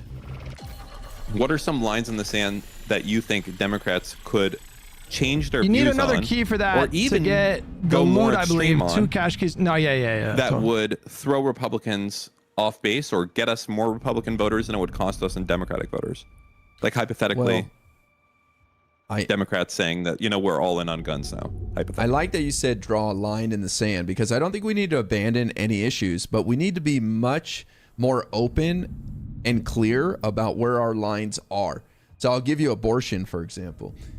Democrats support Roe v. Wade. They don't support elective abortions anywhere near the due date like the Republicans claim. But we have some bills out there that we've passed to give doctors as much freedom so they don't have to worry about being sued.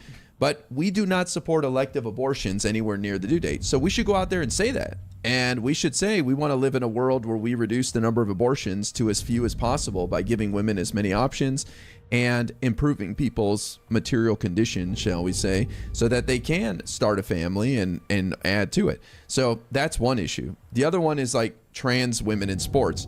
We shouldn't drop trans women in sports, but we should make it more clear what our lines are. So nobody on the left supports a guy identifying as a woman tomorrow and joining the women's boxing league and start fucking them up, you know, at cruiserweight. So we should be clear about this stuff. I might support that because I think that would be very funny to watch. Like, I don't know. It would be interesting to see how the world reacted to that. And you would watch that too. That would be a fucking spectacle. I think that it would be quite interesting. Wait, but actually, didn't someone fucking do that though? I thought there was some guy, probably some Republican fucking loser, that like went and just changed his gender on his license and went out and did something like that. Did that happen? I think the Daily Wire guys tried to do. Oh, yeah. I guess it was on South Park. Well, that's like real life anyways. ASOS, thanks for the resub on Kick. Appreciate it, man. I just think the Democrats need to be much more clear about where we draw the line. For example, we don't support illegal immigration. Why don't we say that? Why don't we go out there and tell people we don't support people coming in this country illegally? We accept the fact that they're here and want to make the best of it, but we don't support illegal immigration. So, and when we don't draw these lines and we try to not hurt three people's feelings by being as open as possible, what happens, in my opinion, is the American people start to assume the worst and their imagination runs wild. And they're like, oh, well, then you must support the worst thing I can create in my head if you're not going to tell me what your line is. Killjoy. I'll take a look at that after. Here's another one for you. Okay. I'm going to ask you, actually, let's say I asked you a question that was a little bit one of those questions as a politician you kind of don't want to answer. Okay. Like, here's a good one. So IRI, I see that you're running for Congress for the 5th district in California. What is your view on how California should be handling the situation with Israel? Do you think that we should continue to be supporting these companies that are giving funding to Israel? And you would respond, as a politician, you would say, well, it's a incredibly complicated situation, and I think in general it's been a horrible events that have happened over there, and I think that we need to specifically look at ways that we can be delivering relief and prevent more conflicts like this from happening in the future. Like, you're going to give the most like both sides answer of all time, because that's what politicians do when they're asked a question like that and they don't want to answer. Instead of they just saying, I don't want to answer because it's going to piss off some people. No, yeah, everything. Draw a line on everything. I was going to ask you, how bad would it be if instead you say, I don't like Israel? I think. Well, you wouldn't have to say that. No, but like, what? That's what I'm saying. What really happens if you just actually put your, like, maybe I'm old. I remember politicians used to actually put their views on their websites, and you could be like, my positions. Like, I think Destiny did that. Destiny.gg/positions or something. But like, I should be able to be like, oh, this guy hates Israel, or this guy loves Israel, or this guy hates abortion or loves abortion. But every answer is very nuanced, and there's no meat to it. Right. So if I asked you something like that, do you think that it would cost you? It would cost voters? No, I think if you draw a line and tell people what your position is, then they won't assume the worst. And I think we have to be. We have to be okay with hurting some people's feelings and losing some people. And for some reason on the left, we're so afraid of hurting three people's feelings by taking a hard line on an issue that we end up losing a ton more people because their imagination runs wild, whether it's Israel or abortion or guns, whatever it is. But you know, our positions are pretty moderate. Why are there so many mines on this map? We don't have crazy positions like open borders or are those mines? Remove Israel from the face of the earth or arm Israel with anything they want. Like, we don't have these maximalist positions that people assume we do. So we should be communicating what our lines are very clearly, and we don't do that. Well, what I'm speaking about is, I agree that should be the case. I think that we never do this. You know, I agree. I think But we that should. but it also Trump leads does. into a situation like with Gavin Newsom. What happens when you ask a lefty, who is the most anti-trans Democrat that you know? Who do they say it is? I'm obviously being a little bit joking here, but anti-trans. Who has signed more anti-trans bills than any Republican ever? Newsom. They say Newsom, right? Because Newsom did like the one thing monster. relating to sports. Yeah, never mind the fact that he did 10. He didn't even do anything relating to sports. Exactly. So it's this situation where you're like, oh well, I should just say what it is. But the second you don't, it kind of sucks. The second you don't play ball and you actually give an answer, the rest of your life, you're like, oh, this guy wants to kill everyone that owns a gun. You know, he said that if you had a machine gun, you deserve to go to jail. So, well, that's that guy. Yeah, but then people will appreciate you telling your position at the very least, instead of dicking around and letting their imagination run wild. So when it comes to like rifles, I don't think that's a position in the Democratic Party right now that we support, like taking away people's guns. We want to bring down gun violence through sensible legislation like red flag laws and strengthening red flag laws and making sure guys who beat their girlfriends can't get their hands on their guns. But so we should just be very honest about that. Like, I don't mind if you own an AR-15. I'd like to get to a point where you don't, but I'm not interested in taking away from you. I want to make sure the bad guys get them. But that's just that's one a issue. challenging one right there. Yeah. Like the gun. Well, I get okay. I was gonna say we can do the gun thing. I asked you, I think at the start of this, what is a position Democrats have that they should change? If you could flip there is a no switch position I think they should change. Oh, fuck. Really? So every issue that we're opposite on from Republicans is bad. Basically, I don't have a problem with any of the Democratic Party's positions. Almost nothing. I can't really think of much. Now, I can think of some extreme views within the party. You got a that I browser disagree. there. Find some. There's got to be some website that lists views right versus left. I wanna see where we're standing here, because we got to find something that we're like, really, Democrats are for this. There has to be one or two things, right? No, because no matter what it is, there's always going to be an extreme position on it that is within our party that I disagree with, but we're not as vocal about our more moderate. Okay, I want to switch things up a bit because they're kind of drifting away from the topic that we were debating. There was a number of videos that I wanted to get to. There's one video of Mehdi Hassan talking to what's his ass? David Hogg, about how like there's a revolution brewing in the Democratic Party right now. Let me see if I can find it.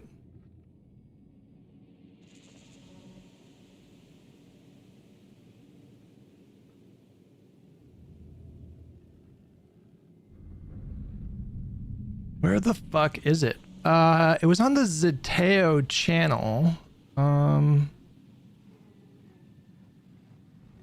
Okay, let me just look it up. Zeteo.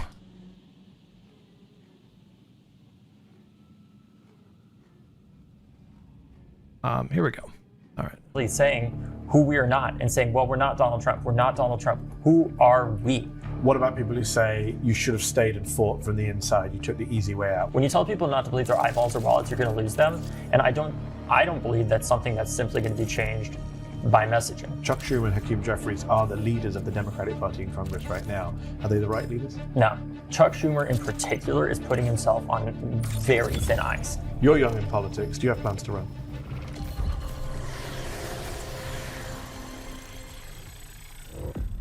He went from being a Democratic Party rising star to then being shut out by the party's top leaders for supporting primary challenges to Democratic incumbents. Yes, I'm talking about none other than David Hogg, the gun control activist and Parkland shooting survivor, who's now focusing his efforts on encouraging younger progressives to enter into politics with his pack, Leaders We Deserve. And at a time when Trump's fascism... Just real quickly, though, like, I get so sick of people that are like, it's not enough to tell people what you aren't, okay? You got to tell people what you are. I get really fucking sick of that because I don't think that that's true. Like, I don't think that that's actually happening. I think the Democrats are telling people these are the policies that we stand for. Yeah, it's just they don't like the policies. They don't like what the Democrats are saying.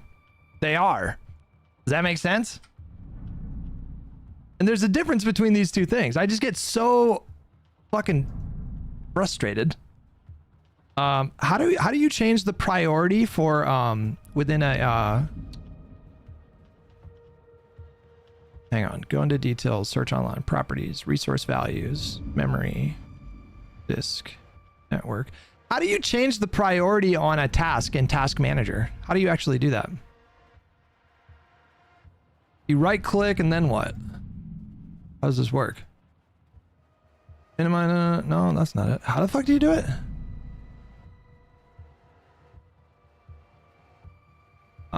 Properties? So you do properties?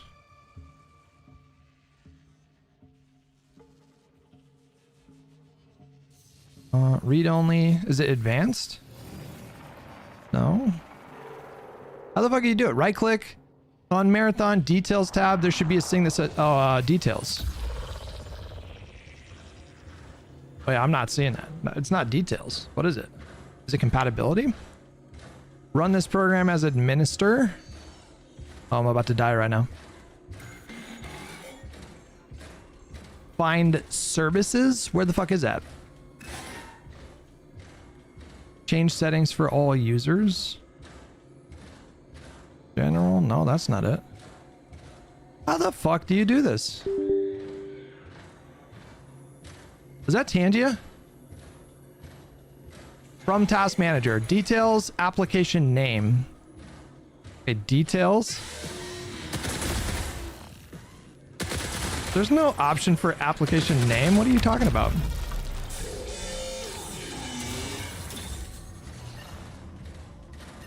Special permissions? Do you do that? Advanced? No, that's not it. General? Advanced? No. You used to be able to... You used to be able to just right click it and then there was an option to like make it high priority, but I don't see that.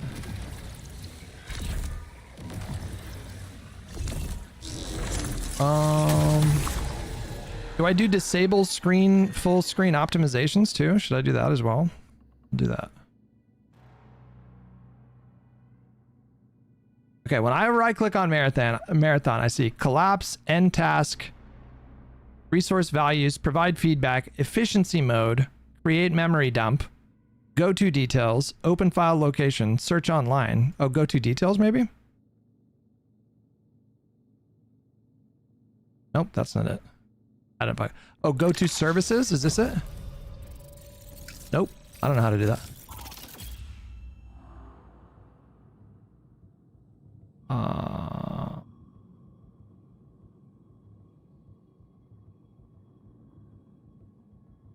Performance, processes, details on the task manager. Okay. Oh, services. Oh, but I don't see Marathon here. I don't see Marathon as like an option.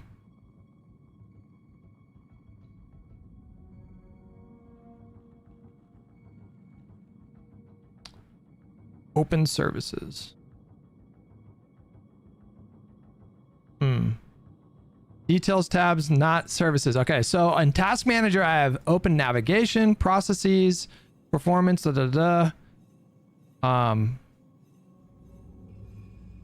Oh, details. Okay, I'm on the details tab. All right, here's details. Great.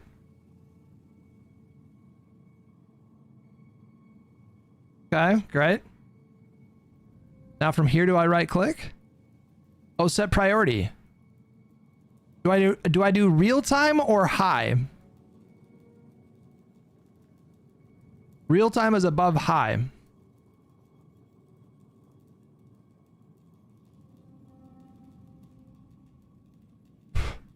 Pick high? Okay, high. Change priority. Boom. Do I need to relaunch the game?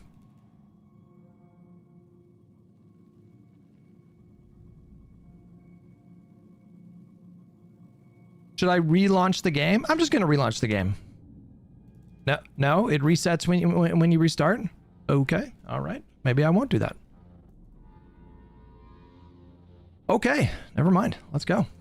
Puts people at home and abroad at risk. There's perhaps never been more of a need for younger, more inspired voices to rise to the challenge of resistance.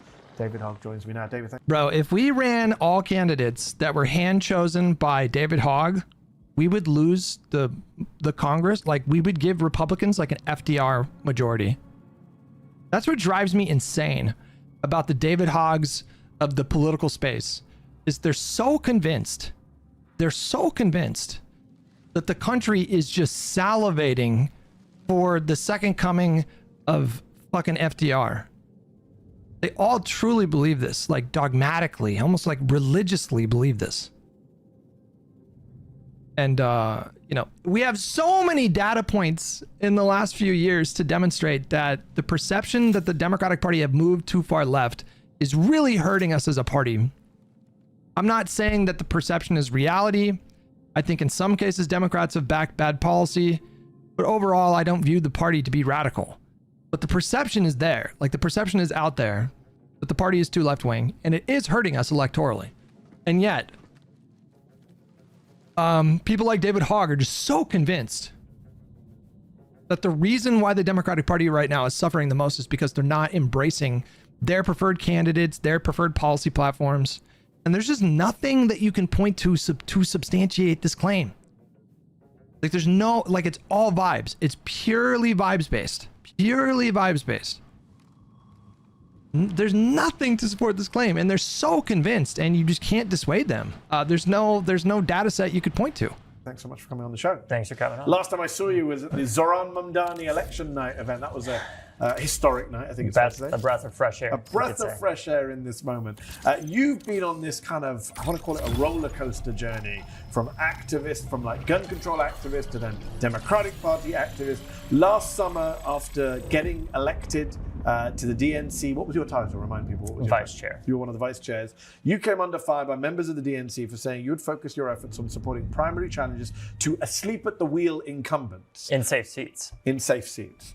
Talk to me about some of the backlash you received, and why was the establishment so hostile to the idea? Because it was a challenge to the status quo. Our party is at a crossroads here, where we look at somebody like Zoran, right? A candidate where our party, what have we said since the election? Oh my God, we lost young people. We have to win back young people. Then you have somebody like Zoran who gets tens of thousands of young people to volunteer for him. Yep. And also got 3 times the 18 to 24-year-old turnout of Kamala Harris. Okay, and what does the party All right. do to him? We say, no, we can't win back young people like that. And here's what we have to decide.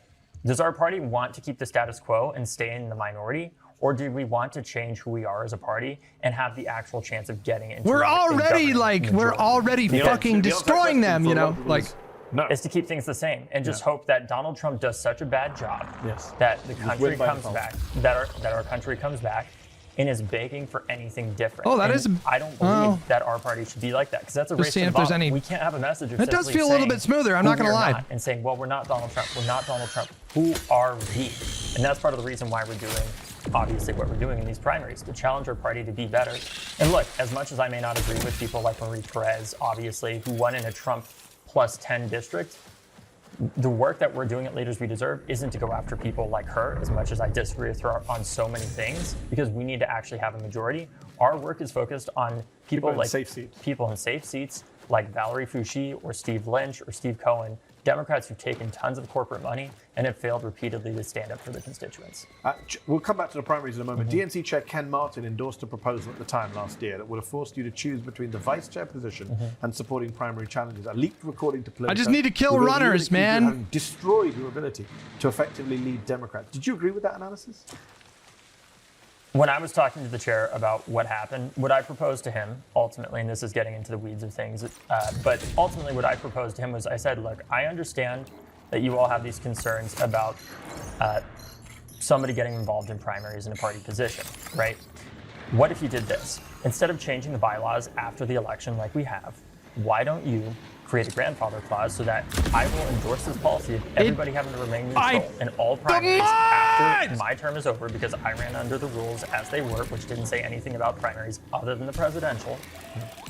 And I'll support that policy, which I think is fair, because I don't think that we should set the precedent that what happens to me can happen to somebody because the chair comes in and says, I'm going to change the rules now that the election is passed. That was roundly rejected.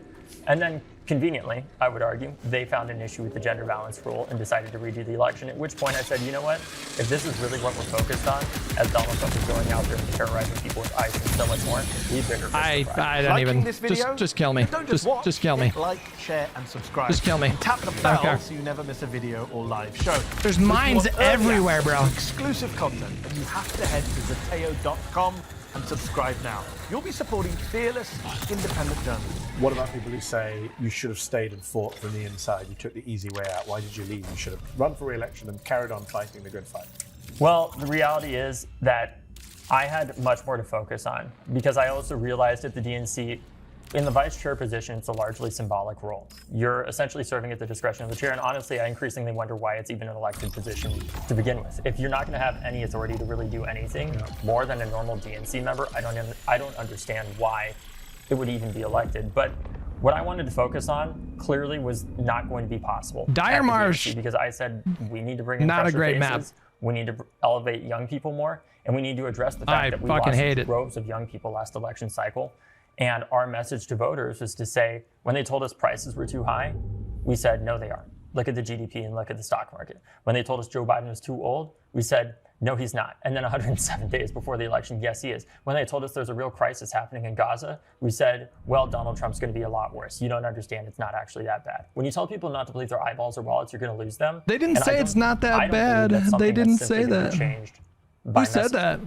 Because this is a courage problem. Yeah. This is a messenger problem. And I think part of the reason why we focus so much on messaging over and over and over again in our party is because you can change what you say, but not change who you are. And ultimately, our party needs to change who it is in order to get to a governing majority. But to change who it is, you have to go through the DNC. And I feel like the Democratic National Committee, that these three letters, DNC, for a long time now, but especially since the Bernie Sanders race in 2016, obviously, the Gaza issue and the convention last year. These three letters, DNC, have become almost like an insult, right? They're just, people talk about the DNC. Nobody really talks about it in a positive way. No. And I just wonder, what do you do about that? What do you do about what's your view now? It's because of people like you, quite frankly. Credible, respectable, reliable institution? Is it fit for purpose? I think right now, one thing that we have to understand is a lot of the time when people are complaining about the DNC, we need to understand what actually is the role of the DNC, what is the role of the DCCC, what is the role of the DSCC, that's true. What is the role of the DLCC, it's right? Just become a symbol that's for the true. establishment. Right, it just becomes a symbol, a catch-all for the establishment when people say like, oh, there's too many conservative Democrats in Congress, the DNC is the reason to blame.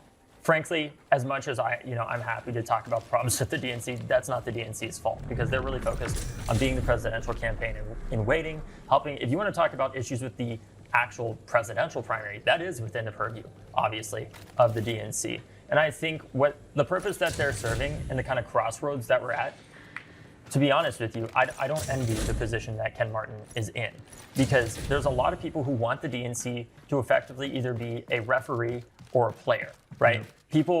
There's one philosophy that says they're just going to set the rules for primaries and that's all they're going to focus on, and they're not going to get involved in races, right? There's another side that says, well, I want them to push my version of what the party should be, but the thing is, if it can't do that for everyone. So we end up in this situation where nobody is happy, because ultimately we're trying to make it something that really it shouldn't be in the long run. I'm going to ask you a question I ask a lot of our guests here on Zateo. Chuck Schumer and Hakeem Jeffries are the leaders of the Democratic Party in Congress right now.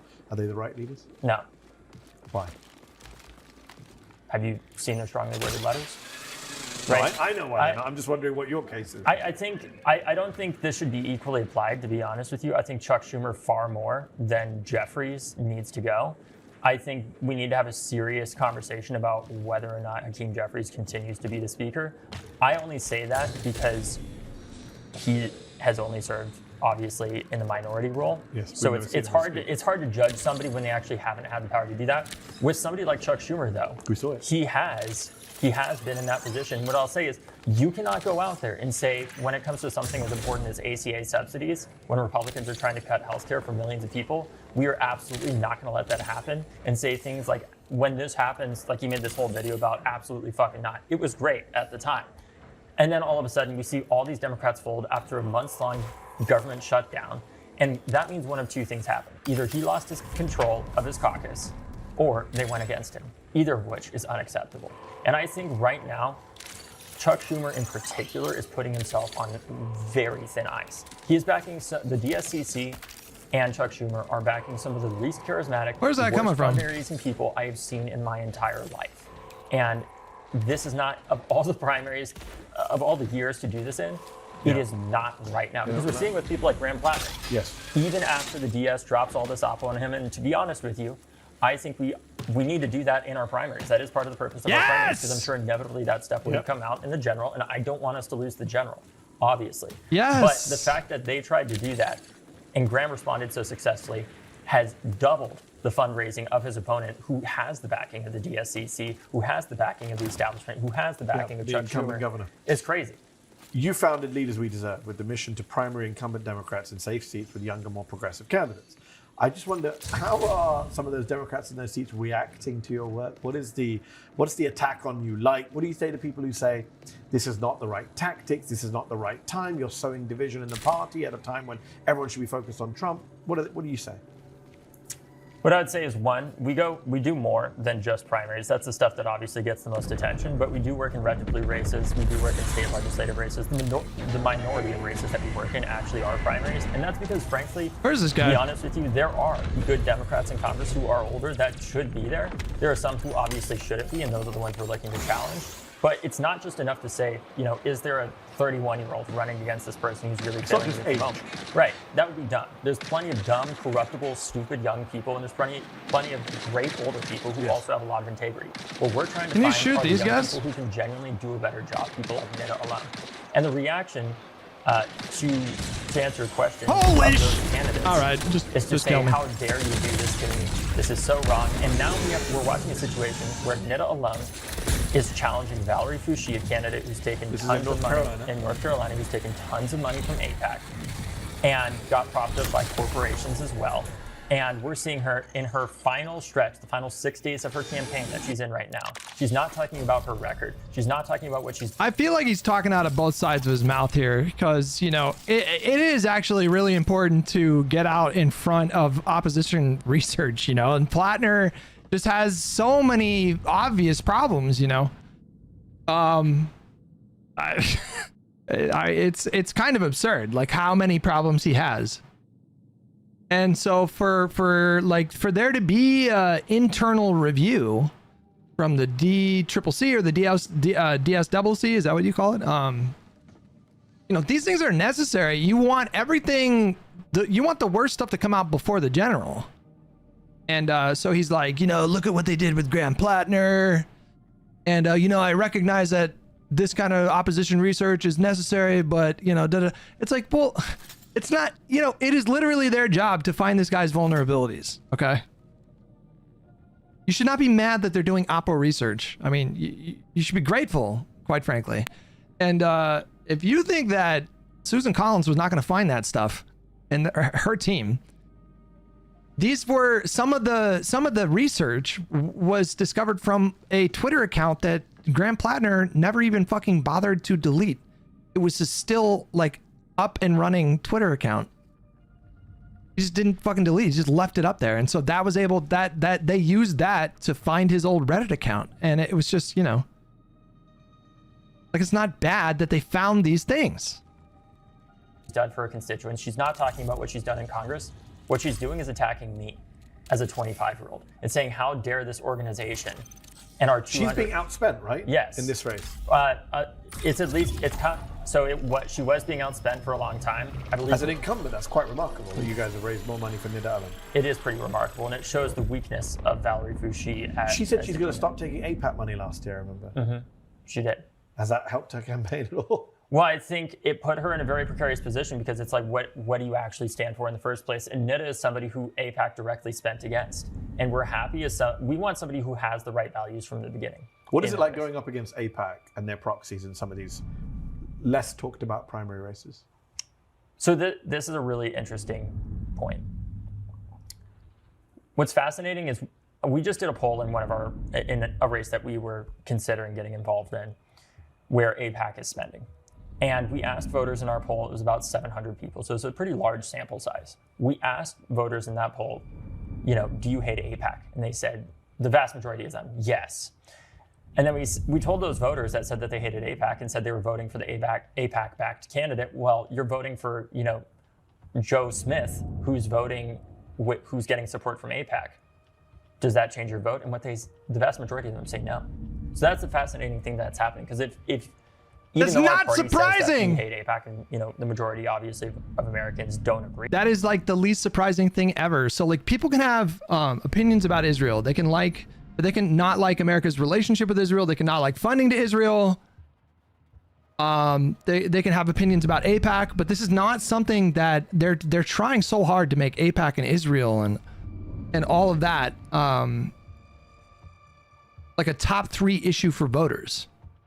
But it's not. Like, they can have strong opinions about these things, but it's not going to override their other priorities as a voter. It's not at all surprising that none of those voters changed their minds about the candidate once they found out that they were accepting AIPAC contributions. Agree with them. That's part of the reason why when AIPAC runs their ads, it's almost never about Israel. And then they also have to hide where that money is coming from by creating things like Elect Chicago Women or Affordable Chicago. Like Republican donors. Right. And what's fascinating is while our primary base says that they do care, and they do care about AIPAC, all of a sudden when it's somebody that they know getting backed by them, a lot of the time that doesn't end up changing their support, which is crazy to me. The other thing that we need to do shouldn't be crazy to you is we have to realize if we're going to have candidates go out there against shouldn't be AIPAC, crazy. We need real backing. The only reason it's crazy for him is because he lives in a fucking echo chamber, you guys. To go and endanger the future of their political career for this, and that's why what I would tell people to do is donate to candidates like Robert Peters, our candidate who's getting millions thrown against him by AIPAC through their shell packs in Illinois, the 2nd congressional district. Kat's race in Illinois is getting tons of attention. Right, incredible person, incredible race. But the 2nd district also is having tons of money thrown in against Robert Peters, who has done tons to take on special interests. And that's finally nearly enough attention. Linda Allen is running in which seat? She is running in North Carolina's 4th congressional district. Very narrowly. She almost won last time round. She came quite close. In a crowded primary where her opponent was propped up with millions of dollars in money from AIPAC. And it's interesting to have this rematch. You mentioned the raising what was that? money. I mean, the blight on American politics is on hear that? American politics. Progressives have to fight with whatever tools they have. Like, the system is the system. And a hand tied behind our back at the same time. But what do you say to people who say, at the end of the day, you're just exacerbating an already awful situation because you're also using money as a way to, dominate politics? What I would say to them is our ultimate goal at Leaders We Deserve is to make organizations like ours with super PACs illegal, because we are enabled to exist by Citizens United. Yes. Here's the deal, though. We can act like we live in a world where money doesn't matter, or we can live in reality where we know that it That's actually true. does. We know that roughly 77% of people who raise the most money are the ones who end up winning their primaries in Democratic politics. Even though I think it's 90%. I hate this map. I legit hate this map. End up winning. So unfortunately, this is the reality that we're living in. And what we do at Leaders We Deserve is we say to people, this is wrong. It shouldn't be this way. But if we're ever going to change that system, it's not going to change from the inside. These fucking claymores are everywhere, bro. By groups like AIPAC and take so much money from corporations like Valerie Fouché. So what we do is we ask people to donate $5 or $10 to support our work so that our candidates don't take support from corporations.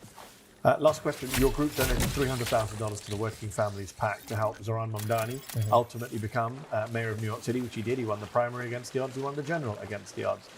What role do you think his victory plays when it comes to Democrats thinking about the future of the party? How much has the Mamdani victory changed the calculus in cities like Washington, D.C., inside of the DNC, when it comes to the 2028 primaries? Have people really paid attention, or is it kind of, he's just an aberration? Let's focus on Abigail Spanberger and Mikey Sherrill. I think that there's an acknowledgement that there are different types of Democrats that can win in different types of places. And I say this as a hardcore progressive myself. I would love, right, if Zoran, with the exact same type of policies, could go and win in West Virginia or any other state for that matter. And that we should try to run candidates there and build them up and do the work of persuading that progressives need to do a lot more of to get people in support. Because we can't just go out there and say, all right, well, okay, just go that's and better. vote for our guy. We need to make a real argument. And importantly, we also need them to be good at governing. Right? We are really hurting ourselves if we elect people. Thankfully, Zoran has been very good at that. But if we elect people that genuinely struggle to get things done, that really ends up hurting us because there are already so few of these progressives in government to begin with. I think what we're learning, though, is that, like I said, we have to run people where they can win. And ultimately, what wins is listening to people. What Zoran did in his race is what every candidate should learn, which is that when he started running, he didn't go out there and say to voters, I thought that was a guy. I'm so great. I'm perfect.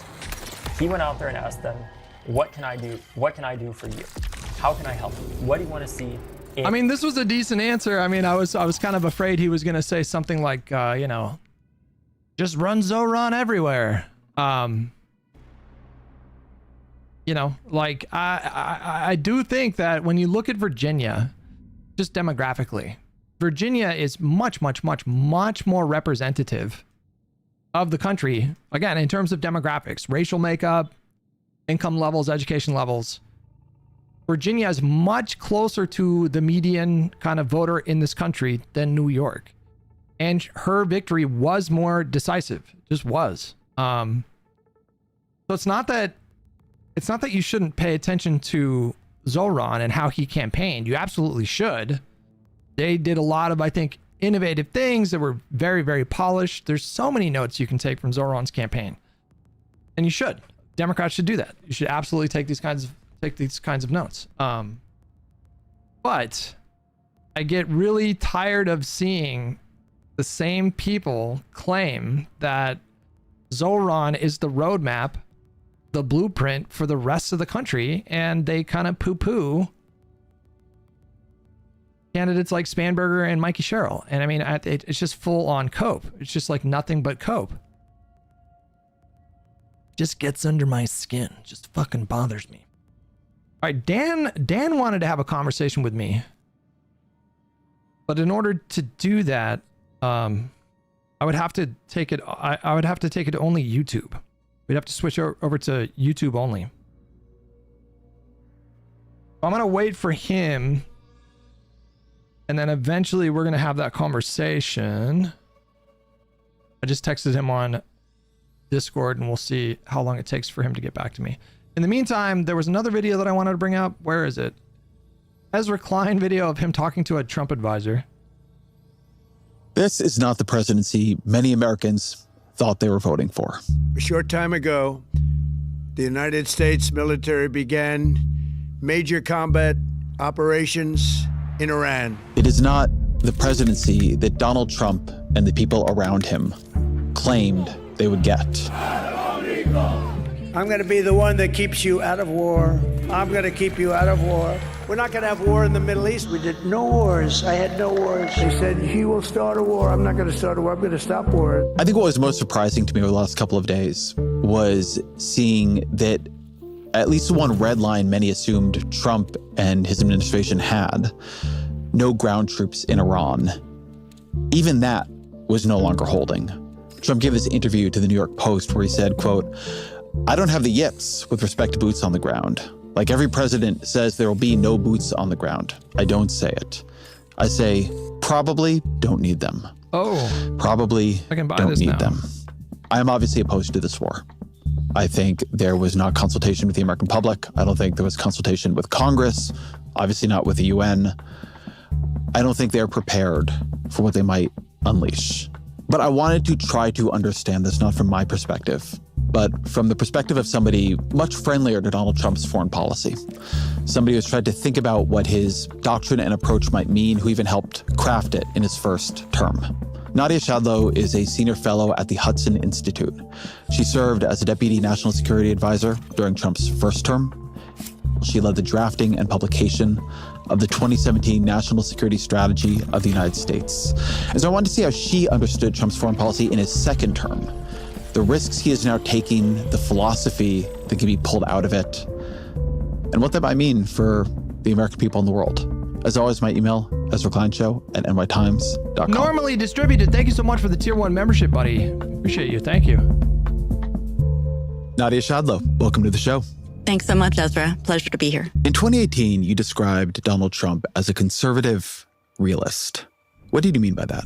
Well, realism essentially means that you look at the world the way it is, not as you wish it to be.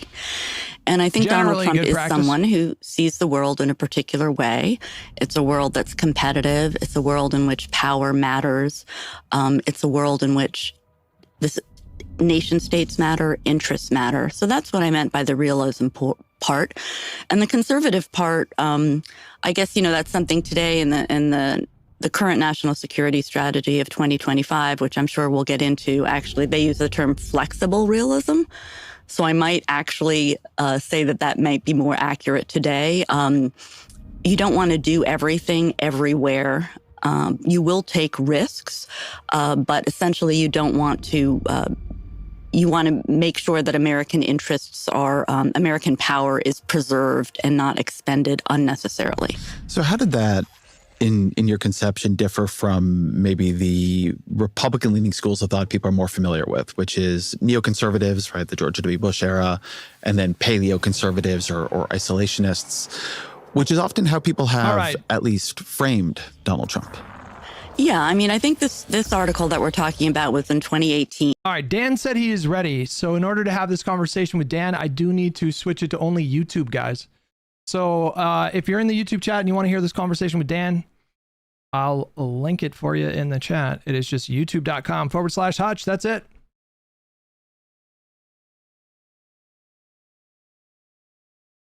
Click on, well, actually, yeah. Well, from there, you would click on the stream. But I am going to end it now, guys. I am going to end this now. I'm going to give you a 5-second warning, and then just go over to youtube.com/Hutch. youtube.com/Hutch. 5, 4, 3, 2. All right, here we go. All right, let's call Daniel.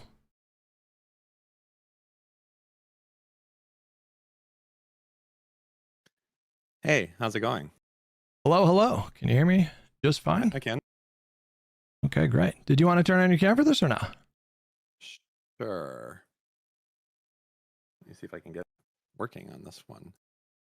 I will do the same.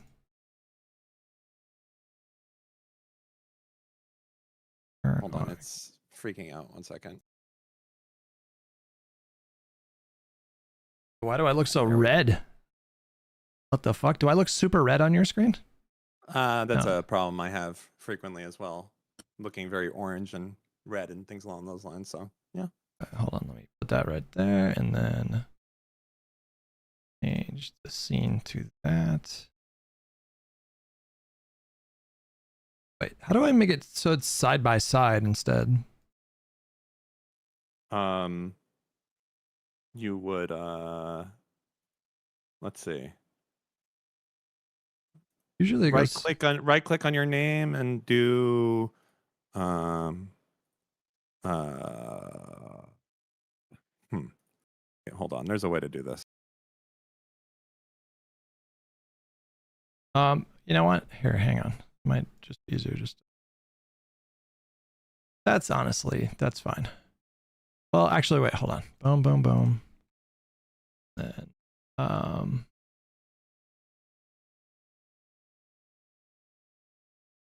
did you know that Discord makes my dick hoard? It's like a pretty shitty pun. From Succession. Oh, okay. Well, so good enough, I suppose. So it's not shitty. It's actually Emmy award winning. All right, fair enough. Yeah, I'll take that. Okay. All right, so you had some disagreements with me about some of my recent takes.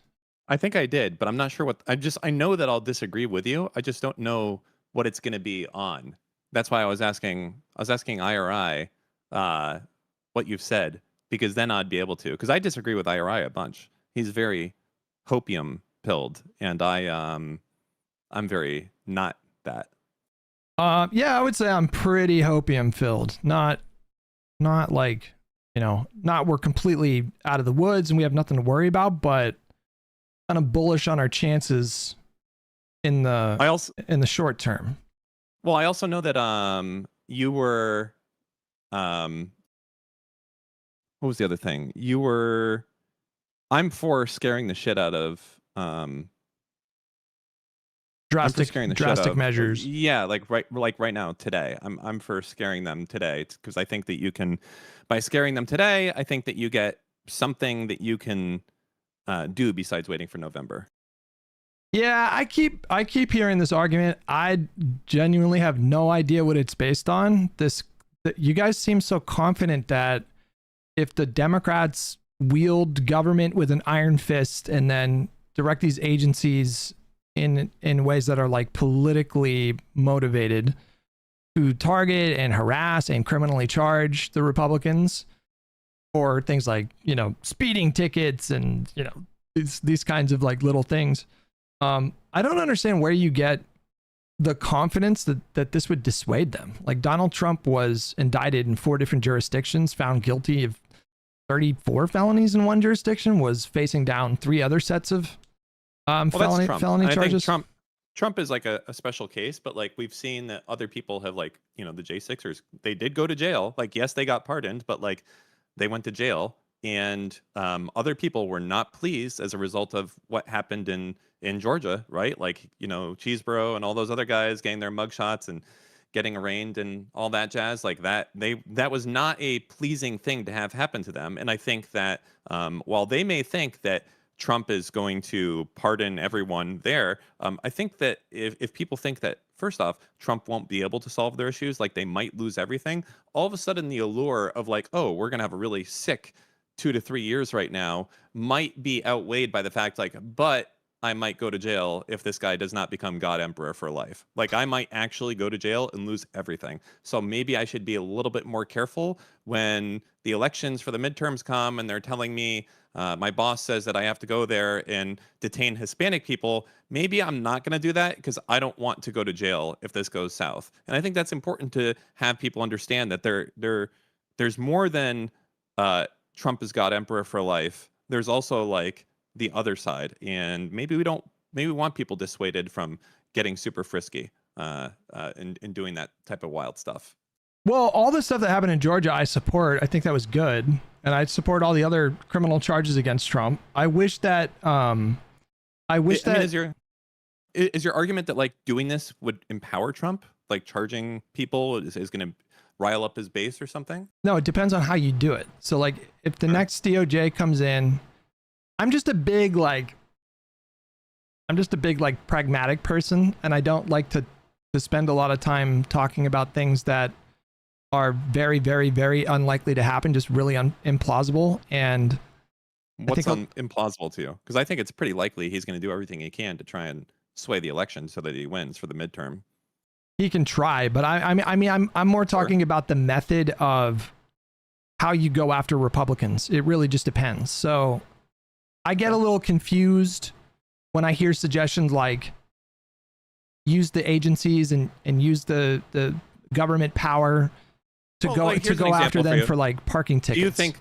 Okay, well that was more of a meme, but like as a non-meme one, do you think that there's probably some state charges that they could theoretically get an indictment for against like Kristi Noem or whoever else for things that took place with the whole immigration fiasco that just happened? Like maybe they can get some state charges over the killings. I hope so. Okay, great. Yeah. So how do you think about that? Should they do that today? Should some state charges be issued against Kristi Noem?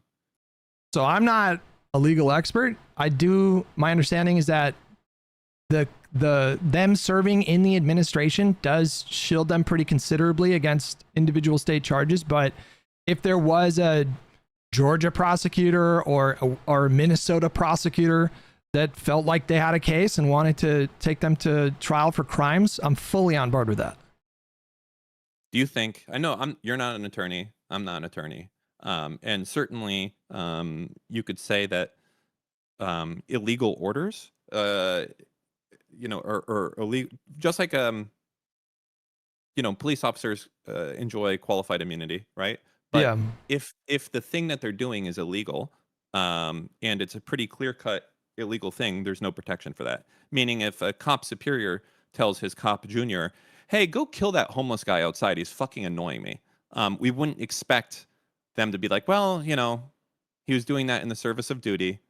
Right. In the same way, if there was an FBI agent that told, and that's a federal position, let's say there's an FBI supervisor and told his Jr. that's working out of Albuquerque. He says, I want you to go kill Walter White. I'm tired of all this bullshit. We got to end this fucking blue meth. I don't care. Just kill the motherfucker. And he did it. You would expect that the state would be able to say, well, I don't really give a shit that you're federal. It was a blatantly illegal thing. You can't just go execute a guy because it's difficult to prosecute him. Right? Right. Yeah. So there really isn't, if the thing that is taking place we consider to be illegal, and that can be easily proven in court, then there should be state charges brought against these people for doing illegal acts. Yeah, like for instance, yeah. If there are crimes that are taking place at the state level, and sure, Trump's presidency doesn't shield his cabinet from legal accountability, then you should prosecute 1,000%. But that's never really been the source of disagreement that I have with like Destiny and DGG, because what they're talking about goes well beyond that, and they don't. Also. Well, all right. So for example, like I've heard Destiny unironically say that we should charge like basically every sitting Republican currently with aiding and abetting an insurrection, and remove them from office and bar them from ever running for office again. I've heard there's a wide spectrum of things that I've heard. So I've heard basically like do Nuremberg 2.0.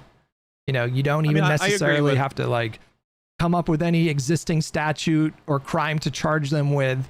You just detain them. And if, for example, the Supreme Court says, well, you can't do that, they have rights, then a lot of DGG and Destiny himself have indicated that they are open to just basically ignoring the Constitution.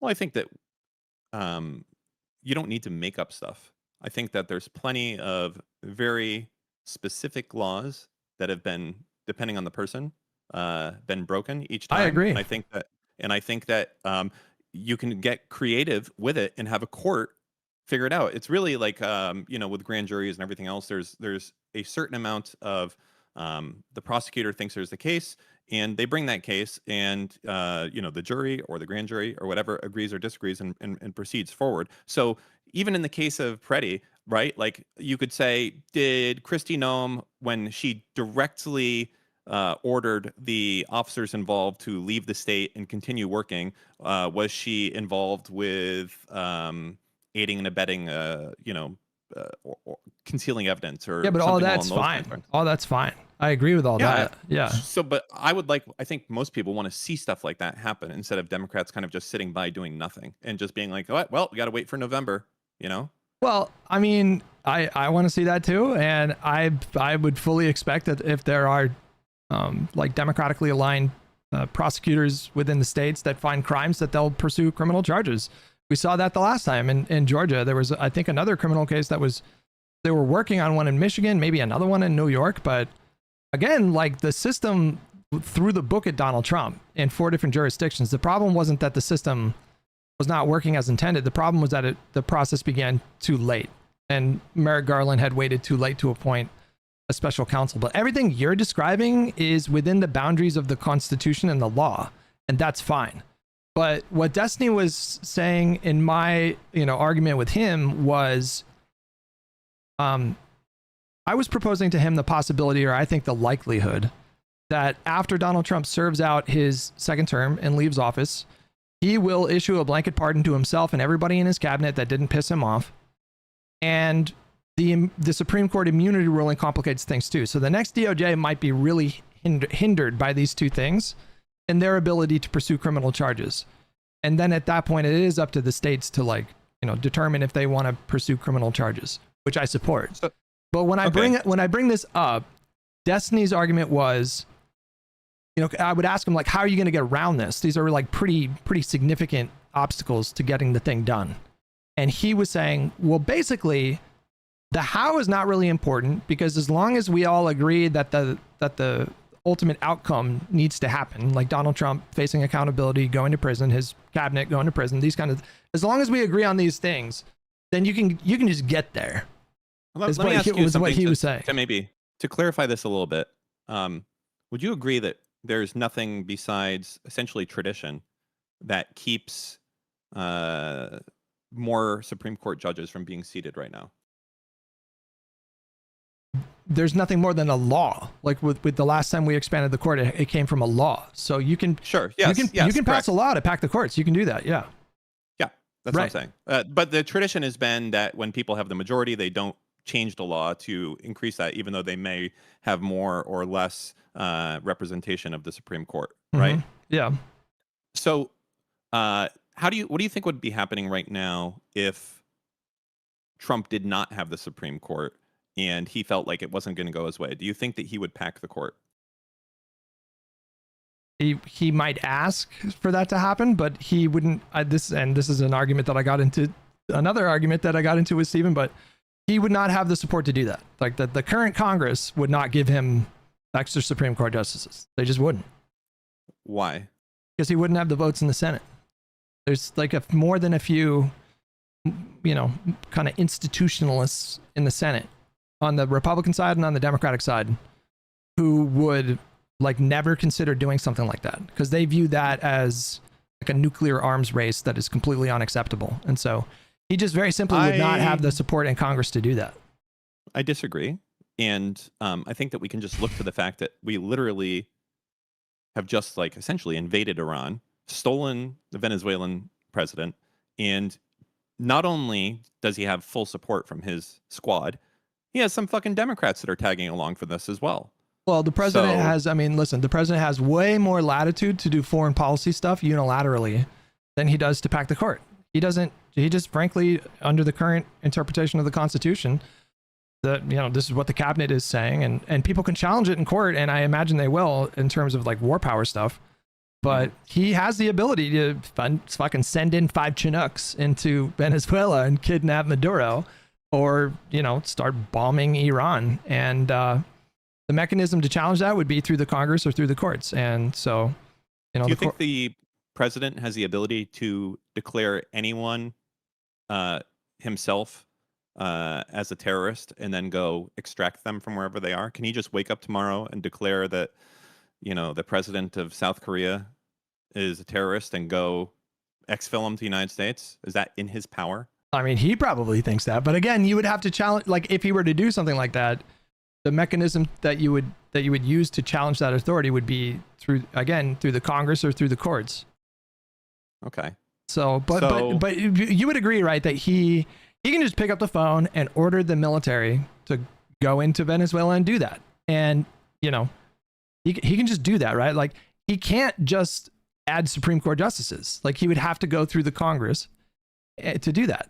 And so it is different from foreign policy. There's a lot of what should happen and what does happen as well. Like what should happen in a lot of these circumstances is not what does happen. What does happen is that he produces some wacky executive order and then things get done and they don't get challenged, or they get challenged and they get tied up in the Supreme Court, or they don't see them or everything. And then that becomes that. And then it's a reactive situation. Well, a lot of it gets blocked too. A lot of it gets blocked in the courts too. Sure. He's had a number of things like blocked in the courts. So are you against the idea that if the Democrats took power, knowing how fragile things are right now, to pack the court, and then the example I've given in the past is make DC a state, make Puerto Rico a state. How do you feel about that? I am on board with all those things to varying degrees, but like as far as packing the court goes, I guess the only reason I think about, like, the only opposition I have to that is that it just doesn't seem very, very plausible right now. It just doesn't seem very likely that they're going to have the kind of... Let's say you could get it done. Let's say you could get it done. Yeah, let's say I would that there's support like it. this huge Yeah. like fuck Trump movement that happens. Yeah, I would and support it. We're, Yeah. we're 2.5, 3 years from now, and I would support it. Yes. You would support it. I would too. I think that that's something that should happen. So disagreements. So I don't think that we should. First off, I don't think that there should be too much federally happening, because I think that's kind of pointless. But I do think that Democrats need to pull out a lot of their inner Roger Stone and realize that the future of the country is on the line. And Wait, hold on. When you say the federal stuff doesn't matter, what do you mean by that? Well, the Democrats can't accomplish anything, essentially. Right now, you mean? Yeah. Oh, okay. Yeah. But what they can do is they can do things in states. So I think that Democrats need to, as I said, pull out a lot of that inner Roger Stone. Winning is winning. and save the country essentially, and slow down a lot of the illegal things that are happening and the cruel things that are happening. And the best way of doing that is making people realize that, you know what, Kristi Noem, she might be protected. She might. Trump might issue a pardon for her. Trump might even go so far as to put pressure on the state, saying, if you charge this person, I'm going to cut off your funding and I'm going to do all this and all that. Like, that's possible. But what isn't going to happen is the people that are under Kristi Noem, maybe 2 levels under them, the ones that are actually doing the killings or doing illegal acts as defined by the state, these people are not going to have that level of protection. And I think that if it is known by most people in the news and the media that ICE agents are getting arrested by state courts and Trump can't do anything about it, or that, people who are doing crypto crimes, even though the federal government isn't prosecuting that type of stuff before, they're still getting charged by the state. If companies, even though the Clean Water Act or whatever is gone, even though all of these things are gone, states still have a lot of power to say, well, we can just do it on our own. And I think they should do that. And I think that if you start seeing massive state actions towards these people that don't rely on the federal government, I think it scares the shit out of the people that say, I really like my job. It's pretty cool that I'm the director of Homeland Security, but I kind of don't want to go to jail for the rest of my life if Trump loses power. And that slows them down today. But everything you're describing now is fine. Like, these things are doable. But they're not doing them. They're not doing them though. Well, that's the issue. What do you mean they're not doing them? I mean, like, let me get at this. Do you even know the names of the people that killed Preddy? No. Do you? That's what I'm talking. No, I don't. Okay. Well, that's what I'm talking about. Hold on. Let me address your point in a different way. So step 1 of your plan is already happening. Like, we are winning elections by fat fucking margins right now. And so we can look to the various candidates and see what they ran on and see what they found the most success with. I don't take that to mean too much. The fact that we're winning elections is relatively meaningless. Like, when you have, hang on, it's not just that we're winning elections. That's not it. The incumbent's party is usually going to get smashed. No, but hang on. It's not just that we're winning elections. It's that the margins are unusually high. Like, to suggest that what's happening right now is just normal kind of politics is not true. Like, they are getting stomped by margins that look like the precursor to the 2010 Tea Party movement. And even last night, there were some astonishing shifts in, I don't remember what state it was in. I think it was in Georgia. There were some astonishing shifts, like 50-point shifts, 40-point shifts in this city or that city. Like, that is not normal. And so and also the amount of Republicans that are retiring is really abnormal. Like, it's abnormally high right now. So they can see like where this thing is headed. And so back to my point, the candidates that are having the most success right now are not running on like scorched earth, fire and fury. They are running on like government corruption is bad, but they're mostly that they could be running on, I'm a vegetable and I'm here and I have a Democrat, and they would do mostly okay as well? No, I don't. As long as it's any non-extremist position. In fact, the only Democrat I think that we've seen that hasn't had insane turnout, I could be wrong, are ultra progressive Democrats are the only ones that are not overperforming. Anyone who's just a centrist, that's not true. Liberal, boring. Okay, well, give me some examples, I guess. Well, I don't have names off the top of my head, but like, I don't know if you're thinking of like Mamdani versus Spanberger and Sherrill. Like, they did better than he did, but there have been progressive. There was a progressive in Texas, in the Texas Senate. There was a progressive candidate who was like a Bernie style progressive, and was there another Democrat running also? No. This was in the general, a special election against a Republican, and that seat shifted by like 32 points. This just happened like a month ago. Well, that could have been 50 points maybe if it was not a super progressive, right? That I can't really base anything off of that, right? Well, you're saying that we should talk about your hypotheticals more than we should be talking about the actual results.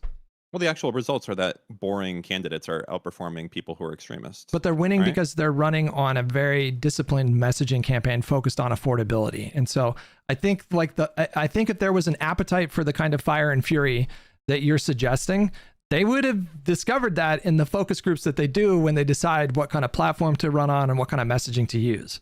But that's not what they're saying. I think there's a fundamental imbalance of what's best for the country and what is best for the candidate and what is best for the candidate's backers, and those things are not aligned. So that might be true. I mean, but you should still, like, I understand your point, but like nonetheless, you should run campaigns on what's going to juice turnout the most, not necessarily on like the morally correct thing.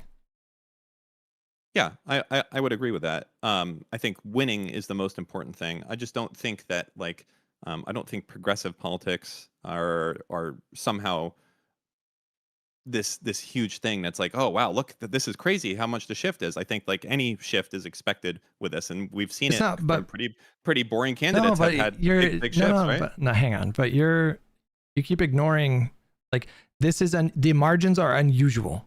Like, Republicans are getting slaughtered by really unusual amounts, and it's a combination of disgust with the Trump administration and the Democrats having really strong candidates right now that are running on good messaging. And so, step one is already happening. It's already happening. It's going to happen even more in the midterms. We're going to fucking stomp them out. I think we're going to take back the Senate as well. It's going to be fucking nuts. And so maybe when we get beyond that, Trump does 10 more like really fucked up things, and then that creates an appetite for the kind of messaging that you seem to be suggesting, which is like lock them up and just do whatever we can to like throw them all in prison. But right now, that is not what the voters are responding to the most.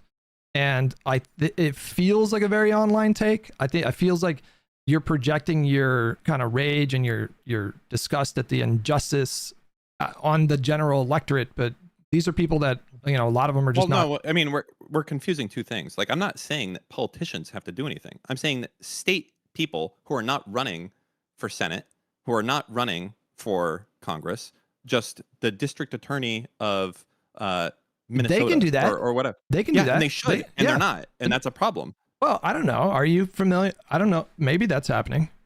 Do you know that that's not happening? Yes.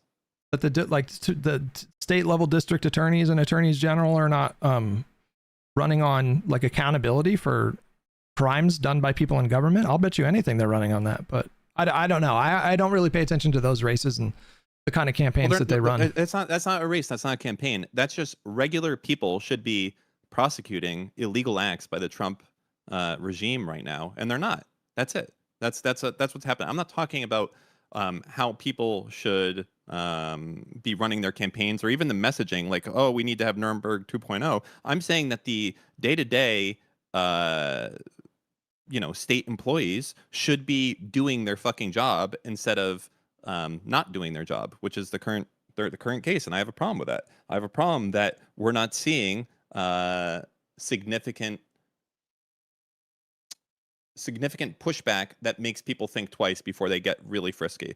Because I will say that we're at a place coming up with the midterms, and I know you're very excited about it, but the whole Stalin thing is very serious.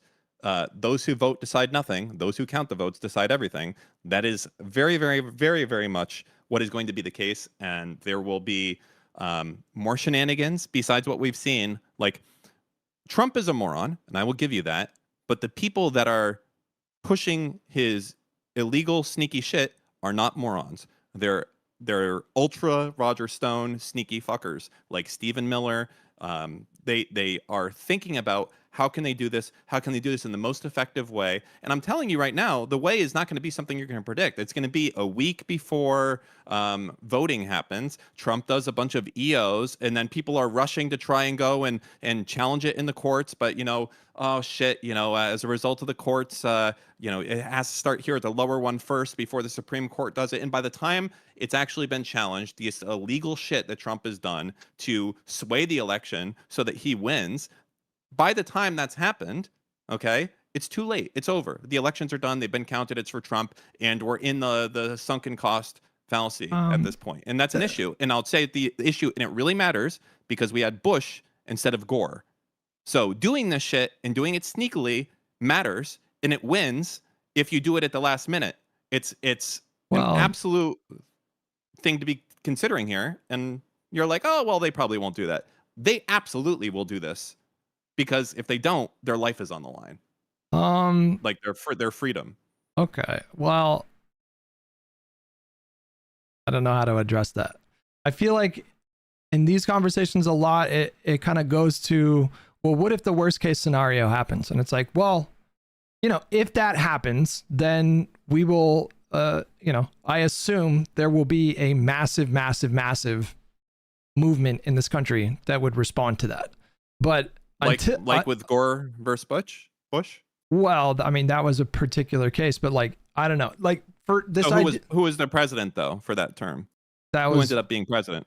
Well, that was, listen, I'm old enough to remember that election, but like, what do you want me to say? Like, if that happens, what I want you to say is that like a very small fingers on the scale. But you just said a minute ago, you just said a minute ago that like our hands are kind of largely tied right now. And as far as the idea that state level prosecutors can indict current presidents and current cabinet members, that's never really been tested, and that seems unlikely to succeed. Trump does stuff all the time that's never been tested.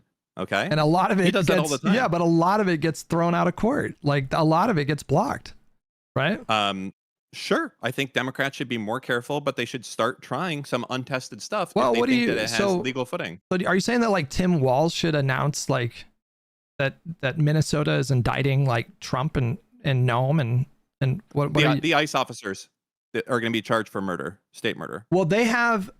Well, hang on. There is a process obstacle when it comes to that, because my understanding, because I listened to Keith Ellison talk about what are the things that are on the table, and what he said is that the statute of limitations is not going to run out by the time Trump is out of office. Those people will be subject to criminal prosecution if they do their own investigation and. I don't want to do it later. Well, hang on, you didn't let me finish.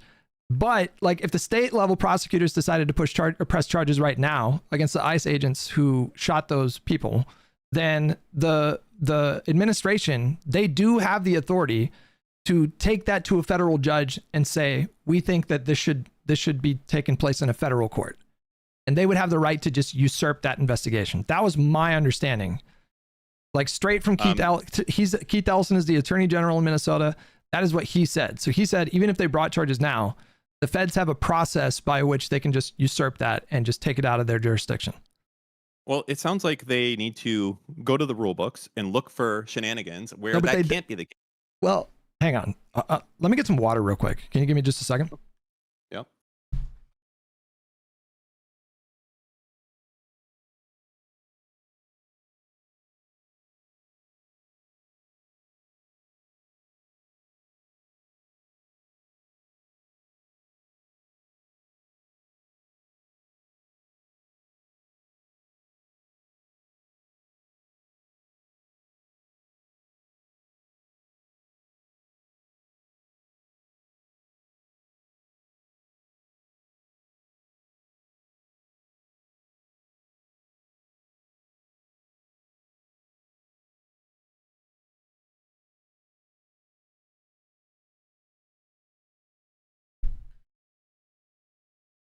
I feel like I'm running into the same situation that I ran into with Destiny, where I would ask him for details. Okay, like, what is your plan? What does it look like? And then when I would push back and say, well, there's some obvious like obstacles to what you're saying, he would push back to me and say, well, the how doesn't really matter. Like, once we decide that we want to do it, we can just figure out a way to do it. And I'm saying that in this girthy American democracy with a constitution and a set of laws, that's actually not always the case. Like, sometimes you actually don't have the option to do the thing that you want to do. And if you want to change that in the future, you have to like pass laws and do reforms. But under the current structure, you just can't do it. And this is one of those things where, like, again, the state attorney general in Minnesota just straight up said, we do not have the option basically to charge these ICE officers with murder because the feds can just come in and take it over. Yeah. I hear what you're saying. So that's incorrect, right? They can charge. They can charge anyone for anything. Will it survive that thing? That's untested and unknown. It's not untested. It's not untested. Sure. Well, there's unique situations with this, right? As there is with any case. Everything is untested. Wait, Dan. I just said, if Attorney General Ellison announced that they were going to do charges, he shouldn't have said that. The administration can go straight to a federal court and say, we want that. We think that should be in this jurisdiction. And the court would defer to them and give them the case. And then they would just drop the charges. You know what? They would say this this is them trying to protect a murder, and this is an extraordinary case. And we think that when we can say that the federal government is acting as a co-participant in an illegal act, which we can prove by the fact that this illegal racial segregation and discrimination was taking place to find people, we find that the federal agencies themselves are almost a co-defendant as well as the agents who committed the crime, and as such, to relinquish control to them in this extraordinary circumstance would be inappropriate.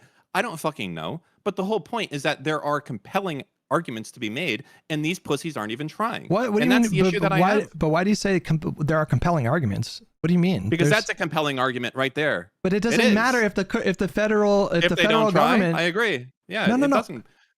Dan, you're treating it as though this is like something that maybe we can do it. We just have to test it. But that's not true. The federal. It is true. It's not. In this case, it's true by the fact that Trump what are you is talking literally about? taking people out of countries. That is we're a going different to war. thing, Dan. I hate. Okay. I know hate. that's a different thing. But I hate this argument that like just because Donald Trump can do some things unilaterally, this But means he that, can't though. This means that we can he's do not everything. supposed to be able to. What? You got to stop cutting me off. Like you keep saying. Sorry. Like the logic that because Donald Trump can do a lot of things unilaterally, and it takes like a long process to like challenge him a lot of the times. When you say that and then say, well, this means we can do whatever we want. That's not true though. It's just not true. You are gonna have to contend with the system, the girthy system of American laws and the Constitution.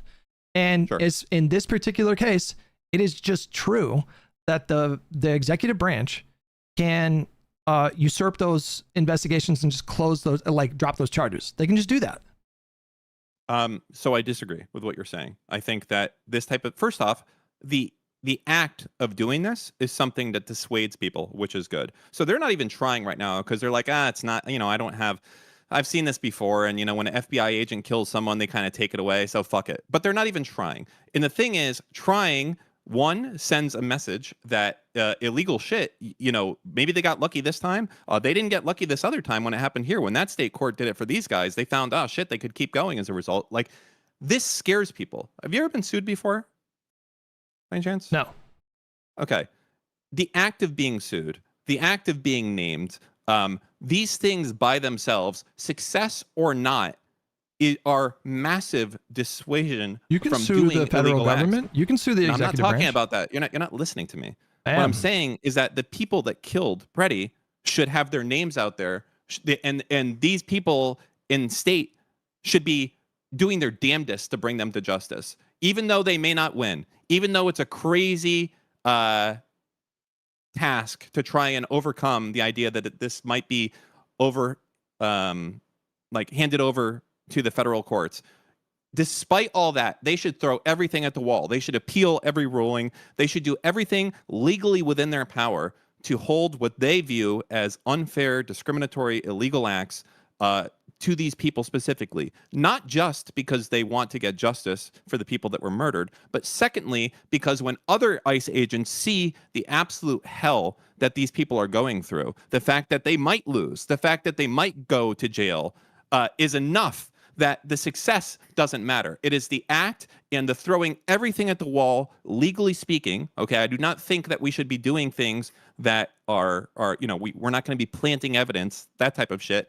But there's enough here that I think that we should be doing everything because the act in itself is good, and the act in itself dissuades more illegal discriminatory actions from happening. Because right now, if you're an ICE agent, you feel like a fucking god and no one can do anything, and fuck you, Trump is going to protect me. But if we saw that Tim Walz was going out there and he was doing everything he could, and by the way, states are still pretty fucking powerful. There's still a lot of ability for states to do a lot of shit that the federal government doesn't get to touch.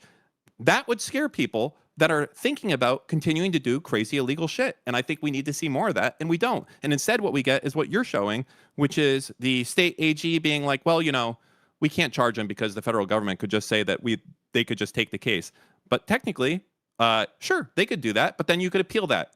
And then they would appeal that. And then you could appeal that. And the whole time, these ICE agents are going to be like, am I about to go to jail for the rest of my life? What the fuck is happening here? And there's going to be people getting subpoenaed and asking for evidence and the whole thing. And this is good. So again, you talked about suing the administration. You can do that right now. In fact, not suing. Sorry, any word I use suing there should be criminally charged. You not said suing. You did. Yeah, say that's lawsuits. Nothing's. Okay, but you did say that. Sure, lawsuits on top of that as well. Right. Lawsuits and criminal parts as well. Okay, so but yeah, that's what you said. Yeah. I was responding to that. So that's my misspeak there. But I do think lawsuits should be a part of it as well. So you should have Preddy suing the families directly, as well as the state. The family suing him, you mean? Yeah, the family should be suing the agents. The family should be suing Kristi Noem. You should have the state should be suing the agents for damage to tourism. I don't know, 101 things along those lines. These are all super helpful things to have happen, regardless of the outcome. And they should appeal every negative thing that happens along the way. They should drag it out as long as possible. All of these things are positive. So as far as like legal obstacles to the administration, I see democratically aligned lawyers and advocacy groups and democratic states like suing the administration and fighting them in that kind of way through litigation all over the country. What do you mean? You know what? This kind of harkens back to something that I think was super. You just keep cutting me off like as soon as I keep talking. Sorry. You know. But in people, not administration. I'm not saying to sue the administration. I'm saying suing people, individual people. Sorry. Yeah, but you don't acknowledge that there are like potentially enormous obstacles to what you're saying. Not obstacles, but just straight up just like walls that you cannot get through. Like the idea like, oh, we should just try it anyways. Nobody would care if Minnesota announced tomorrow that they're going to file criminal charges against the 2 officers. The Trump administration would immediately go to a federal judge that would get that thrown out immediately, and no one would care. Like this would barely make a blip on Twitter for 2 hours, and people would be on to the next thing. So I don't see the value in these like symbolic process fights that you keep proposing. I don't understand the point of them. I think we should be using our resources in much more efficient ways instead of trying to chase down legal avenues that are just not open. Like Minnesota does not have the option to criminally charge these officers. They just don't. And you're saying, we'll just do it anyways. And I get really frustrated with that kind of thinking. Like you should not waste your time doing things that you can't get done unless there's a really good, unless you were 100% confident that the optics of it would really benefit you politically. Then sometimes doing symbolic things can have value. But in this case, no one would care. No one would talk about this. It would barely make the news. It would just be on to the next thing. It would be killed. The effort would be killed literally probably like within a day or two. They would go to a court immediately and get it thrown out. I think you're delusional. I think you're wrong. Legally speaking, I think you're wrong. Technically speaking, and I think that you're wrong on the perception of what would happen as a result of this. I think the people that brought these cases would be fucking heroes. I think it would be slow for them to try and stop it because there's novel arguments in here about how the federal government is directly enabling the illegal behavior, so it shouldn't be transferred. I think there's a tremendous amount of ambiguity here on the situation that it wouldn't just be handed over the next day. And I think that when you do this, I'll tell you 2 people that will care a lot about this when the second this happens, regardless of what may happen in the outcome. The 2 officers that killed the guy, okay? They're going to care a lot. Their heart rate is going to be 150 for the next 2 weeks. They're not going to sleep. And do you know who else is not going to sleep? Other people that are seeing what's happening to them as a result of this. This would not move quick. It would move slow. And it would be a major positive for immigrants across the country. Just flat out. Nothing happens in a day, by the way, regardless of what's happening here. They can't even get, like, I'm sure you saw the whole thing with federal judges telling the federal government, hey, you can't send people off to fucking El Salvador. Even that wasn't happening in days. Those were weeks. And that was day 1. They were like, this is illegal. What are you doing? And that was weeks. So this idea that tomorrow it'll be instantly flipped and they'll come will not be the case. You can make this take a long time. And importantly, the federal government is not in control of the state courts. The state courts are in charge of what happens there. Simple as. So again, they can take it to a federal judge, and then the judge can take it away from the states at that point. But this is already. Appeal? I mean, sure, I would imagine, but like this is already. They're already. Would that take time? Like the AG Keith Ellison, they are doing an investigation into these shootings. They're running into a problem because the federal government is not cooperating with state level like investigators. And so the idea that they're not building a case right now is just not correct. But you would agree you wouldn't want to bring a case before you felt confident that you would be able to like secure a victory in the court or, you know, secure a guilty verdict from a jury, right? No, I disagree. No, I disagree. Okay. Because I think that the act of attempting to hold these people accountable is almost as important as the result of what happens.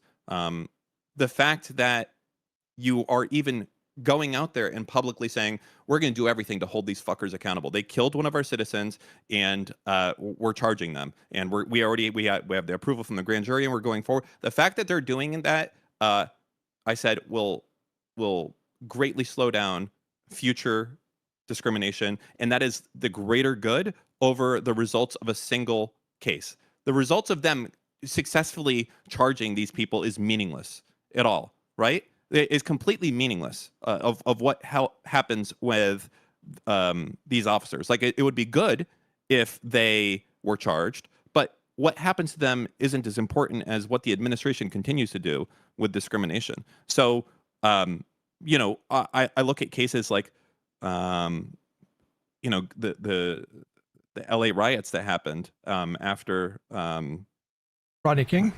Yeah, exactly. Right. The act of simply, you know, they weren't even sure, like, are we going to win this case or not? Or because I think it was just like a video footage and the before wasn't known. And it's like usually in these cases, it wouldn't happen. I think the act of bringing the case is sometimes more than winning the case, trying and showing people. If you bring charges before you're confident that the process plays out in a way that would secure a guilty verdict, then you can't. There's double jeopardy issues, right? So like, I don't know. I think that's a pretty weak. We don't care about them going to jail. We care about stopping the harm of thousands of other people who are getting sent to fucking El Salvador and shit. Like that's the whole point here, right? What do you think is a bigger deal? Are you not a lever puller on the track to save the 100 kids by killing one? I mean, sure, yeah. I will never shy away from a trolley problem, but I also think that you need to be like efficient and practical, and I don't generally think that there's a lot of value. Like there are outlier cases where this isn't the case, but like I generally think that these symbolic kinds of things just probably wouldn't do much. But all of this, by the way, everything that you're describing is within the boundaries of the Constitution and the law. So I'm not even sure that I want to even fight you that much on this, Dan. Like I don't have an issue. If there was a state level, I mean, I could hear your arguments and maybe be persuaded that the Democrats at the state level and local level could be doing more to fight the administration. I'm sure they could be. I'm sure that there's more that they could do. But everything you're saying, like, doesn't require us pursuing any kind of like extra legal means to go after the administration. Well, what I guess the issue is that you think like, oh, well, it's not normal. It's not the norm. And I'm saying anything that's not the norm is now on the table. Like Democrats need to be way more Stephen Miller-like, way more Roger Stone-like to make sure that this country does not become insane. And that means things that normally have not been done, but are technically legal to do, that make sure that the country does not become a monarchy, those levers should be pulled. So it is not normal. Well, it is not normal that in a case where a federal agent kills someone that the state would get involved. Usually they would lead the feds to do that. But this is maybe there's a technical ability that we should do that now. Or if, packing the courts, if we get to that situation, or any other number of things that normally we wouldn't do. Normally you wouldn't get rid of the filibuster. Normally you wouldn't do all this stuff. I think a lot of this type of stuff you need to re-examine. I don't disagree, Dan. What's just here on tradition? I don't disagree on these, Dan. Like everything that you just laid out here, these are all things that we can do within the boundaries of the system. I do think that we should get rid of the filibuster. I do think we should pass not insignificant reforms. I do think that we should pursue novel strategies and get creative. I don't have an issue with any of that. That's not at all what I've been pushing back It sounded against. like you were discouraged of the idea, like we might not be able to get a conviction against Preddy's killers. So I don't, and I think the federal. Well, I court would can rather maybe- I would rather get like justice. I mean, Well, I'd that's rather actually a good question. What would you rather have? Here's a trolley problem for you. Okay. Good question. All right. Trolley. Lever 1. The killers of Preddy are charged in 3 years and go to jail for the rest of their life. Okay? Mhm. But it doesn't start for 3 years. Lever 2, they are charged today, and it's a huge show, and people are tuning into it. Lots of evidence is coming out, lots of discovery. Trump is doing everything he can to bring it back into federal court, but there's being this one annoying circuit state court that refuses to do it, and it's this whole thing, and they keep tacking on charges, and the federal government's not sure how to do it. I would take a second one. Wait. But the important part, but in the end, the two guys get away with no charges. No, I would take after the first. 3 years. No, I would take the first. Well, that's just delusional then. I would. You would rather. I mean, I just don't understand the value in the way that you seem to be appraising. Like, I don't think that the current administration are going to be like any meaningful amount less emboldened than they already are right now if you try to jam them up with like court proceedings. I mean, there's Donald Trump. It's not about the administration. Well, it's about the people that work for the machine. Well, I would rather get justice for those crimes, because like I don't think you're going to see a situation where ICE officers resign en masse because no, you don't need to, but maybe they won't do crazy illegal shit. Like maybe that is a thing that's happening here right now. Well, there's no fear. There's nothing for them. They are gods. Well, and I think that if they start seeing that there's like 8 cases in 8 different states, and these their names are forever immortalized with killing someone. Like right now, we don't even know their names.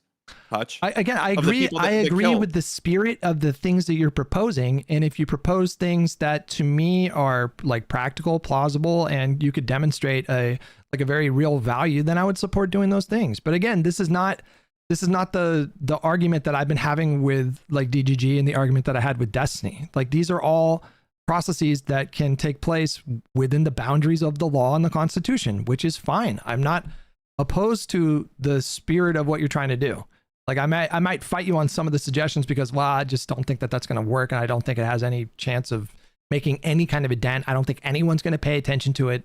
Nobody's going to care. You know, like it's going to get buried in a mountain of new news that comes out every day, and just really not going to produce the desired outcome that you're going for. But what about like the Rittenhouse thing? Like that was a huge show. That was a huge, constant, everyday thing. Was it not? In the end, they lost. Sure. Do you think they shouldn't have taken that case?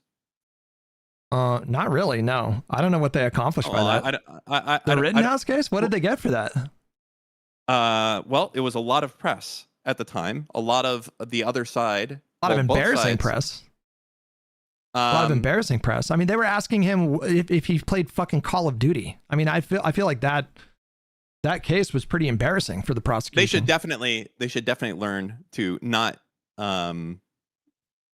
do it like that, is what I would say. Mm-hmm. But in the end, that was an example of like something being brought that maybe shouldn't have been brought. But we're talking about bringing something that isn't being brought. Kind of made him a martyr, though. I mean, I feel like it's different. Yeah, and that thing sucks. That sucks in that case. Like that shouldn't have been done. But I think that the idea that you're going to make someone a martyr that killed Preddy is highly unlikely. Oh, I didn't say that. I said in the case of Rittenhouse, they made him a martyr. They launched his fucking social media career. That guy's probably never gonna have to work a day again for the rest of his life.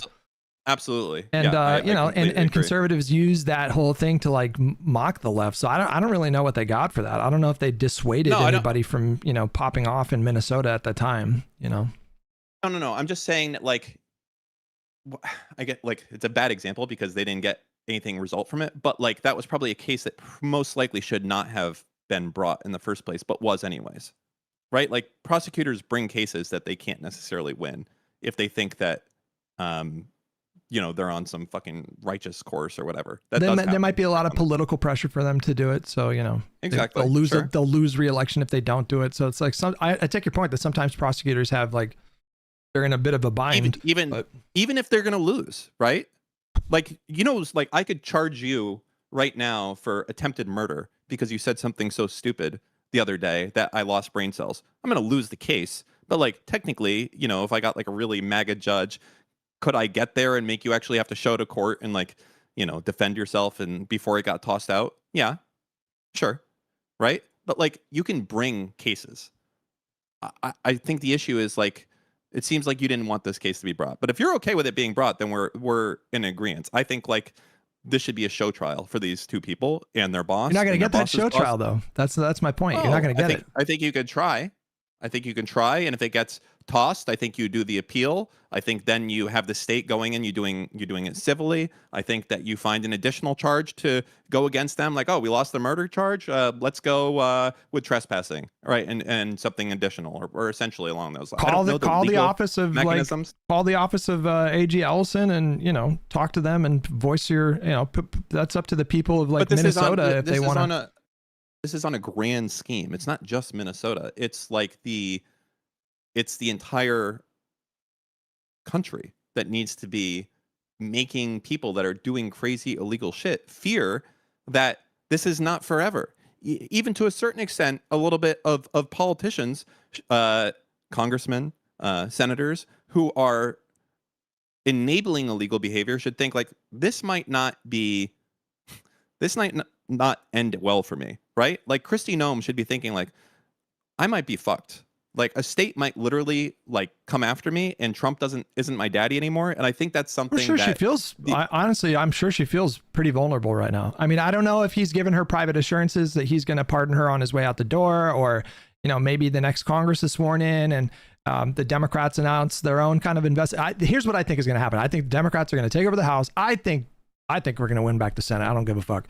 I think they are going to conduct investigations. I think they are going to make criminal referrals to DOJ, and then DOJ is not going to act on them. But we're going to go through that process, and we're going to have these like public show trials. If I wanted to use your language, all of this shit's going to be televised. But probably similar to last time, Dan, not a lot of people are going to be paying attention to these congressional hearings. Okay, like they can do all this stuff, and I do think they should do all this stuff, but you can't force Americans to start paying attention in the way that you think that, I hear this a lot. Like people are frustrated that you can, that you can't like wake up the public and get them to be more engaged. And it's not easy to do that. There's just a lot of, America, we have it really fucking good in this country. We're wealthier than most of the world. And even people that make middle and low income here are better off than fucking 90% of the countries out there. And it's just when people are kind of doing like okay to fine to good, it's difficult to get people to pay attention in the way that you want them to. And so in the meantime, you should stick to what works and win elections and use power when you have power. And, I think we are going to see a Democratic Party that's more aggressive when we win. I don't think you can have it both ways. We can't say that, wow, that Rittenhouse shit was fucking crazy and made him a celebrity, and that in this year, when we've had some of the biggest protests of all time, people obviously care. Well, what was different? What was different back then? It was in the middle of a pandemic. Everybody was at home staring at their phones fucking 10 hours a day. Right now we are having the biggest protests of all time. True. Right now. Yeah. Okay. So when you're saying that no one's going to give a shit about a trial of the people that killed Preddy, that's delusional. Take from you. It would be absolutely sensational, huge news with everyone on both sides pulling both directions. Like to say that wouldn't be the case and it would get buried in news is just absolute. It wouldn't even make it to trial, Dan. That's my point. You're not going to get this trial. Do you? Like, why should I trust your opinion more than Ellison? Like, do you think he's lying about this? I think that he has political pressure to do things one way or the other. I think that he's what's probably that based on? What's that based on? What are you basing that on? Do you think you know more about the process to like do this than he does? I know the expression that get me some ham and I can charge a ham sandwich. I know that. I know that this thing takes time. I know that it doesn't take the next day to get dismissed. These are all facts. Like, court moves slow, justice moves slow. People are pressure points. The public seeing someone like OJ get off. But seeing these guys get off in themselves could be an incitement to wake up more Dems of how crazy things are. The fact that Trump went so hard to bat for them, that they did everything they could to keep evidence from coming out, that they fought it every step of the way. It is the So you think Ellison is just being a fucking pussy? You don't think Ellison has a lot of incentive to be seen as a fighter that's going after Trump?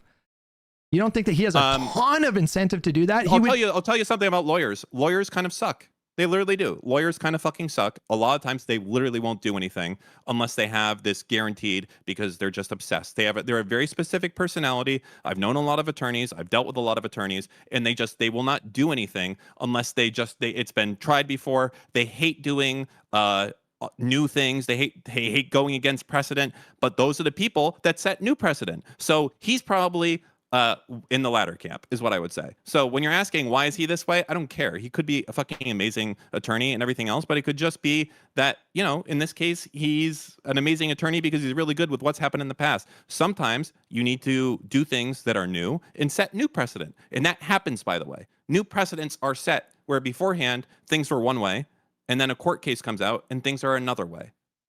Do you would certainly agree to that being the case, right? Do you agree that Ellison has all the incentive to be seen as like aggressively fighting this administration? Do you agree that it would massively benefit his political career if he was seen as like one of the strongest fighters against the Trump administration? I mean, I can see there being other sides that I don't know as to why he's doing it. So I see that personally. I think, so I would give your argument here is that most Dems don't want this. Right? We see that just the passive casual Dems, they don't want this fight. They just want, they want people to go out there and essentially, we want progressive candidates, but we don't want this Nuremberg 2.0 thing. That's something that you said earlier on. So that would be the reasoning. I don't think the voters want this Nuremberg 2.0. Well, this guy, the DA is an elected position, so maybe he's following your advice, and he's like, man, voters don't want this Nuremberg 2.0 shit, so I guess I'll let it go. If that's the case, nothing I can do. Well, if that's the case, then your problem is with the voters. Well, my argument is with the moral good of doing this, not the re-election odds of a random district attorney in some place. Well, listen, I mean, I just did a cursory search for Keith Ellison's track record, and he has a long career and a track record of being like very aggressive, very much an activist. I think he has all the incentive in the world, the political incentive in the world, to take every action that he thought had any kind of like reasonable modicum of success or value. And if he's saying that the process for the state to try to pursue charges right now and just so we're clear, the executive branch, they do get broad deference from the court. So if the executive branch requests an expedited like hearing on this matter, if they wanted to usurp a state level investigation, they would get a hearing like relatively quickly. That shit would happen in like 1 or 2 weeks, maybe even a few days, bro. That's happened. That's happened already during this administration, I believe. So you're just saying that Trump can do whatever he wants, but no one else can? I mean, you're doing the thing. I would agree that you're doing the thing again. Okay, well, I would point to the.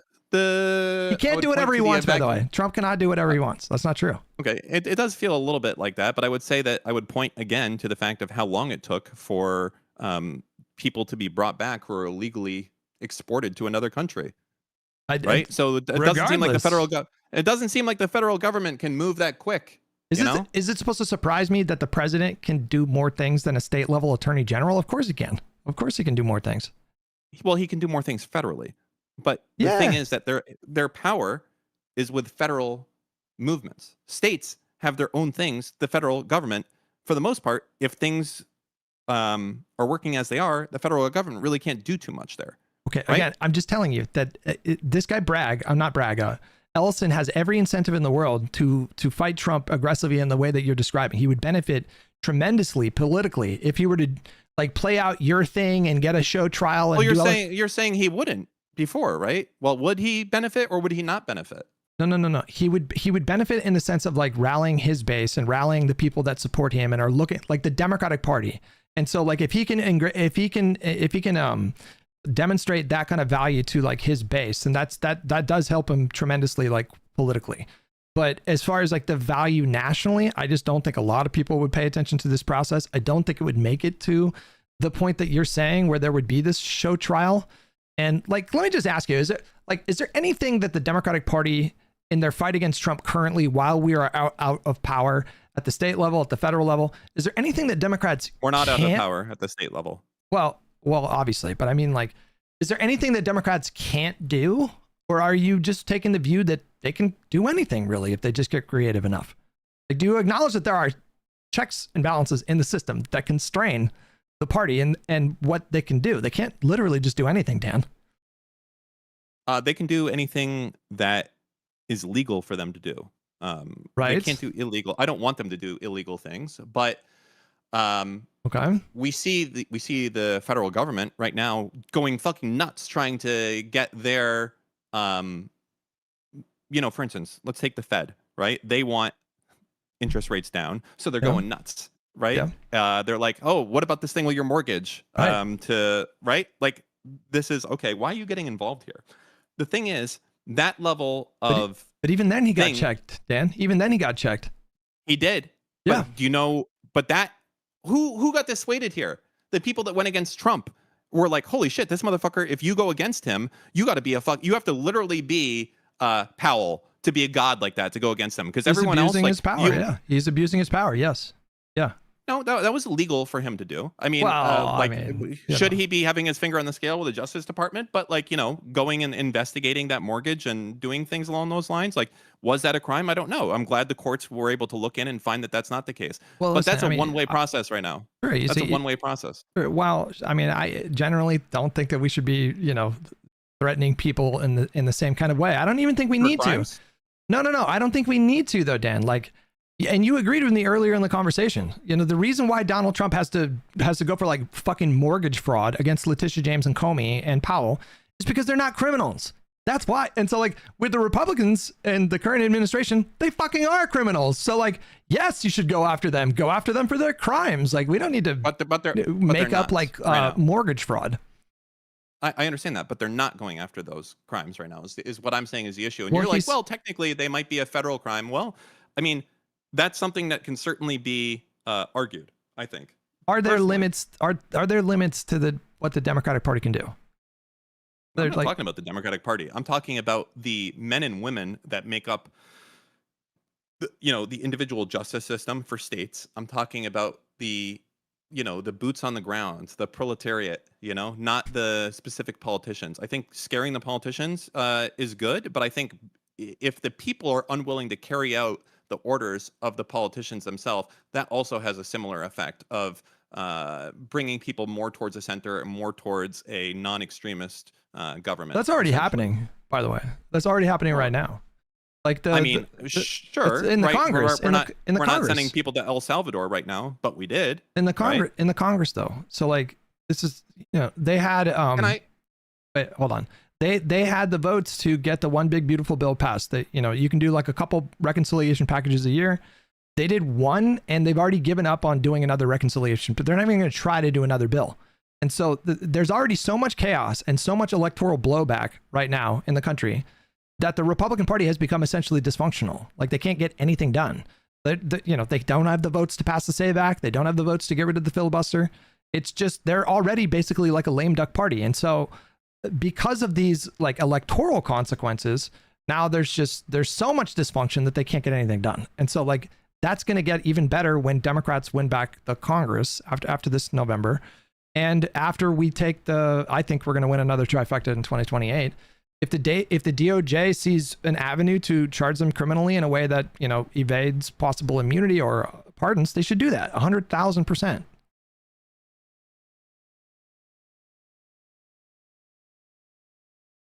Uh-oh. Can you guys hear me?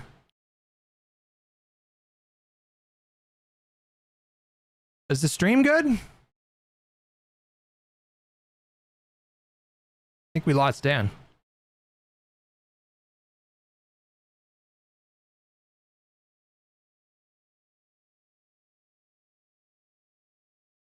Windows automatic update. 1 second. Uh-oh. Okay. All right.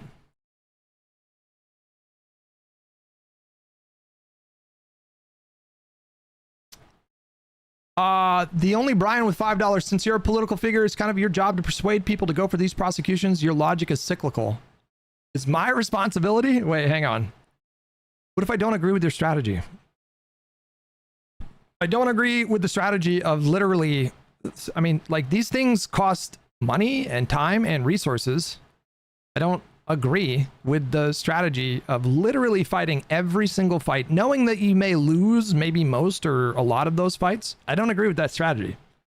I don't think it's a efficient way to fight this president. Like, we've already seen states and democratically aligned groups like successfully fight Trump in the courts, and I think like those are more valuable ways to spend those resources and spend those funds and use that like manpower to get what you want done. So in fact, it's not my job to persuade people to go along with a plan that I don't agree with, like especially when things are going the way that they are right now. We are fucking destroying them. Michael with $5. Dan bringing up that Weinstein brothers energy today, skeptical of authorities and experts. Trust my generalist synthesis, bro. Michael with $5. Trolley problems are one-offs. Institutional choices play by different rules. Is Dan talking about a one-off choice by armchair or process issue? Who knows? Meta with $5. Here's the thing. When the states lose and go in this back and forth between appeals, people will say, see, they can't win. They're too feckless to win. I agree, by the way. I agree. If Ellison brought these charges and then they lost in the court, you'd still be dealing with people that are like, it's not good enough. You gotta fight harder. I can't seem to get some people to acknowledge that there are limits to what you can do with power. You can't just do whatever you want. Not even Trump. Trump can't just do whatever he wants. He has been checked by the system many, many times. McMitty with $10, but wouldn't the failure to prosecute send a message of safety to the people we're trying to chill? Yeah, I mean, that's the other thing too. Like, if you lost that fight, like, maybe people feel even worse. Maybe people feel even more powerless if you pick that fight and then you lose. Are we doing Twitch again later, or is it done? Probably not. It's probably not. Let me actually, hold on. Let me end this call for now. And then we'll do this. There we go. I am bald. That's true. I am bald. Yeah. Will not fight you on that. Oh, okay. Dan's coming back here. Hold on.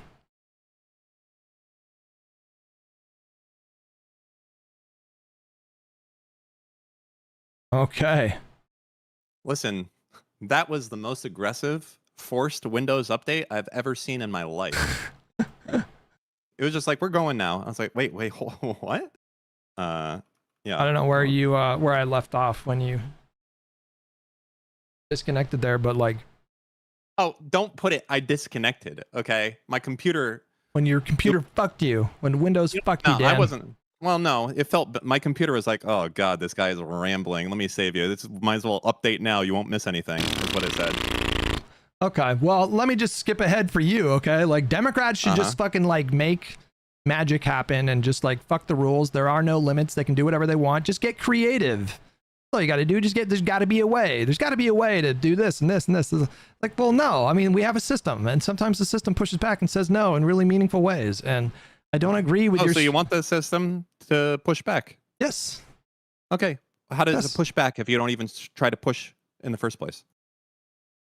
I don't even take it. I mean, what do you? I'm not advocating for a policy of doing nothing. Like, do things in the system. Yes. Good. I agree. Yeah. I think that we should try novel legal theories, which may be shut down. But I just know that right now, we don't know who Preddy's killers are. Looks like they're just going to get off. I think we do know those. I think we do know those names, by the way. Do we? Yeah.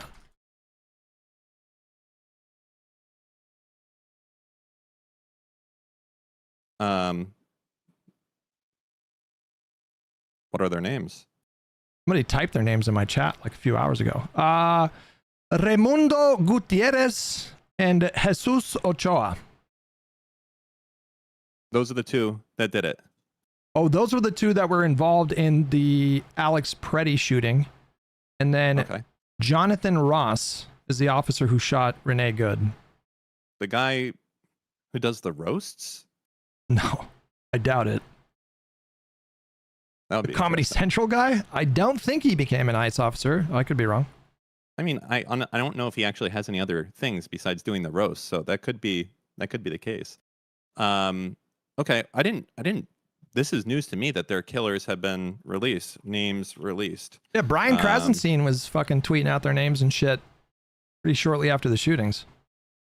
Let's see. So when did this happen? So it wasn't the government that identified them. It was ProPublica. I think the government has to release that information. I think they did. I could be wrong.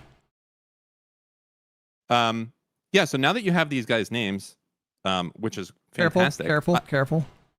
No TOS stuff.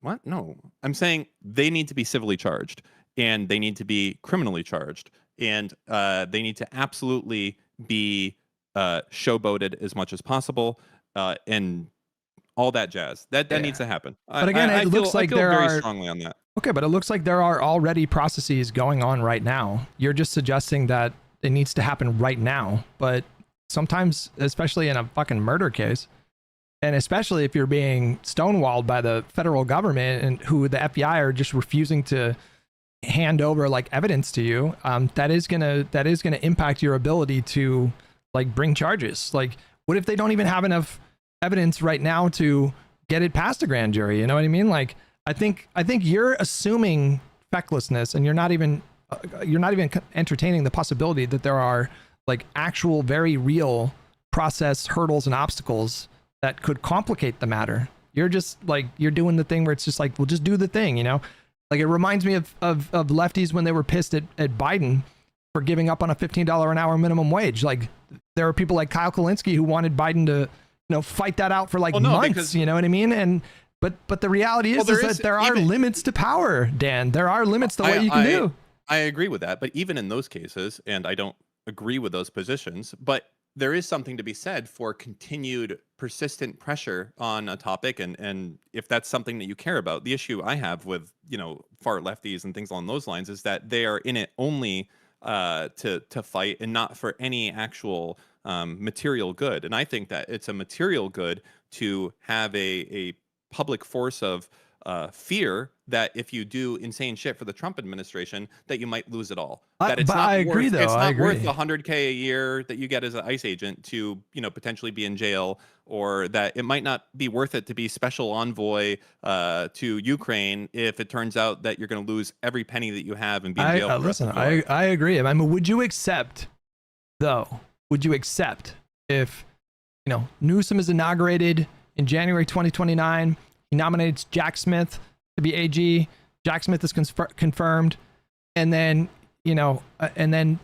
like some months into the administration, or some amount of time, they come out and they say, listen. Democrats. Well, no, I'm just saying, like, would you accept that AG Jack Smith in that spot might not be in a position to bring charges against the previous administration? I don't know the legal mechanics of charging. Well, it's like the pardon and immunity, right? Like, those are pretty big. Well, that's why states are so important versus I agree. Versus federal charges on this type of thing. But the reason I agree this whole thing came up in the first place is that I am concerned of the midterms, and you seem to just be. We're gonna stomp them out. Okay, they're not gonna steal it. They're not gonna steal it.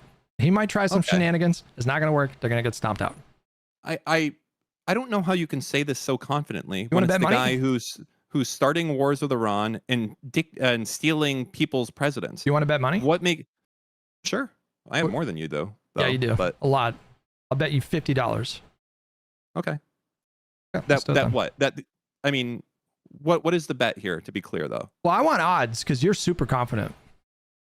I want 10-1 odds. You're also super confident. That's true. I guess it cancels out. Yeah. Maybe I'm not so confident. You've convinced me. Yeah, I'm convinced. You know what? You've really swayed me on this. Listen, I mean, like, I just think like American election system. I take your point about the process, but just to put. I'll put it this way. Here's a bet I'll make for you. I will bet that if the election midterms result in a Democratic win, that it will be, if it gets to that point. I don't even think it can get to that point, honestly. I was going to say that would be charged. The DOJ would say that they're fake and can't be counted, and as a result of that, that, and the other thing, like legal cases will go. I would. Do you know how it goes with this? It's not. It's like when you're negotiating with someone. When you're negotiating with someone to purchase something, you're anchoring reality. Okay, the first person to say a price. All future negotiation is based off of that price. The ability to say Trump won, or not Trump won, but like the Republicans won in these 10 states, and Democrats would be like, no. Look, they did this. They didn't actually win because you're not counting votes from women. You're not counting votes from women who had their last name changed. Do you understand that by the time that we might get to the point where we're looking into it and it's there and it's like, well, the Supreme Court remanded it back down to the lower court because technically the state court should be the one that looks into it. I understand all that. They didn't but by the time that it gets through all this, it's too late. And the public has moved on. So straight the frog up boiled slowly. So just straight up, full stop. The Constitution is very, very clear that the executive branch do not have the authority to quote unquote like take over election systems. If he were to do something like that, the states would just literally ignore him. If he were to send DOJ in to like seize voting machines, then I agree with you. We are off to the races, and I'll probably be on board with a lot of the stuff that you want to do. Have we already seen, just real quick, I'm curious, have we already seen the DOJ go and seize some voting machines recently? Yeah, but that's not the same thing as them hang on, they didn't take existing voting machines. They took voting machines related to 2020, and they got a warrant from a judge to do that. And so, like they're going to try, they're going to pour through that. And chances are, I don't think they're going to find, I guess they're looking for some kind of like foreign influence. It was probably like Donald Trump who called up, like Kash Patel and fucking Tulsi Gabbard. But we've seen him try this 1,000 times. He told fucking Pam Bondi to charge Barack Obama. And like, I understand and like you still have to go through the courts to do this kind of thing. And so, there is no mechanism for him to take over these systems. I'm not saying he's not going to try. I don't think there's supposed to be a mechanism for the federal government to even come and look at the state's voting machines, period. There is. He got a judge to sign off on a warrant. Like there just is. That's a unreasonable task that in a red state that a judge would sign off on that. Do you know who Judge Eileen Cannon is? Well, where do you want to go with this conversation? If you're gonna hit me with like, well, what if worst case scenario happens? Then I'm with you. Let's like take to the street. I'm saying that is down. The worst case scenario. That is the expected case scenario of what will happen. That there will be a plan to do this. Wow. I mean, why aren't they already? Why aren't they already? Trump is gonna play nice. Why aren't they already stopping elections from happening? Yeah. I'm glad that you're asking that, because all that matters is the midterms. And if they move quick and they move fast and they do it all at once, they can anchor reality for the general public that Republicans won. And then it becomes a bunch of sore loser Democrats that now act like they seem like, they're just doing the same thing that the Republicans did, whining that the election was stolen. Look, Donald Trump tried this. Donald Trump tried this in 2020. He took his case to like 60 different courts. They all laughed him out of court, So yeah, and people are going to think it's anchoring. That's the whole thing. They need the public behind them. And also that would be unprecedented to say all of these elections. Do you think the public's going to get behind redo them? Do you think the public's going to get behind him? It doesn't matter. He has the DOJ. Like literally, it's his DOJ. He had DOJ in 2020. Not like he has now. Well, I mean, I take your point. I mean, Bondi will be more, I think, compliant than Trump, but they're gonna be like. That's the way of putting it. They're gonna be challenged in the courts if they tried to do this, and they're not gonna. They might be challenged in the blue districts or in the blue. No, states. They'll be challenged all over the fucking country. They'll be challenged in every single. Yes, of course. They were challenged in red. They were challenged in red states in 2020. You don't have to be. Anybody can sue. Anybody can sue from the state of Arizona. Let me ask you a hypothetical here, okay? Let's say hypothetically, that the last election was stolen. Trump, which state could he have won? Was it Georgia or Pennsylvania? He would have had to have won a few different states. Is there one that he could have won? No, Say California. He would have had. Yeah, if he won California, maybe. I don't know. Okay, yeah, sure. All right, hypothetically. All right, there's a hypothetical, so it doesn't matter. Let's say that 10 months in to Joe Biden's term, he finally gets through all the court progress, and you know what? He actually did win California. What do you think is going to happen? I have no idea. I mean, that would be like a straight up very novel constitutional crisis. Is there any historical things that you can look to, like Bush v. Gore, on what happens? Well, you wouldn't redo the election, right? You wouldn't redo the election. Yeah. Okay. What are you saying here?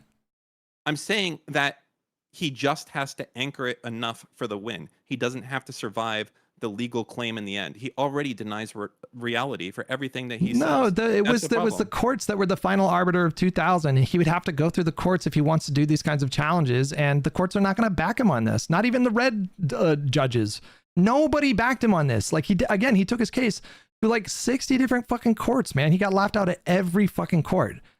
Do you feel like Eileen Cannon, who is a judge, do you think that she acted fairly and reasonably with the handling of Trump's case? No, of course not. But like she would have been subject to the same kind of like appeals that any other judge would be.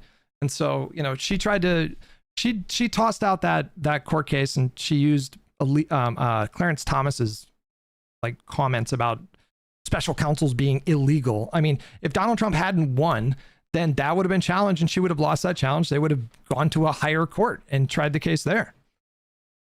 Or they would have found a different judge. Yeah. I think we're at a position where we have witnessed, and we are witnessing, Trump completely having no respect at all for the law on every front. The annulments clause, he's making tons of money. Crypto coins, just going wild, scamming people, selling Trump watches. These are things that are just not allowed. I understand that, but even he's limited. Dan, even he's limited. How is he limited on that one? Not on that one. I don't know about that. I bet like meme coin stuff. Okay. But like, for example, he cannot just like snap his fingers and make the SAVE Act happen. He has to go through Congress, and they're saying no. And the courts have told him, have stopped a number of his policies. Like it's already happened like several times during this presidency, and he's complied with the Supreme Court rulings. And so, this idea that like, well, he can just literally do whatever he wants, therefore he's going to steal the midterms. Like, I'm not going to tell you he's not going to try some fuckery. I think he's a fucking corrupt piece of shit. I think he will. This is what I want you to. This is like the whole point of what I'm saying here is, it doesn't. You're too focused. Like earlier when I asked you on the lever, what would you rather have? The 2 cops being found guilty, or the 3-year immediate effect of that happening? I don't care if we eventually win the midterms, because after 2 years of litigating it, I care if we actually get in power after the midterms. And you're not going to dissuade Donald Trump from being corrupt, bro. There's nothing you can do. Yeah, correct. But who can you dissuade? I don't even think you can dissuade his underlings. Well, I think we would have to start trying to see if we can. Well, we have this thing called the Supremacy Clause, which makes it really difficult and complicated for the state level prosecutors to target this administration and people that staff the agencies. It just is what it is. We have other legal things saying we're not allowed to go fucking yoink presidents from other countries, but we found a way around it. Dan, you keep doing the thing. You're doing the president has so much more power than state level officials. He can't. Yeah, there's a lot of the president is like a governor of the country. No. He has way more power than the governors at the state level. So he does get to just do a lot of stuff. And a lot of that stuff is then challenged in the courts, and it takes a while for these challenges to actually play through. But this idea that like Democrats, you are taking the logic, you are taking the view that, number one, you're saying Donald Trump can do literally whatever he wants. That's not true. But you're using this premise to say, well, the Democrats can just do whatever they want to do at the state level. And this is just like really silly logic to me. I think that state governments have enormous power to do things and tell the federal government to pound sand.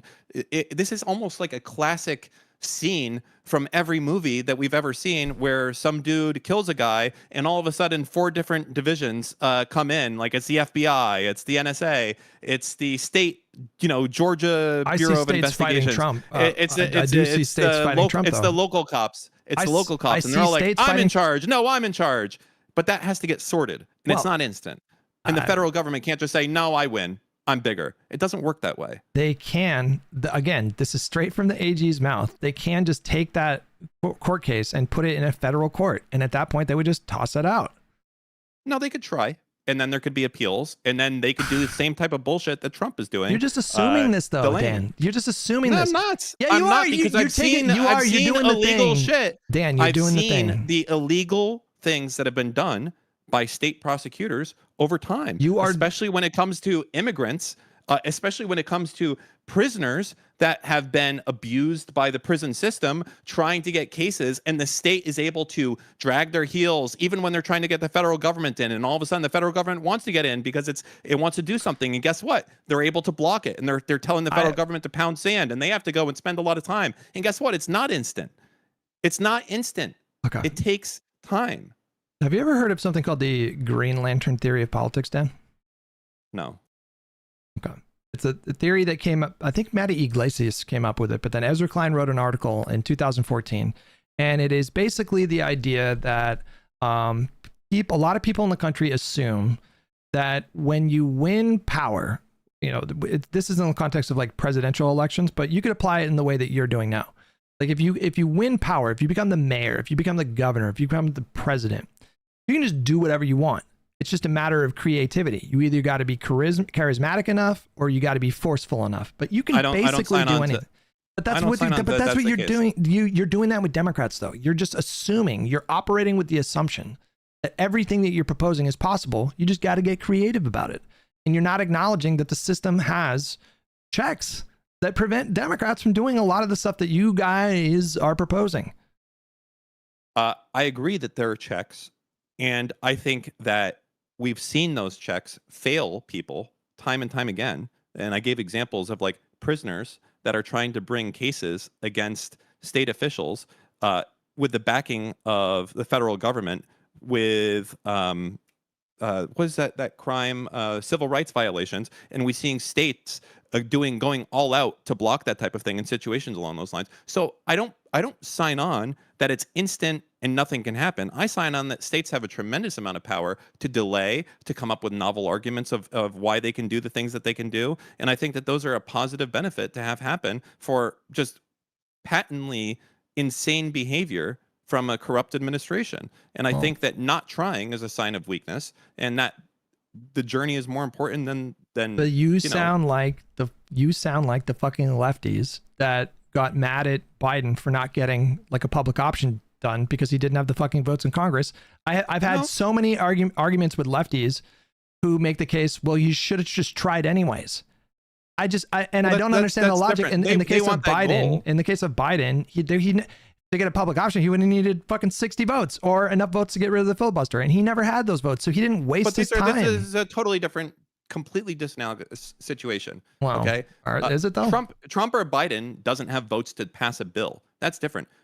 An attorney general can not care about votes. They can only care about jurors and the way that they're going to vote, and that's it. But attorney generals, their offices are finite. Their resources are finite, and you are asking these attorneys general to devote a bunch of time and money and resources that could be spent fighting white collar crime or transnational criminals or gangs, and you're asking for them to devote all these resources because you're going up against the federal government. So you're going to need like a beefy team. You're going to need a big budget. You're going to need like a significant number of your staff working on these things that in the end don't really have like a plausible path forward. And that to me, I think is just very dubious, very questionable. Like I don't think I would want my state to be devoting that level of resource to something that. I guess let's just use the example of the killers of Preddy here. So you had 2 people on duty that, in my eyes, are doing an illegal task. They're racially profiling people to essentially I forget which amendment it is, but one of them. They're racially profiling people, seeing if they're a citizen or not. And even if they are, sometimes they fucking take you. It's unlawful search and seizure, the whole jazz. So to me, it's an illegal order across the board. And you have federal agents executing illegal orders. What do you think? Didn't the Supreme Court rule on this with the Kavanaugh stops? Didn't they rule that it was like constitutional? No, what they ruled is that in place, they didn't say that you can do it because someone's brown. They said that you could do it based off of other factors, like being in the Home Depot parking lot, picking up, looking for work. You can't see a brown guy and just go get them. That was not what was said. But to be fair, I would say it's somewhat dubious, the rulings that they're doing on any of this anyways. That said, I may disagree with the ruling, but that's the process. So like if they decide, you know, that the ICE agents can do this, the best course that we have, well, I'm not familiar, so I'll take your word for it. But like the best course that we have at that point is to win elections and then build consensus and then reshape the judiciary. That's the process for getting that done. But it starts with starts with beating them in elections. The issue is that you're fundamentally we're not connecting on one point here. And I'm telling you the votes don't matter. Okay. It's who counts the votes. And you're like, well, they're trying right now. I'm saying they're not trying now. I'm saying that they're going to pull some. What do you want me to do? They're going to pull some ultra sneaky shit around the midterms. I don't know what it's going to be. It's going to be some real Stephen Miller, Roger Stone type shit cooked up in the fucking darkest of rooms. And it's going to come out right before the midterms. And they're going to do everything they can to take those fucking midterms, and people like you and me are going to be bitching and moaning. And I'm saying the only way, because I know that's coming. I know that that's coming. I know it, that they will do everything they can. And because I know that that's coming, I know the only way I can potentially stop that from happening is to put the fear of God into the people that are going to be required to make that goal happen. And that's not just going to be the politicians. It's also the poll workers, it's the ICE agents, it's everything down the line. And the only way to put the fear of God in them is to show them today that we're going to go fucking bananas on you guys. That's it. So number one, there's like, I've agreed with like a lot of what you've suggested.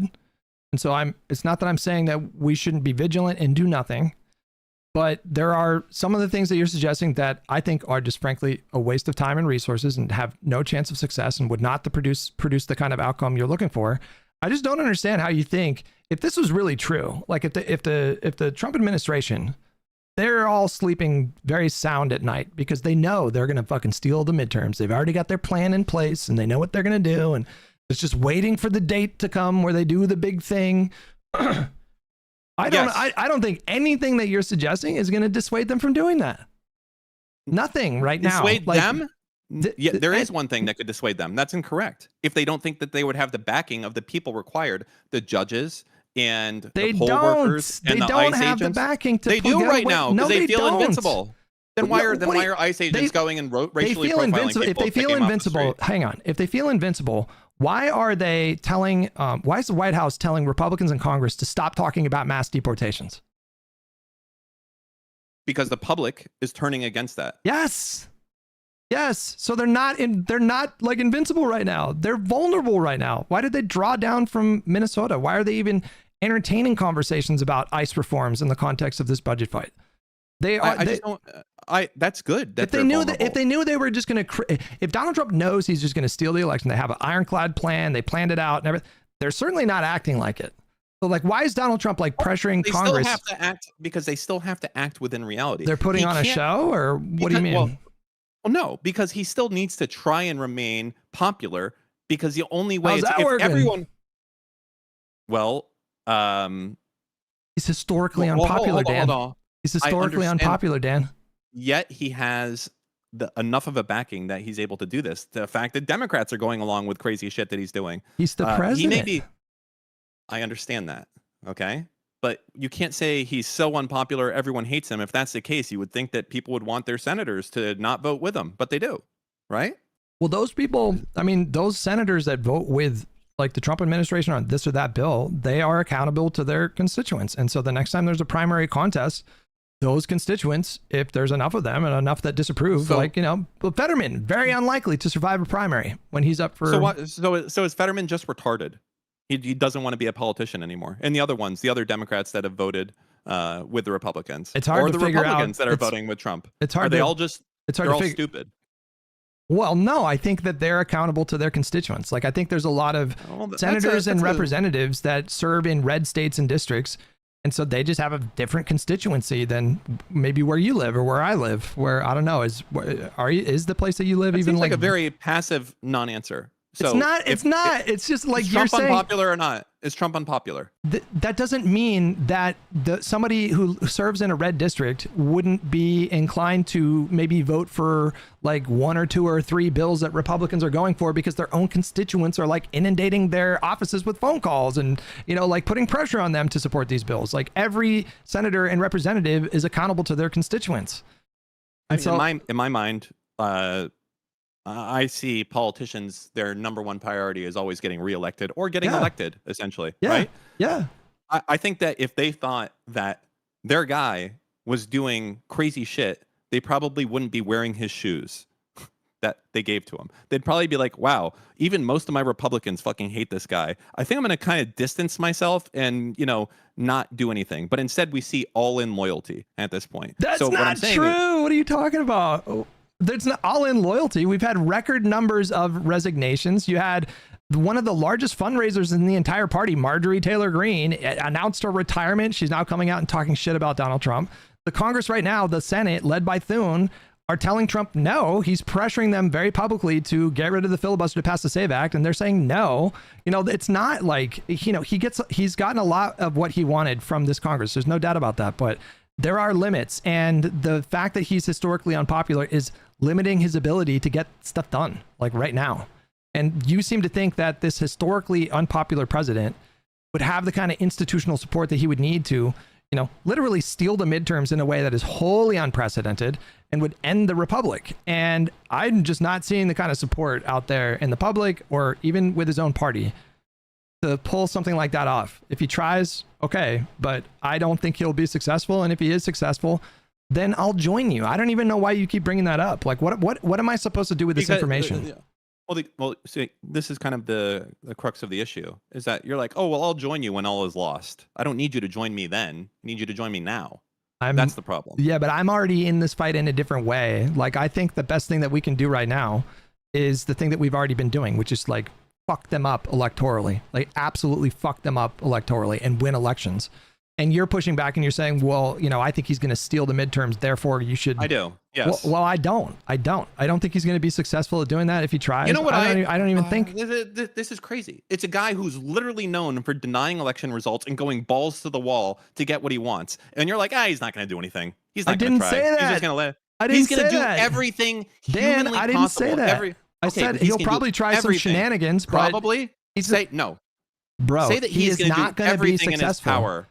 He will do everything in his power using the smartest, sneakiest motherfuckers that are on his staff. He tried that in 2020 and he fucking failed miserably, bro. He failed Who was in charge miserably. Then? Who was in charge then? That doesn't matter. He still got to go through the courts. It does matter then. Dan, he still has to go through the courts in every single court. I can't believe you're doing this. Of course it matters. When the DOJ is your lapdog, okay? When the Supreme Court is essentially the Supreme Court told him no on like 3 separate cases in 2020, Dan. The same exact Supreme Court said, no, you're not going to steal this election. This is not, you have no merit here. It's very wild. Did they change to assume since these then? are the same thing. If it was... Did the Supreme Court change since then?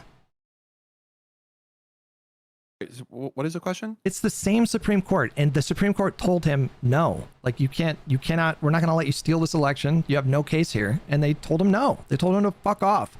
So even if you have Bondi, this was back when he lost, yes, but there was no evidence there, right? There's not going to be any evidence here, bro. If they're going to try to steal this election, it's not going to happen. Wait, are you saying that they might like do paper ballots only, and the people who? What do you mean? I don't know. How would they do paper ballots only?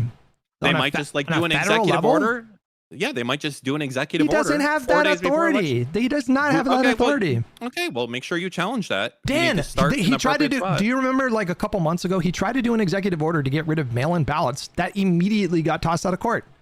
Maybe that was a precursor to know exactly what to do next time, so that he does it correctly. Maybe. But again, if we're really in this worst case scenario, the way that you suggest, number one, the stuff that you're suggesting is not going to prevent that from happening. And number two, if it pops off in that way, I'm with you. I mean, I just like... That's too late. That's too late, though.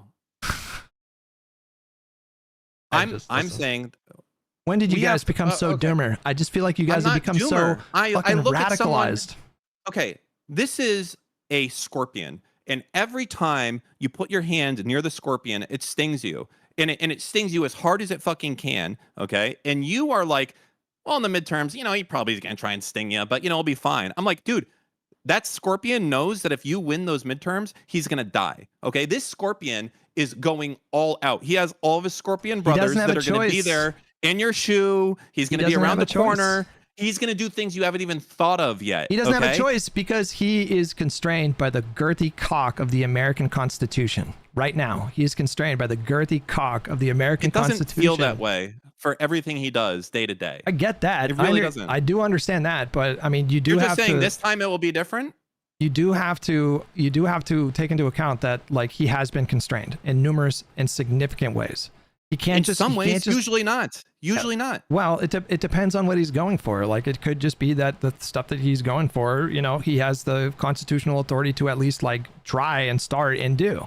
But he does not have the power to switch to just paper ballots. Like he has no authority to do that, and that would get thrown out of court like literally immediately, and the states would just ignore him.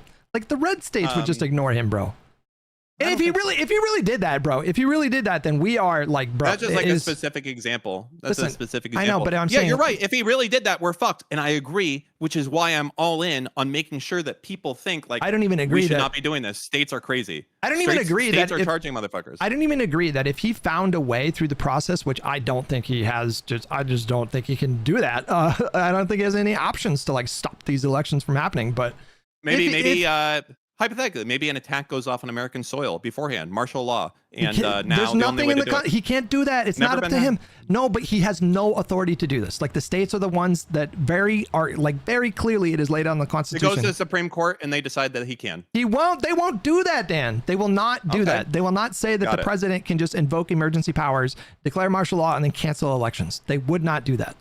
No, they would say that, because of some electronic warfare attack that we can't trust X, Y, or Z. Why didn't they do that in 2020? Why didn't they do that in 2020? Because they weren't in power. Yes, what do you mean? They were in power. He lost that election. It went to the Supreme Court, and they told him no. So why would they not do it then? But now they're on board. Did he like? Because it was after the point. They would need to have them win, and then Democrats trying to do it. Like, it's opposite. You understand? Like the people, like once you win, then you're on the back foot. You're trying to be like, no, I didn't. I actually did win. I did. You're saying that the Supreme disadvantage. So you're saying that the Supreme Court didn't let him steal an election after it was clear that he lost, but they'll let him prevent an election?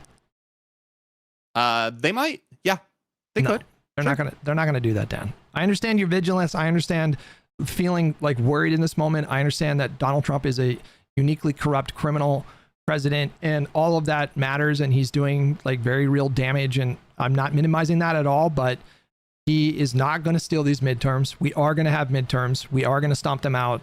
If he tries some shit, the courts will resoundingly like reject his efforts.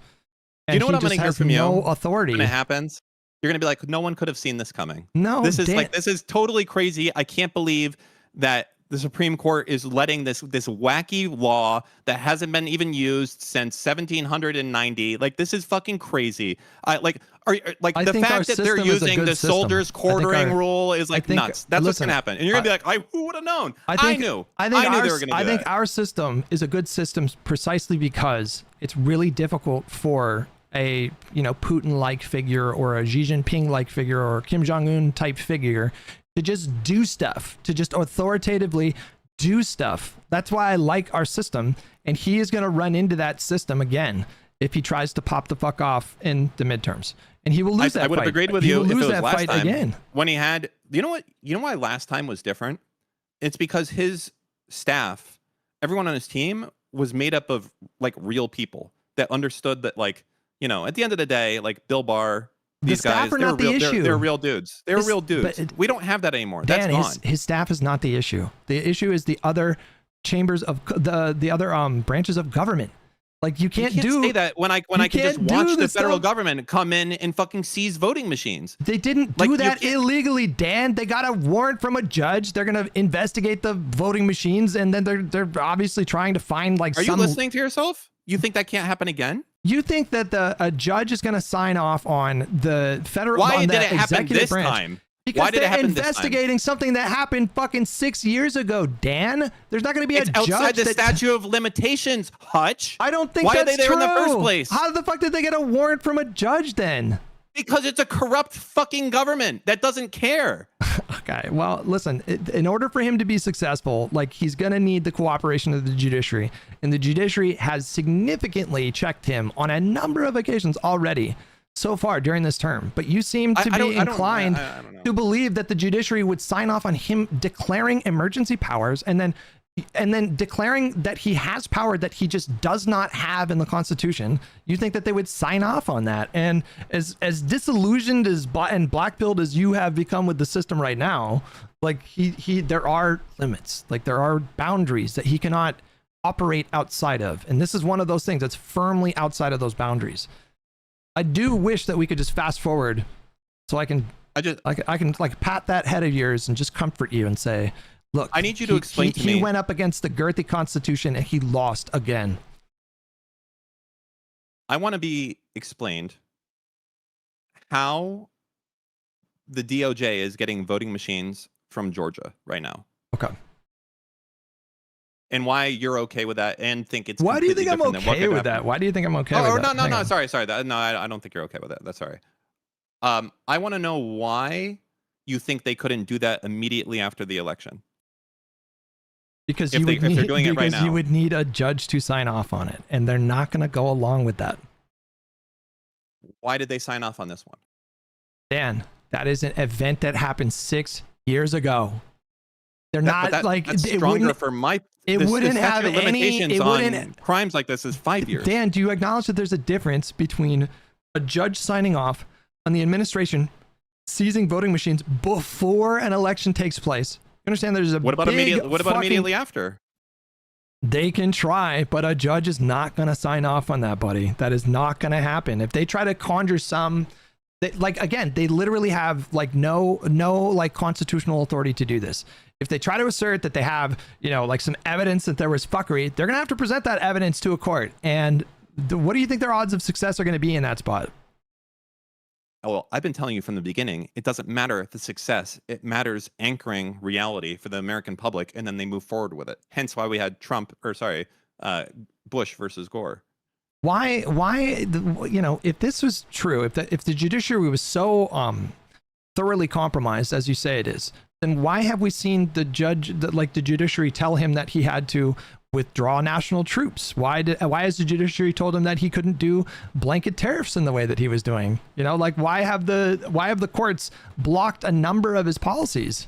Like big policies. If they were really that compromised and we're gearing up for the judiciary to go along with him stealing an election, then why are they doing these things right now? So here's what I want to do. We're going to focus on something. Well, I'd like to focus on something because I think it's a good thing. The seizure of the election counting machines in Georgia is past the statute of limitations. Okay, it is not possible to bring this case. Okay, most federal crimes are 5 years, except for like murder and probably certain other things. It's past the statute of limitations. It's no longer possible to do this, but a judge signed off on it. So how? Because in your world, this shouldn't be possible to have happen, right? But a judge did it anyways for a voting machine in a state. And if that happened there, why would it not happen again? He would have to seize. Do you understand how many fucking voting machines he would have to seize to steal these midterms? You understand? Like he would have He would have to seize like literally thousands of voting machines. I mean, only in a few certain districts, right? No, what are you talking about? Like these are midterms all over the country. He can't make up for, like the losses that they will sustain by just focusing on like one or two jurisdictions. This would have to be like literally thousands of voting machines seized. And if that's really the case, then we are off to the races. People will to take. be clear, okay, unless you think that like we're barely going to get the Senate if we get it in a delightful world. And what's the current amount of seats that we're supposed to be positive if things go to plan for the House? I mean, nobody knows for sure, but it could be anywhere between like a 20, 30. It could be like, it depends. Like if they continue on the current trend right now, it could be 30 plus seats, but I think realistic projections are between 20 and 30 seats. Okay. I really have to fucking pee right now. So I'm going to do that and I'll be right back. 1 second. I'm going to remember exactly. Don't get me in trouble. Don't say anything. Don't say anything crazy. What type of person do you think I am?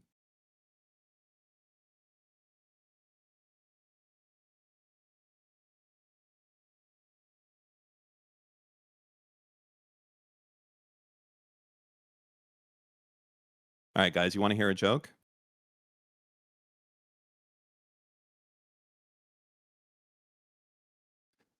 So, a bear walks into a bar and says, let me get a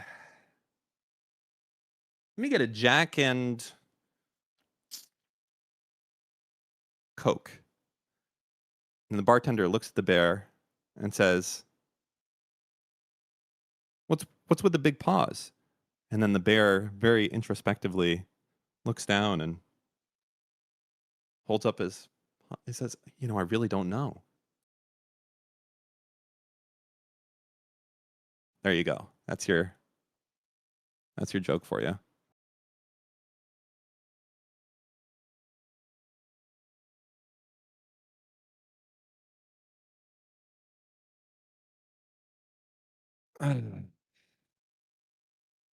It's one of my favorites. I think there's another bear joke that I tell as well. Hold on. I got a few, but I have to remember them.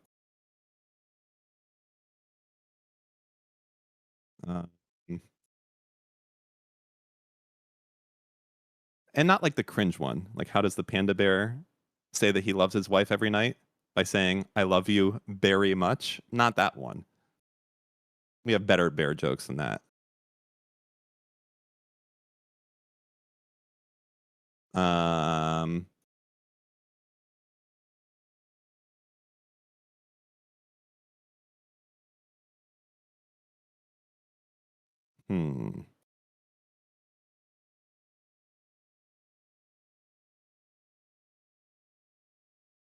Okay. I didn't mean to interrupt you. I successfully... No, I remember everything. Okay. I need to be... You need to understand that he doesn't need to do this all across the country, right? He just needs to pick up a certain amount of...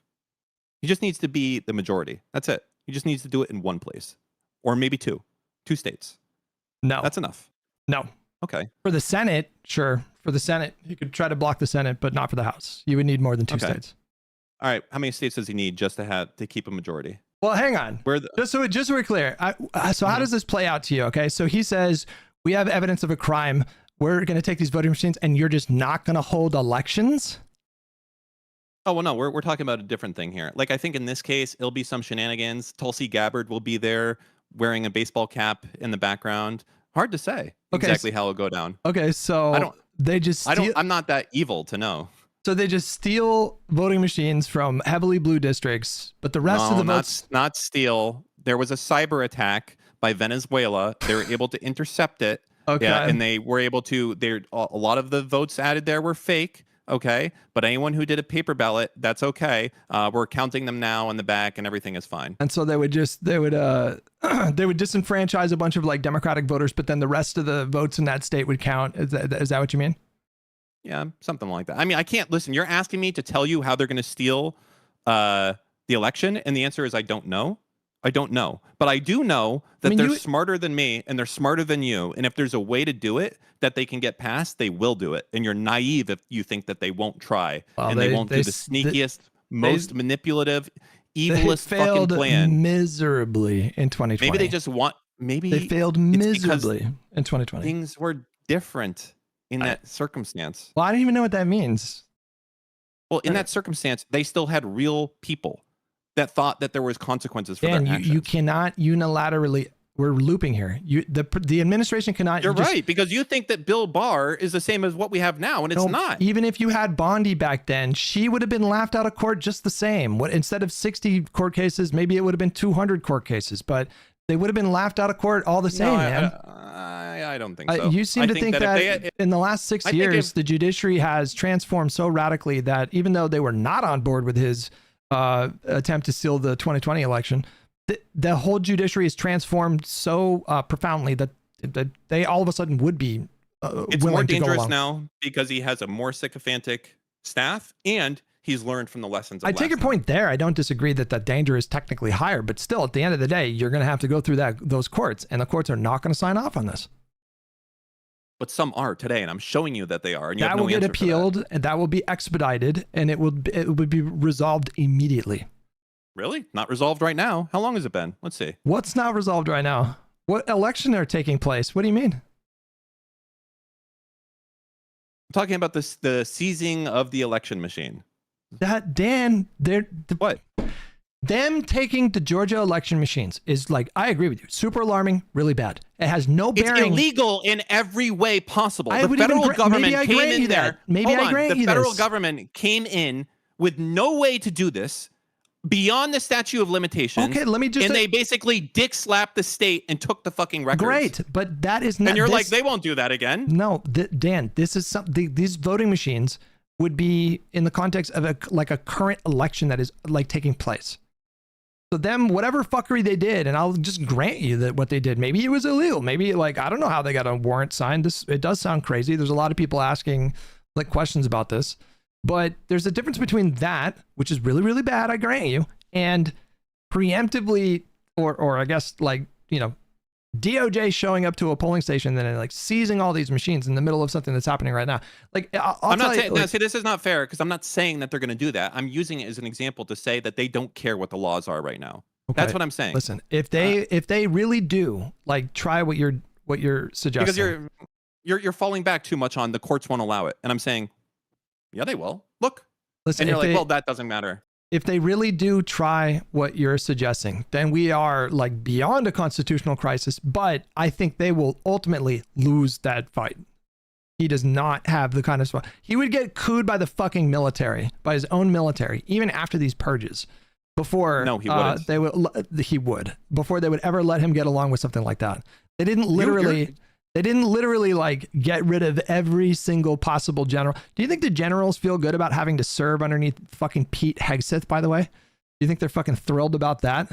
That fucking clown? These people are like serious academics who've dedicated their entire careers to, fidelity to the Constitution and protecting the homeland. And you think they feel good about serving under Pete fucking Hegseth?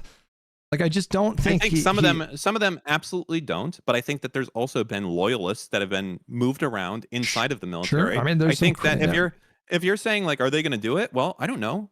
We stole a fucking president, and now we're at war with Iran, and we just did that as if like, fuck it, let's YOLO. I think maybe the military just wants to fucking do military shit, and that's all they care about. They've been waiting their whole life to do a war, now they get to do it. If we get past the midterms, and none of this fuckery plays out in the way that you think, and maybe he tries some things, maybe he doesn't, but we get past the midterms and the Democrats take back control of the Congress. Are you gonna feel better? If we take back Congress and the Senate? Well, yeah.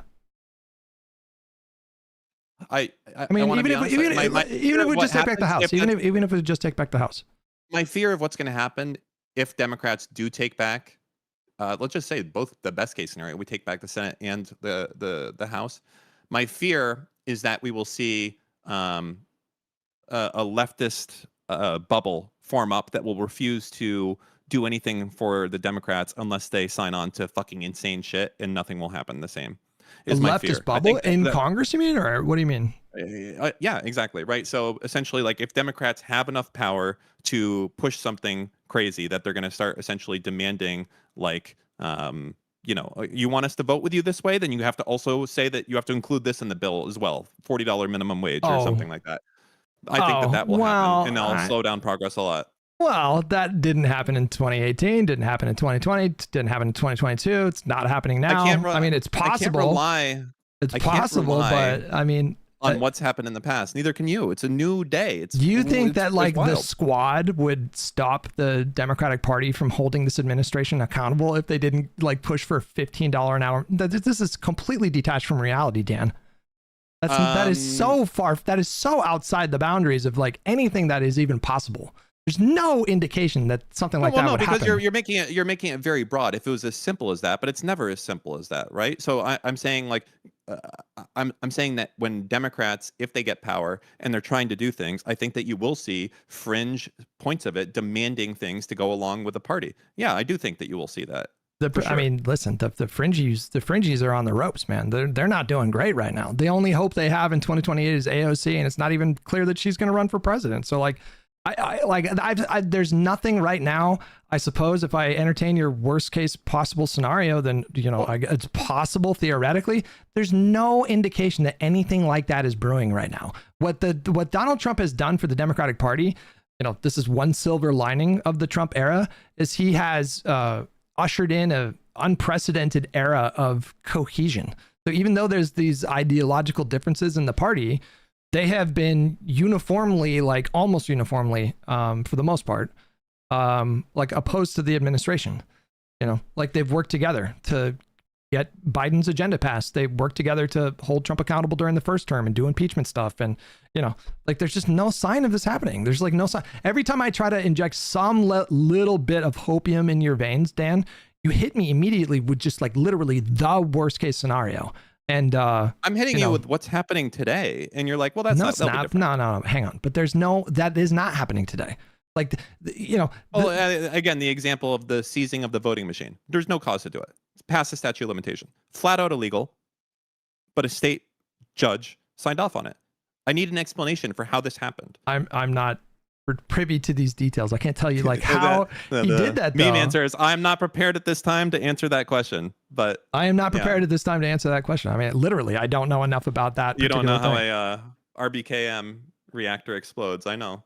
Yeah, that's I think the issue that we're at right now is you're like they're not going to do wild shit, and I know they're going to do wild shit, but I'm not smart enough to know the wild shit that they're going to do.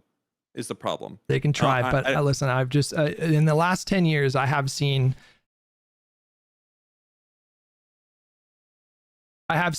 this president operate with an unprecedented level of corruption and criminality, and but I've also seen the system constrain him in very, very meaningful ways.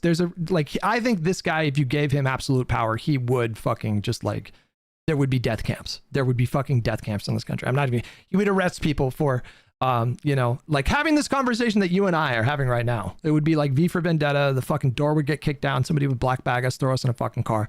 Like I do think that he has his instincts and his ego are so big. There's still some. Yes, I agree. And the fact that that's not happening right now is a testament to like our system. Like our system is girthy and it is meaty and it is. Hold on. Yeah. I agree with you. That is not happening right now because too many people would be offended. But the problem is not enough people were offended when we were racially profiling people walking on the street and sending them to fucking El Salvador CCOT prison. What do you mean? There's this level. We've never seen this many protests during a presidency. We've never seen this much. I understand, but voter engagement. Well, again, he does as much as he can get away with each time. That's kind of obviously, the issue. And people sign off on it, right? Initially, they sign off on it. People fly the planes. People at the airport give them clearance to take off. People at the jail hand over it to the guy. And what I'm saying, I understand. And then Mahmoud Khalil ends up on a plane back in the United States. So but the damage is done. What I'm saying is that, but we can't do anything about that, Dan. That's where we disagree. You do things by having the proletariat not go along with the king's orders. Wait, are you a leftist? You do that? No. Okay, I'm just all right. Not at all. Look, if you can find a way to get, obviously you're friends with Steven. He has a massive platform, much, much bigger than mine. It's not just up to politicians. It's not just up to politicians. You don't need politicians to stir up a movement of, patriotic civilians that would, take to the streets and use various methods to pressure politicians to do these things. Like you guys can start doing that right now without politicians, trying to get the public to be more engaged and more informed. that's an unfair answer. I'm telling you, I'm witnessing the crazy stuff, and we're acknowledging it happening around us. And like, well, why aren't you at the soup kitchen? Well, maybe this is the most good that I can do right now is talking with you about it, as opposed to going out there and handing out soup to people. No, I understand that logic, sure. but I understand. right? But like, you know, these guys are very smart. They're very sneaky. They're very fucking evil. And I don't think that we can count on countering something we don't know that's coming.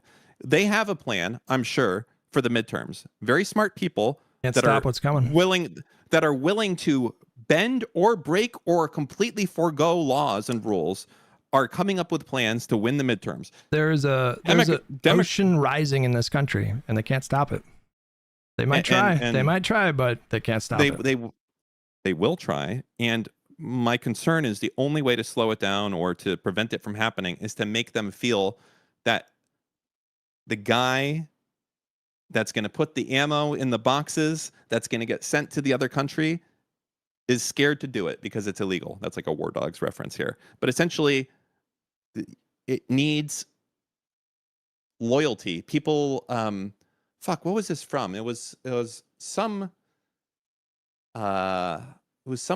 where essentially people watched a lot of crimes happening because people saw the crimes happening and no one else did anything. And that's it. And I think that I see, like, when I look at the country, Dan, I see an electorate that is engaged at a level that is truly unprecedented in the modern era, like heading into midterms. I see, like, voter turnout is like jacked to the fucking tits.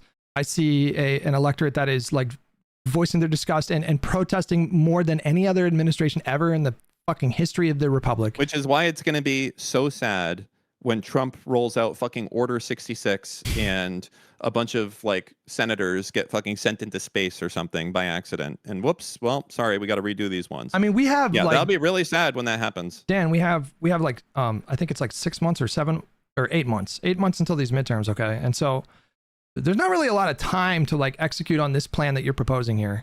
And we can talk about things maybe as they should be in your mind, and strategies that are being wasted or not being pursued aggressively enough, and all that's well and good, but you know, we both exist in the world as it is, and right now that is like none of those things are happening. And I don't think you're going to persuade people like Keith Ellison to do these like purely symbolic fights that I would argue don't really amount to anything and don't actually dissuade the administration.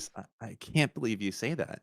I think it's so meaningful to try and hold people up and down the line of Trump's administration responsible today. Not in the way that you're scares the fuck out of them. No, but not in the way that you're proposing. Why would they be afraid of, because they know Trump can't pardon them. They can't. They're like, these guys are coming after all my real estate that I have in New York. This sucks. I can't do anything. This really sucks. Trump, can you do anything? Sorry, that's state court. We have former Doge employees right now that are being sued and they're being deposed. And some of these videos are showing up on the internet right now. And so, like, do you think that's really meaningfully like stopping this administration from being corrupt or dissuading them from executing on some grand scheme to literally steal the midterms in a way that's never been done before in the history of the republic? It would amount to like the end of America. I mean, that would be it. I mean, like, if he literally did that, then he's never leaving office. Like, he would dissolve the courts, he would dissolve the Congress. That's the only logical through line. Because where else do you go from there if you literally steal elections like that? Like, that is what we're talking about here. And so what do you mean?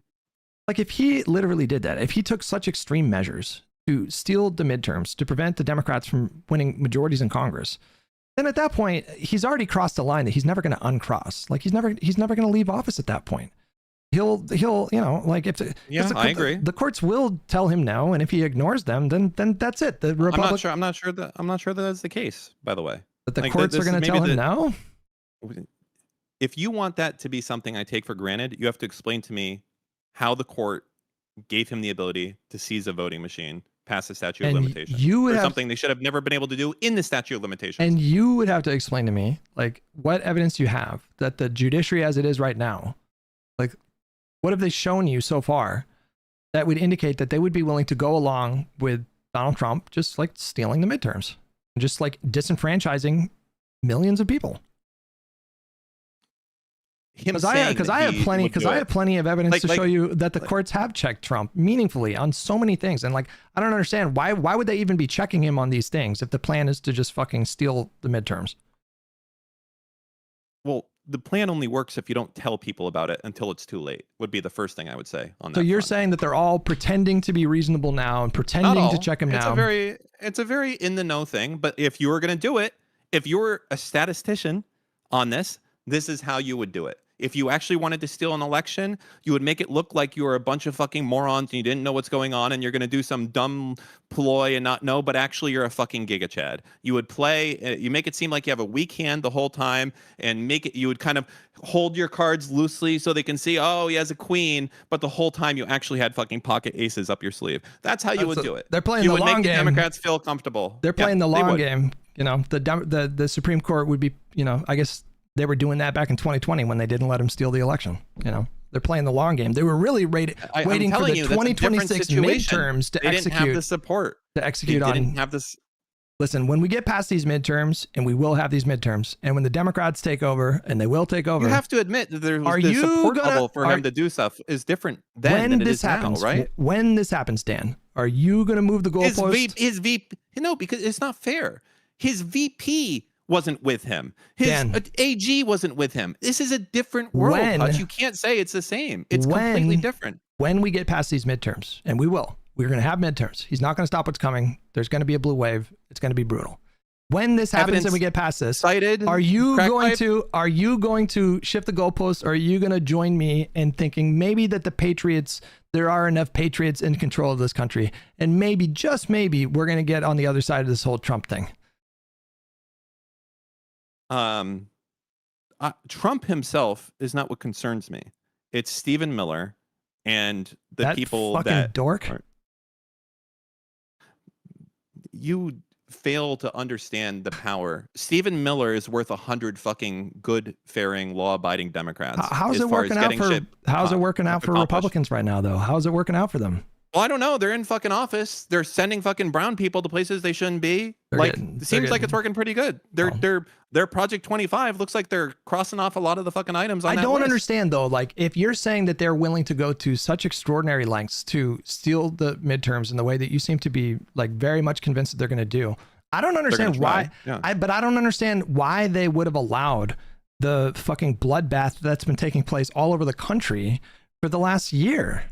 You know, like why would they allow any of that? Really, it literally could be part of the plan. Unironically, like it could be fatigue. You get enough people talking about stolen election. You get enough people saying, "Oh, we're going to do this, that, and the other thing." That by the time everyone's watching this hand, and by the time the elections come, they do something else. No one thought about it. No one talked about it, and it's over. Well, listen, I can't seem to. I don't want to try to persuade you because you seem immovable on this, and that's I'm not immovable. And that's fine. I just want you to. You should acknowledge that someone like Stephen Miller is worth 100 good Democrats as far as getting shit accomplished, getting things done.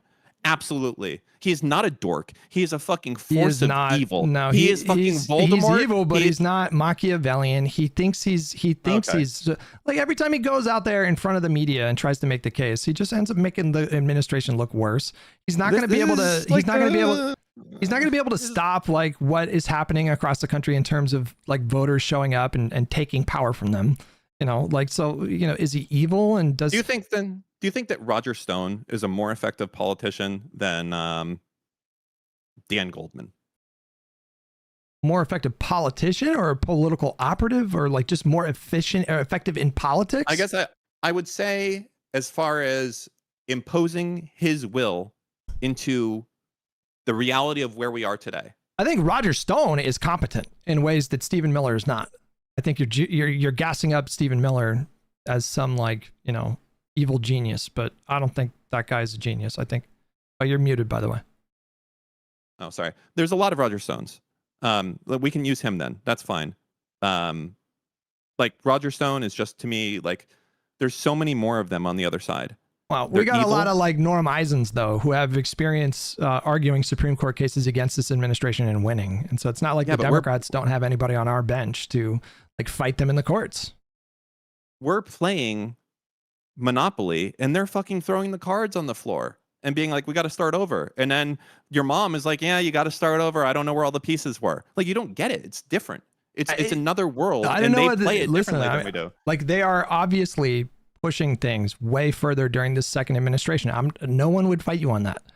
But the idea that they're totally unconstrained and they're literally tossing out all the rules when he still has to get bills passed through Congress. He still has to, get them to sign off on a budget. He still has to deal with, he doesn't, I understand that because listen, I don't know what your media diet is. Maybe you're listening to too much Stephen, but like this administration has been checked in very meaningful ways, like a number of times. But they've also been unchecked on but many not, ways. Not on and when anything they've been even, checked, not in you anything. get the Fetterman's going along with them too. Not even on those. No, we do. Even if Fetterman didn't go along, we don't have the power to stop them from doing stuff. Like, we just don't. 99. Yeah, but we're doing it anyways. We're willingly doing it. Willingly doing what now? Wait, what? Like going to the War Powers Act, right? That was done. Like, Democrats didn't have to sign on to that. We did anyways. Yeah, there was a number of them that did that, but I'm just saying, like, the vast majority of Democrats have been like unified in opposition to this president, and that's going to continue, and we're going to fucking harass the shit out of them when we take back the House and the Senate. We're going to fucking impeach members of the cabinet. We're going to impeach him again. We're going to bog them down in controversy, and we're going to make life miserable for these fucking guys, and they're all going to lose their jobs one by one. They're all dropping like flies, and they really can't stop what's coming. And so, like, I don't think I can convince you, and I accept that now. But if we do get past these midterms, you take nothing away from what I said. It's just, you can't convince me. I'm delusional and doomered, but I don't think you're. No answer. Look, I think you have every right to be like very vigilant. That's because I see it happening today. I know, that's why I'm saying you have every right. I'm saying you have every right to be very vigilant about what could happen. I'm not saying that that's wrong or irrational. I do think that you are like very resigned to the absolute worst case scenario happening. When I look at the situation, the dynamic in this country, I see a presidency that is crumbling. I see a Republican Party that is sinking like very fast. And I don't think they have the juice to overcome that. This sounds to me like a cornered cat that will do anything to avoid losing everything. And there's a lot of people that stand to lose despite the pardons and everything else if this goes south. Well, listen, I can't tell you for sure that this stuff's not going to happen. So if you're just going to do like, well, what if this happens? This is going to happen. This is going to happen. But none of us know the future. And hold on, this is not fair because I can point to what's happening today. And you just keep going, well, it's going to be different. That one doesn't count. This one doesn't count. I'm pointing to things that are happening today. I'm pointing to the ways that this administration has been constrained. And you keep going back to, well, it doesn't look that way. You disagree. I agree. You can't go kill every Democrat right now. Sure, they're constrained. They can't do that. But then I say they're seizing a voting machine past the statute of limitations when they don't have the authorization to do it. And a judge signed off on it. And you're like, well, that won't happen again. Or that's not going to happen in bulk. They would have to seize a lot of voting machines. That's like not an answer to that. They just seized. Do you think it was just one that they seized? They seized a lot of votes. A lot of votes got seized. If we are really in that territory, we are. You see it. You just happened. If we're already there, hang on. If we're already there, and this is already predetermined, they're gonna do this. Then nothing you're suggesting is going to stop that from happening. Wrong. Nothing you're suggesting is going to. You don't think that he would be able? Hang on, Dan. Do you know how many people work in the DOJ? It's thousands of people, right? You're telling me that with your strategy, you could prevent like enough of them from acting on these orders to like stop the steal from happening? Enough. Let me ask you. You're not gonna. No. If they've already decided that they're gonna do this, if they've already decided they're gonna do this, they'll send in the military. Like if the DOJ. Hold on. The military is with your. Stop. That is incorrect. The military is with Trump. Hence, by the fact why they do his illegal shit right now. That's what I'm saying. That's what I'm saying, Dan. That notwithstanding, do you know why when politicians are trying to rally their base to come out and vote for them, they don't say, guys, we're fucking behind, man. I really need you guys to get everyone out to vote. We're behind. Guys, we're fucking, like, we're hold on, let me finish. We're 5% behind. We've got to get, you know why? Because if you are in a position of weakness, you lose everyone. That's why everyone's always winning huge. Listen to me. We don't even need you. Stay home. I need you to help me make sense of something, okay? Because there's something that is just like gnawing at me right now. If it's true that they've already devised this surefire scheme nothing, nothing's going to stop them or whatever, then why do any of these people who are, who would potentially face consequences, the likes of which you're trying to make happen, why would they give a fuck? We're going to steal the election. Who cares if they fucking sue me or try criminal charges? I'm glad you're asking that, because this is important to understand. Because any plan, as you're saying, will be large, requires the masses to look out the window and say, yeah, that's normal. But it won't be normal if people start taking action today. That's the difference. It requires this. Like the example I was just giving you of why politicians don't say we're behind, we really need you to come out and vote, is because it's like, oh, it's fucking over, it's done. But when Trump comes out, we're winning so big. I'm telling the elderly people, don't even come out to vote. We got it so big. We're going to win. It's so huge. The reason that you do that, and that becomes He's not doing that, though. When that becomes the feeling that everyone has, everyone's like, yeah, I'm going to go along with this. Trump's going to win. Trump won. He's not doing that, though. I'm safe here. But if you don't feel like you're safe, if you feel like the person who authorized the judge who authorized this warrant on the voting machine is in jail now. But Dan, he's not doing that. Then you're now. like, shit, I'm not doing this. But Dan, he's not doing that now. He's going up there and saying, how recently? Like this was just very recently. He's going. Things changed in the last week. Then I don't know what you're referring to, but there are so many clips of Donald Trump saying, that the midterms look a little dodgy or hinting to as much.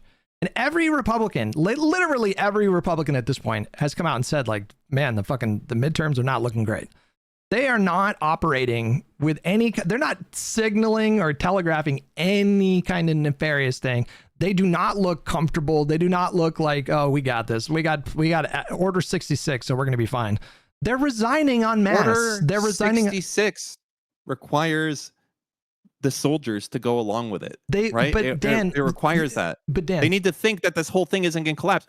When you see the vice president, like we saw in 2020, like you keep bringing up, when we see Pence, when you see Pence, like, I'm sorry, I'm not with Trump, he's gone. When you see his attorney general, I'm not with him, he's gone, he's crazy. Yeah, it's easy to not have support of the people. But when everyone in the government is like, this is fine, I'm the Department of Justice, it's good, the vice president, yep, this is good. When everyone's saying it's good, it's different. But we're already seeing a record level of protests in this country. So many of the largest protests that have taken place in this country throughout our entire nation's history have happened during this term, Dan. So like this, I agree. Yeah. And if the situation is as you describe it as, then nothing that you're going to do is going to dissuade them, Dan. They're going to try to do this thing. I disagree on that part. You say he has the support of the military. What the fuck does he care about, like, prosecuting ICE agents in Minnesota? If he really has the support of the military and they're going to go along with his plan to, like, selectively disenfranchise, blue districts in this state or that state or this state, then we are fucked. And like nothing that you're doing right now is going to stop that from happening. I could just, I could play the worst case scenario game right back at you in this spot and just be like, that's not going to work. That's not going to work. It's, if we're that fucked, that's not going to work. You can't, because any plan to do something requires public support and also a belief that everyone else is aligned with it. Like that's when governments topple, when there's a critical mass and people are like, oh, no one actually is supporting this guy anymore. I promise you, buddy. If he fucking shows up with fucking Pam Bondi and Tulsi Gabbard and seizes voting machines like on the day of the election or the day before the election, we think the Venezuelans are doing it, whatever. I mean, he's not gonna do it, and it'll be clever and it'll be sneaky, and I don't know what it is, but maybe there'll be an attack. Maybe he'll say there's a cyber attack. Well, you can't subtly. I mean, whatever it is, you can't subtly like disenfranchise millions of people. And so if he does that, you don't really need to do millions, do you? You just need to do enough to win. If he does that, do you agree with me that probably like tens of millions of people would take to the streets and shut it all down, and it would be general strike time, and it would pop the fuck off in a way that would eclipse the civil rights movement and the suffrage movement and all Earth Day, all of that combined? It would be the largest protest movement ever in the history of the world of any country. It would be a large protest. I don't know if it would be enough, and I don't know if anything would come from it. It would be more than a large country. It would be the largest protest movement ever in history ever of any country. I promise you that. Of every country? Yes. You're high. Wait, it's already happened though. Wait, what do you mean? It's already happened. Okay, the biggest protests of all time. You think those are happening in the United States? Yes. What do you mean? Hang on. I mean, like, do you not count things like the Arab Spring as like protests? I don't know how many people were protesting during that time, but here, hold on. Okay. What are the top 10 the top 10 biggest protests? I mean, I feel like if you're not including revolution, and maybe because America is free and we would be in revolution territory at that point. Is my point. We would be in revolution territory at that point. But then you have to count like revolutions, right?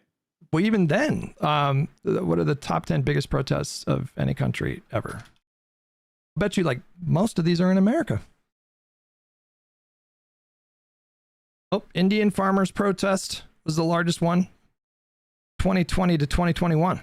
Apparently India popped the fuck off. Then George Floyd. Then Women's March. Then anti-Iraq war. Tiananmen Square.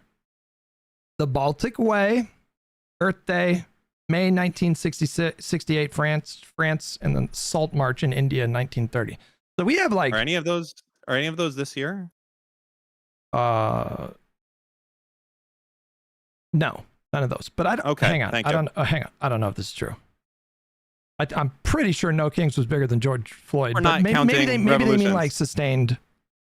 But Dan, we would have a revolution is my point. Like we would have a revolution, okay? There would be tens of millions of people in the streets. We would shut that shit down.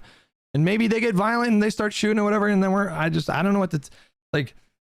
Possible, I guess. So we're not even in the top 10. We're not in the top 10 right now. We have multiple in the top 10, Dan. What are you talking about? For this year right now? No, I'm not like this year right now. I don't think that this is so not for this. Okay. So you're saying stuff in the past. Dan, do you disagree? Do you disagree? Oh, Fine. You want to take issue. You're being you remind me of? You want to you're take reminding issue me of Pisco right now. That's very sneaky. Dan, but I you can want to capture take that move. You want to take issue with like the particulars in a way that don't matter. Do you disagree that there would probably be tens of millions it would certainly fine. I'll restrict it to just the United States. It would be the largest protest in the history of the US. Yes, it would. It would be massively disruptive. Massively disruptive. But, the only thing, again, and this is where you're not accounting for this. It only accounts for if he comes out and say, I'm stealing the election, get fucked, retards, what up? Can't do shit. Like then, yeah, huge protest. But if he can come up with a way to do it where it's the slow boil of the frog, then not so much a protest, honestly. No. Right? If it's like, we're okay. Well, absolutely. Like there's no conceivable way he could do this, Dan. There's no conceivable way he could convince the electorate I had to disenfranchise, like fucking 2 million people in Atlanta or something. There's no like subtle way for him to do that. There's no sneaky way. It would all have to be very on the nose because you're necessarily disenfranchising like millions of people. And the public, the American people are not going to just like watch that happen and not shut shit down. They will shut it all down. They will block airports. They will fucking block commerce. They will fucking shut everything down. And it will go on for weeks or months, but I don't even want to grant you that this is going to happen, Dan, because he's not going to be able to pull this off. He cannot stop what is coming. We do have a girthy constitution. He's got to contend with that. And he's not going to win. I feel bad for you. I have feel enough bad money for to go to you, another man. You sound miserable. No, I feel bad for you. You don't have enough money to go to another country. I'm gonna be going where all the billionaires go, like New Zealand or something. I'll be watching. Country? They're gonna hang on now. They're gonna round your ass up. You know what they say? They're gonna round your ass up, okay, and fucking execute you because you're gonna be a fringe political commentator that has enemies against the state with the wrong think. They got you in 4K. They got you in 4K right now. You're fucking blowing the whistle, bro. Like you're giving the game away. You're doing the plan. Okay. So they got you on a list. They're like, he's going to be priority day one. That motherfucker, he's going to need to charter a private plane because we will stop him at the airport and throw him in prison. Okay. I'm the guy that's saying that that's not going to happen, but you're giving away the game. Like you're getting ahead of it here, man. You're a threat. You're a threat to their schemes. All I can do with any experiment is look at the results of past experiments and base my future hypothesis on that. And but you're not doing that, though. You're not doing that. Because, I am. I'm looking at what Trump's doing. He's like seizing voting machines that he shouldn't be able to do, and no one, and he's getting approval to do it. And I'm looking at stuff like that. Most recently, it's like, well, I guess he'll do that again since he did it this time and it worked, right? Listen, maybe I'm more of a patriot than you, okay? Because I believe very firmly that my country. And you're also, by the way, let me be clear when I say this. You're also assuming something that they're going to play within the bounds of reality, okay? And what I mean by that is I'm about to say something that we haven't discussed, and you're going to be like, oh, that's ridiculous, that's crazy, that'll never happen. Like, everything that we've talked about would cause a protest, for the most part. It would cause a revolt, a mass revolt. You know what wouldn't cause a mass revolt? Is if, like, I know, just let me go through with this, because I want you to understand that it's not always this simple. There won't always be a mass revolt. If the people genuinely think, oh, damn, Trump actually fucking won. So if people actually went in and fucked with the voting machines before the elections, right? Illegally, just breaking the law, like literally, like they claim Democrats did, they did that. And then when election night's coming and all the results are coming in, and there's this fucking algo in there that no one notices or no one sees. Now you sound like MAGA. You sound like MAGA. Wait a second. But I'm saying, how do we know they didn't already do that? Let me finish. Come on, man. I'm saying that if they did that, and this would be illegal, okay? And Democrats watched in real time as Trump won Atlanta. This is fucking crazy. How the fuck did he win Atlanta, right? This is nuts. He just barely won, but he won it enough. That's fucking nuts. And then by the time any Democrats are like, wait, how the fuck did this motherfucker win Georgia? All the software has been reverted.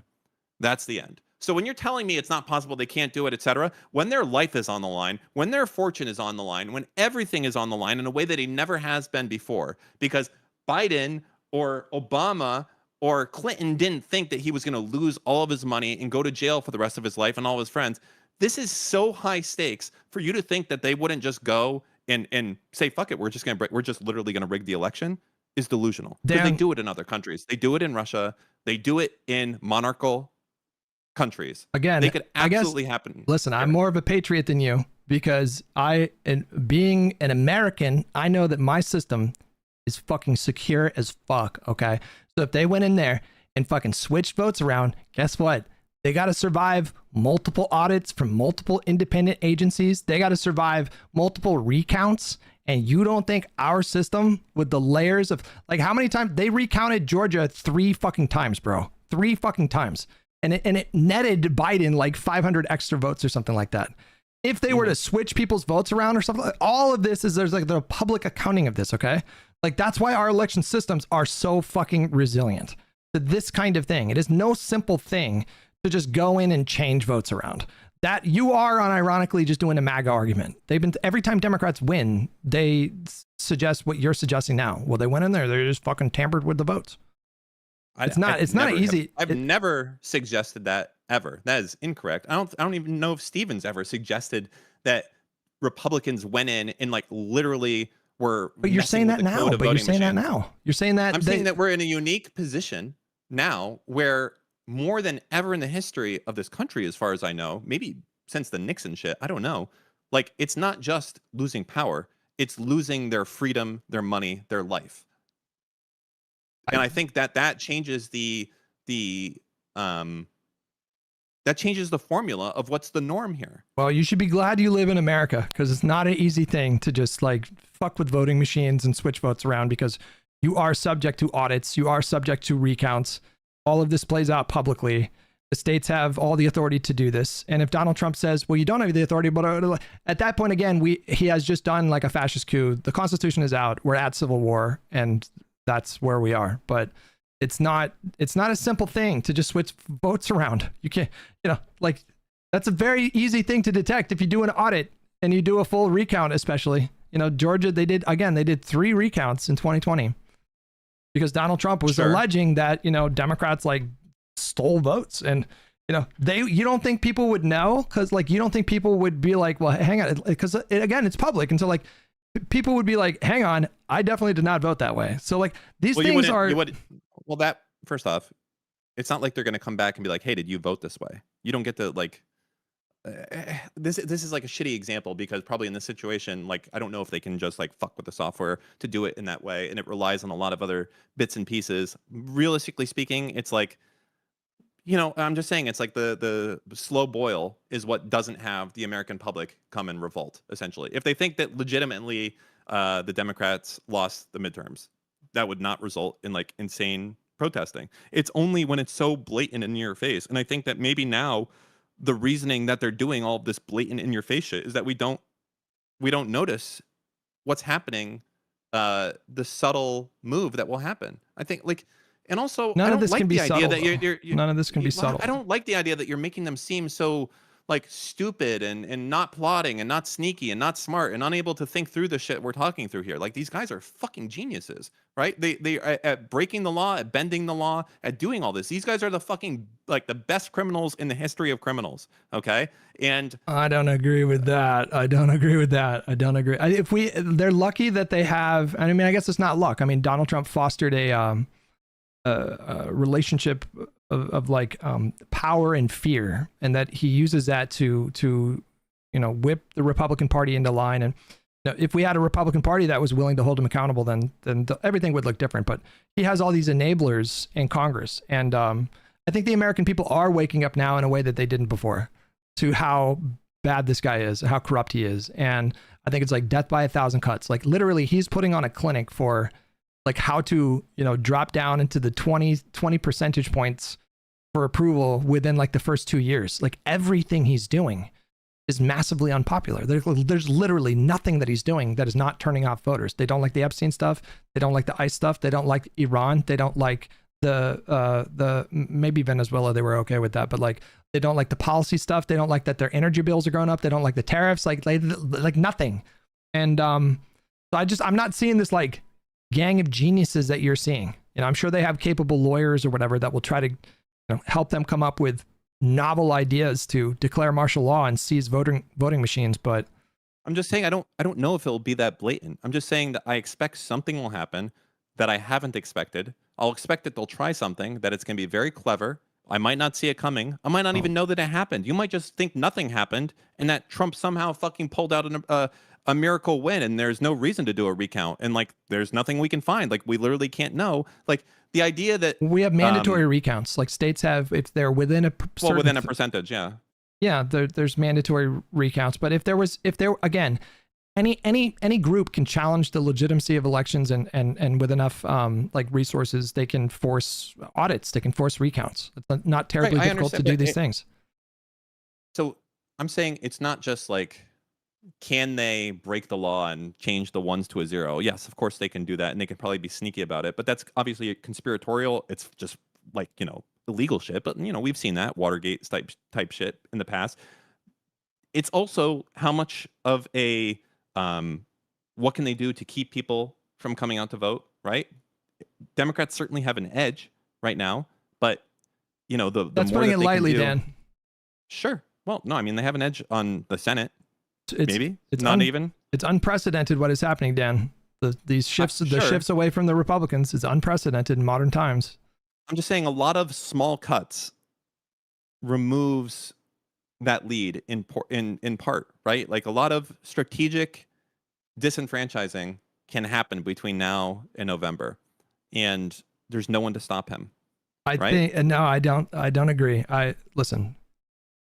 Who's going to stop him? When we're giving him the voting machines, we will literally stop this man. Do you understand? Like, me? No. Like, all of us. I'm saying, like, that's my white pill. Okay. So I genuinely believe, and I genuinely have faith in like my fellow countrymen and women, that if he were to do something to the extremes that you're suggesting, that we would shut everything down.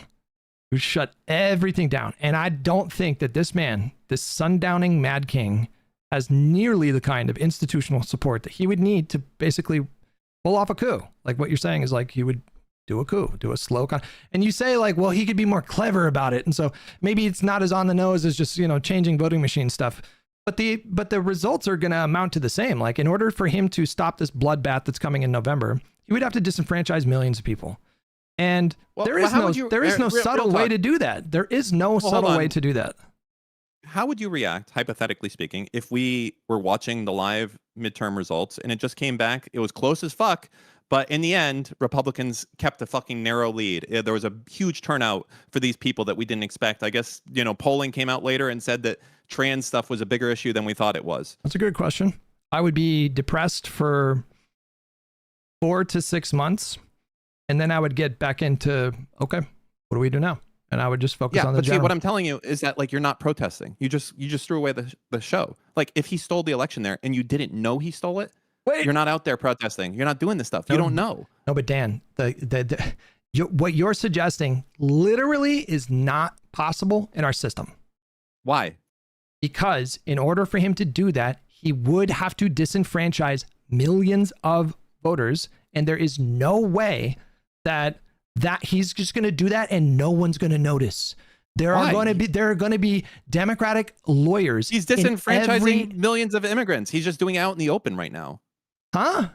What do you mean? He's going after immigrants right now, millions of them. It's just out in the open. Like just because you're saying he's not willing to do this, this is a step too far even for Trump, a guy desperate to stay in power. And I just disagree. I don't think the number fucking matters. No, he's going to be. I don't think you're taking my point though. Like if this plan would necessarily involve in disenfranchising millions of voters, and you cannot do that in a way that survives scrutiny. You can't do that in a way that survives audits and recounts. And that is what our system allows for. That's what makes our systems so secure.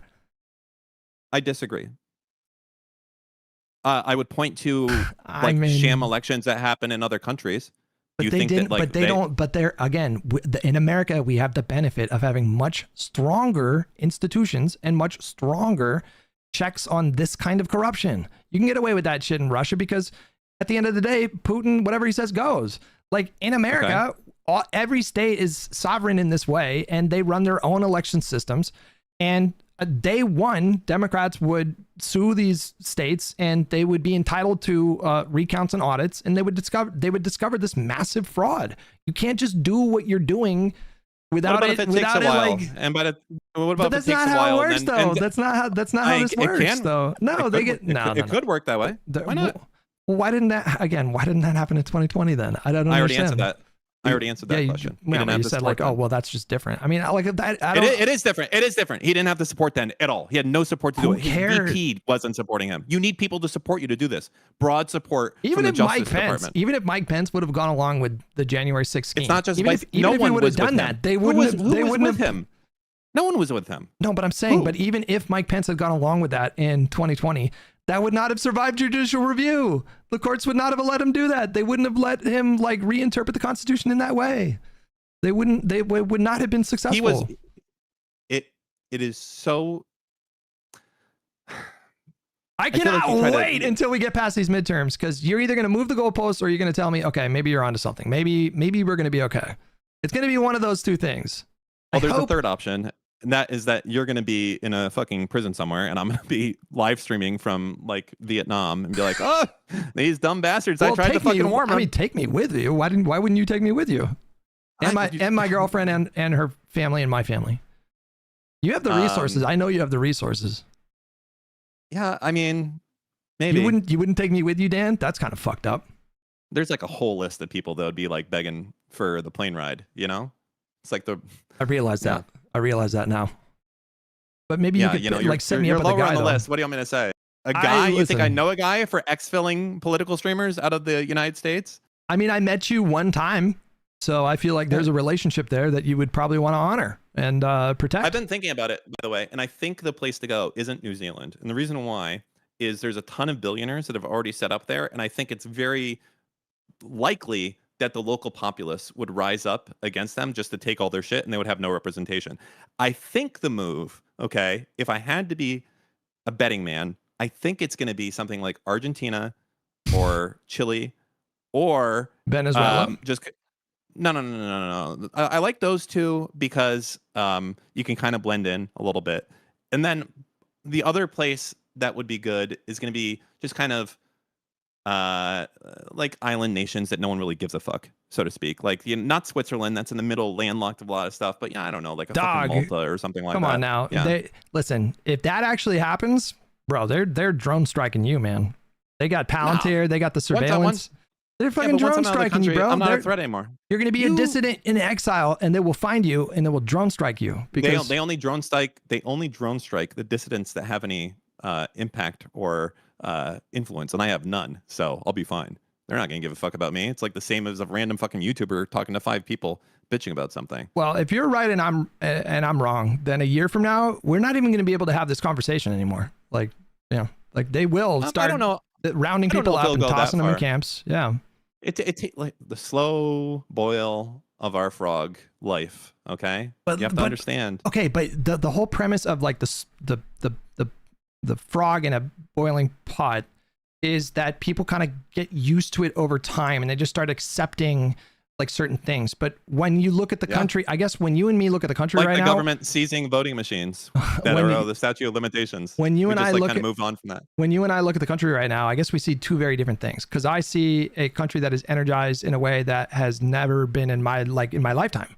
Is like what's happening right now. The turnout is like absolutely insane.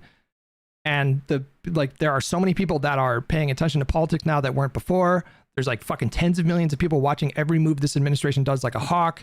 And so this is a country this is a population that is primed for a massive revolt / revolution if something like what you're suggesting happens. And can I ask you? I just want to bet on America. I would be willing to bet money on America on this one. One question for you. And this came to me before, and I guess I can kind of bring it up now. I think I have the answer, and it's scary to me, but why did they seize that voting machine or the voting machines that were there? I think it's probably because Donald Trump picked up a phone and said he saw a tweet, alleging that Fulton County had and a judge signed off on that. Well, I mean, I don't know. I have no idea. But I think that whatever they came up with as a pretense to take to a judge, I don't know. But I'm sure it started with Trump. Like literally, you can't put it past Trump. He maybe just like saw a fucking tweet and was like, "We got to get on that. We got to get on that. The fucking Italians are trying to switch votes in Fulton County or whatever." Could it be possible to get access to the machines themselves and understand and reverse engineer it and really see what they're dealing with, so that they can do something in the next year? But how do you survive the audits and the recounts? Be the person who does the audit and the recount. They don't do that. That's not up to them. It's independent agencies that do that. Nonpartisan groups do that. That's the systems that these states have in place. Maybe they won't have those in place. Maybe that's the plan, is to get rid of that moving forward. But okay, well, I could just say, well, what if we didn't have a constitution and he's just going to take over? It's like, okay, well, at that point, whatever. But these states do have the authority to conduct their own audits and their own investigations, and they do. Can the states get rid of that?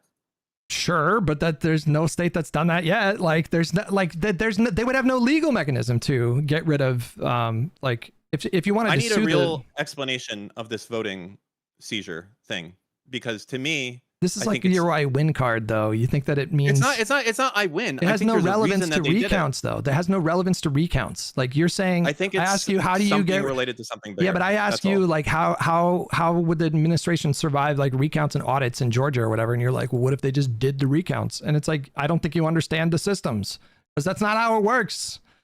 They don't like the administration cannot just come into Georgia and be like, we're going to do the recount. It doesn't work that way. They can't do that. They have no authority to do that. You talked earlier about how the states have all this, like, remember you said the states have like a ton of yeah, the problem is when the states want Trump to be the president. That's the problem.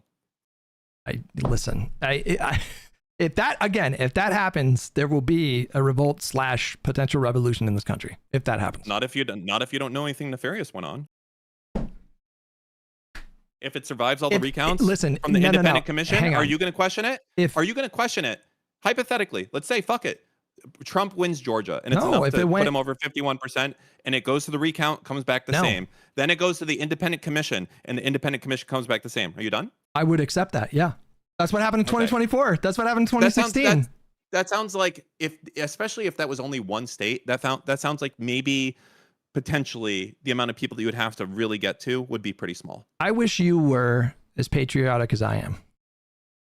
I am patriotic, which is why I want to do what it takes within the confines of the system. No, but if you were patriotic, intimidate this type of behavior from not happening. If you were patriotic, then you would know that American election security is very rigorous, very beefy. There is no subtle way to just like change a bunch of votes. That shit will be audited. It will be recounted. And there's no indication that any state would ever go along with something like this. And if they did, there's no way they could hide that. Like if they actually rigged the system in that kind of way. And again, there's all these layers of accountability. These things are done in like very public ways. You can't just like do these things like behind closed doors. Like they bring in, do you understand that when they do recounts, they bring in like there's a Republican and a Democrat, and they sit there and they literally watch the people recount these votes. Like what happened in Florida. That's what they did. Like we have to have witnesses there, and it has to be bipartisan. So if the administration or some state said, we're not going to do that anymore, we're going to do it on our own, and we're not going to have it be public, or people would immediately be like, well, they're obviously stealing this election, and they would revolt. There would be a popular revolt immediately if they did something like that. I don't know. I'm trying to think about how I want to think about this. Let me ask you this, because I know different states have different rules. How does it work in most states, or even some states? Actually, let's take the worst state, because that's probably the one they'll go after. The worst state. Is there any states where you can't verify your vote once it's done? No. Meaning you can verify you voted, but you can't. There's no way for you to verify, okay, this was definitely voted for a Democrat. No. It says Democrat. My understanding is that every state you can like look that shit up. Yeah. I could be wrong. Let me look it up. I think it may not be that way in some states.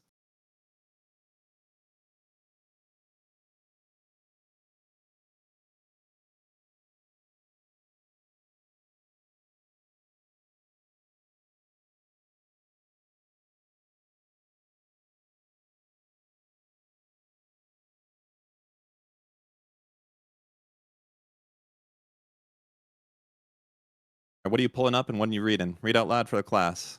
What did ChatGPT say? I'm okay with ChatGPT here, by the way. This is like the fastest way to get the answer. So it's Copilot. Okay. Oh God, I'm not okay with Copilot. At least do fucking. All right, fine. I'll do that. Claude. I want Claude. I have paid ChatGPT, so maybe that'll be better. Okay. Good. Does every state have? I'm just going to tell you what the prompt is, so there's no fuckery. Okay.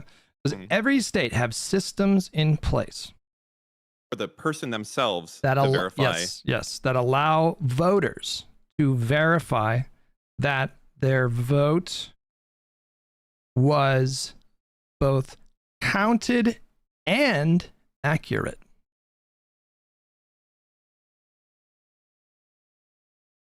What are the results? Hang on, it's thinking. I got the paid one. It's got to think a little bit longer. Okay. Which one do you use? Do you use AI? Claude. I got a lot of Luddites in my chat who say never use it. Well. Okay, Dan, I got to give this to you. Okay. No U.S. states generally do not allow voters to personally verify that their specific vote was recorded correctly for a candidate. What most states allow instead is verification that your ballot was received and counted, but not how it was counted. Hold on. There you go. Hold on. Just wait. Scary. Hang on. How accuracy is verified instead. System level checks. Since individual voters cannot verify their specific vote, the system relies on institutional safeguards such as paper ballots or voter verifiable paper trails. Many jurisdictions use paper ballots that can be audited. Post-election audits. Risk limiting audits compare paper ballots with electronic tallies.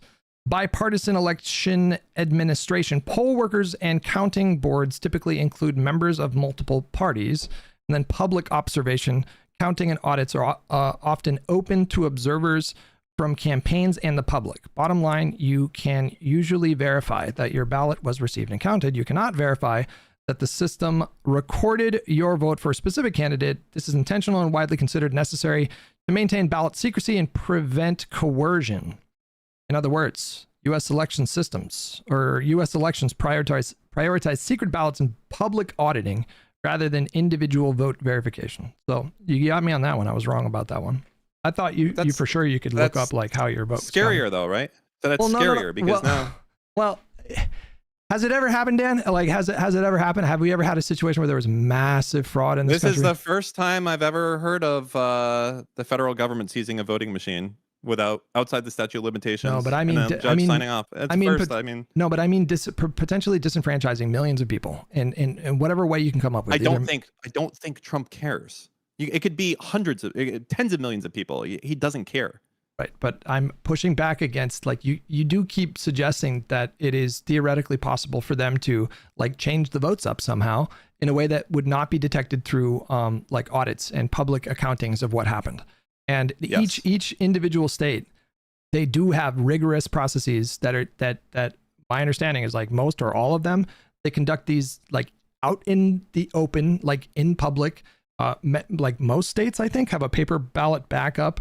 And so they have these systems in place exactly for this kind of thing, because we don't want to make it easy for someone to just change votes. Like that is a strength of our system. And, you know, it's been challenged many, many times. Like election results get challenged all the time. We have mandatory recounts if it's within a certain threshold, like 2% or 1% or something like that. And we've seen these processes play out again and again and again and again. And every single time they play out, the people that run the show, the people that are administered these elections and actually like are in charge of the back end stuff, they all say the same thing. And everybody agrees that American elections are extremely secure in ways that like China and North Korea are not. So what I'm asking is, my theory is why they went after this voting machine is specifically because of this. I think that, you know, it's one of the only ways they could get it and reverse engineer it.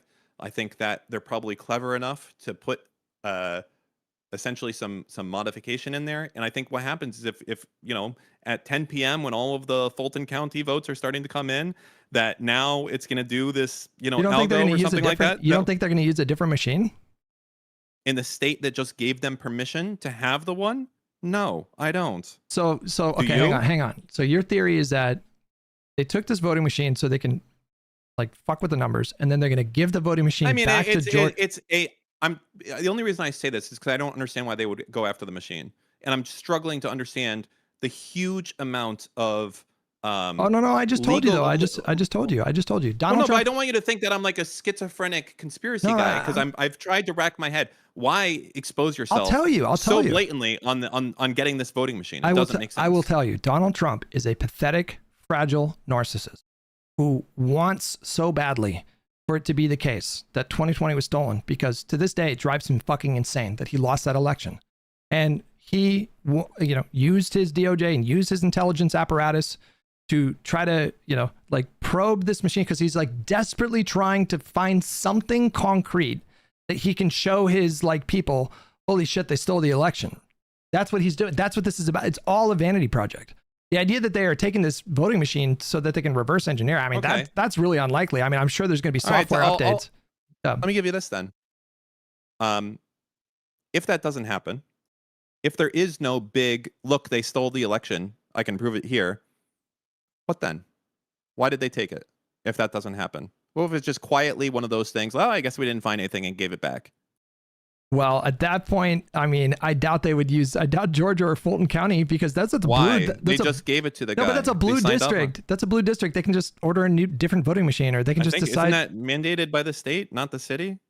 I don't know. I don't know. But like, these are questions that we need, me and you, because I don't want to make it seem like you don't know, because I don't know either. But these are things that we need to have understandings of, because it's tremendously important to understand how this works. There is no mechanism for us to know that this was stolen at all. Especially if you cast your fucking vote for the blue, and it says blue on your screen. I just told you. In the system, you're saying that our systems. You're saying that our systems are not secure enough. But I just told you this is how you verify that there was not massive fraud. You have we have legal.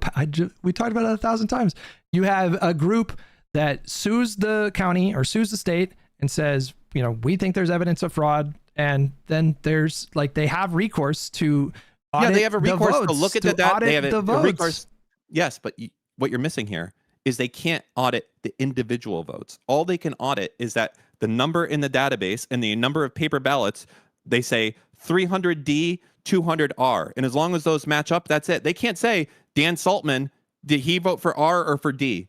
Or they can't. They can't do that. That's not possible. For full recounts. For full recounts, they absolutely do that. They count it publicly.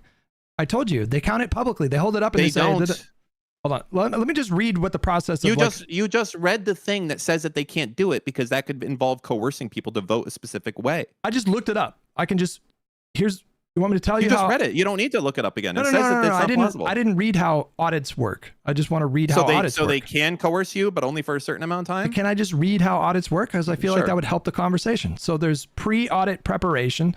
Election officials define the audit's objectives, select which contests or precincts will be examined, and prepare the ballot manifest and tally sheets. Clear objectives and documentation practices are emphasized as essential for transparency and accountability. Number 2, selecting the sample. Depending on state law, the audit may use a fixed percentage of precincts, a tiered approach, or a risk-limiting audit, which uses statistical methods to determine how many ballots must be checked to confirm the outcome with high confidence. Number 3, public audit section. Audits are conducted in public view.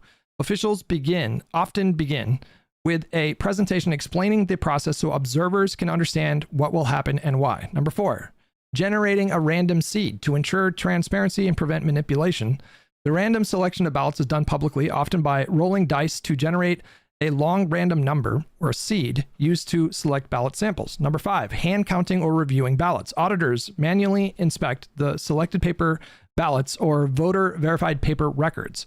The goal is to compare the human interpretation of the votes with the machine reported results. Number 6, comparing results and expanding if needed. If discrepancies exceed allowable thresholds, the audit expands to include more ballots. Number 7, documenting findings. Number 8, post-audit actions. So like, this what you've said doesn't mean anything.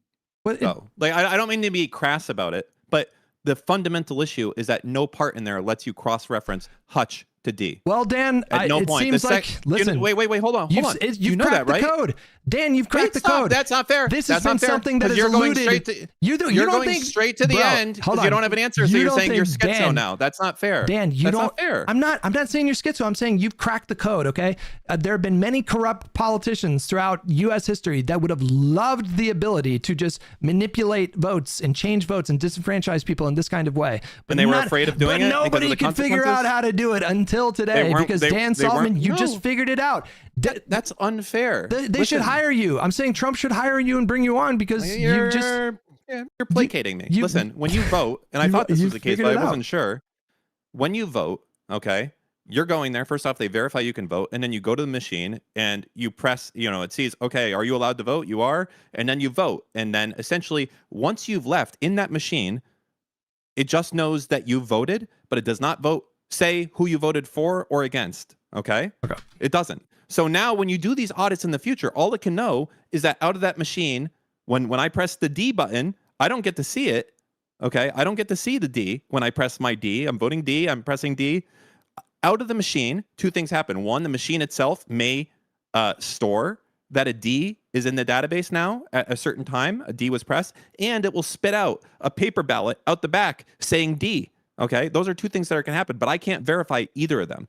So when you're talking about these audits that happen at the end, if I can't verify that a D was stored in the database and that a D was printed out of the machine, it doesn't matter what audit happens afterwards, because at the end of the day, they're auditing results that were manipulated from the start. And there's no way to check that to be the case. Listen, I just did a new prompt. How do election auditors and recounters determine if there was something like voting machine manipulation? Did I read this? Yes. I feel like we're both learning something there. Okay, so hand counting. That's not hard because I'm very stupid. So I'm stupid, not you. I mean, I'm learning. I didn't necessarily know how these processes work, so this is good. Number 1, hand counting paper ballots. The most important safeguard is the paper ballot. Auditors manually inspect a sample, or in some cases all paper ballots, and compare them to machine reported totals. If machines were manipulated, the hand count would not match the electronic tally. Risk limiting audits expand the sample if discrepancies appear. Number 2, checking for discrepancies in ballot images. Some jurisdictions use ballot image audits, reviewing the digital scans produced by optical scan machines. So that would be them showing like the how they voted and not just that they voted. Research shows this method can be fooled if a machine is compromised. A University of Michigan study demonstrated that an attacker with access to a voting machine could manipulate ballot images without altering paper ballots. This is why experts emphasize auditing the physical paper, not just images. Number 3, examining system logs and hash values. Auditors review system event logs, software hash values, chain of custody records, boot logs, and configuration files. Number 4, logic and accuracy testing. Before and after elections, machines undergo tests to using predetermined test ballots.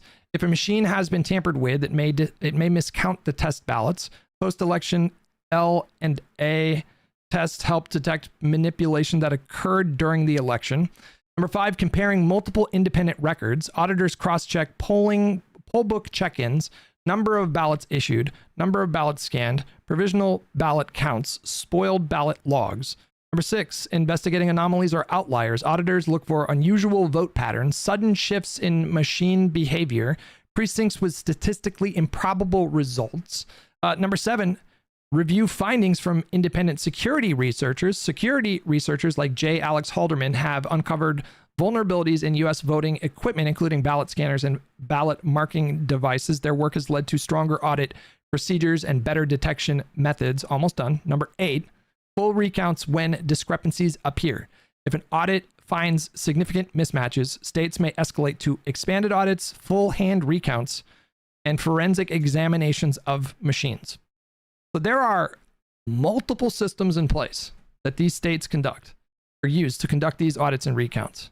Would you concede that it does appear that it would be extremely difficult to change like millions of votes and just get away with it without anybody noticing? It seems unlikely that they would be able to do that.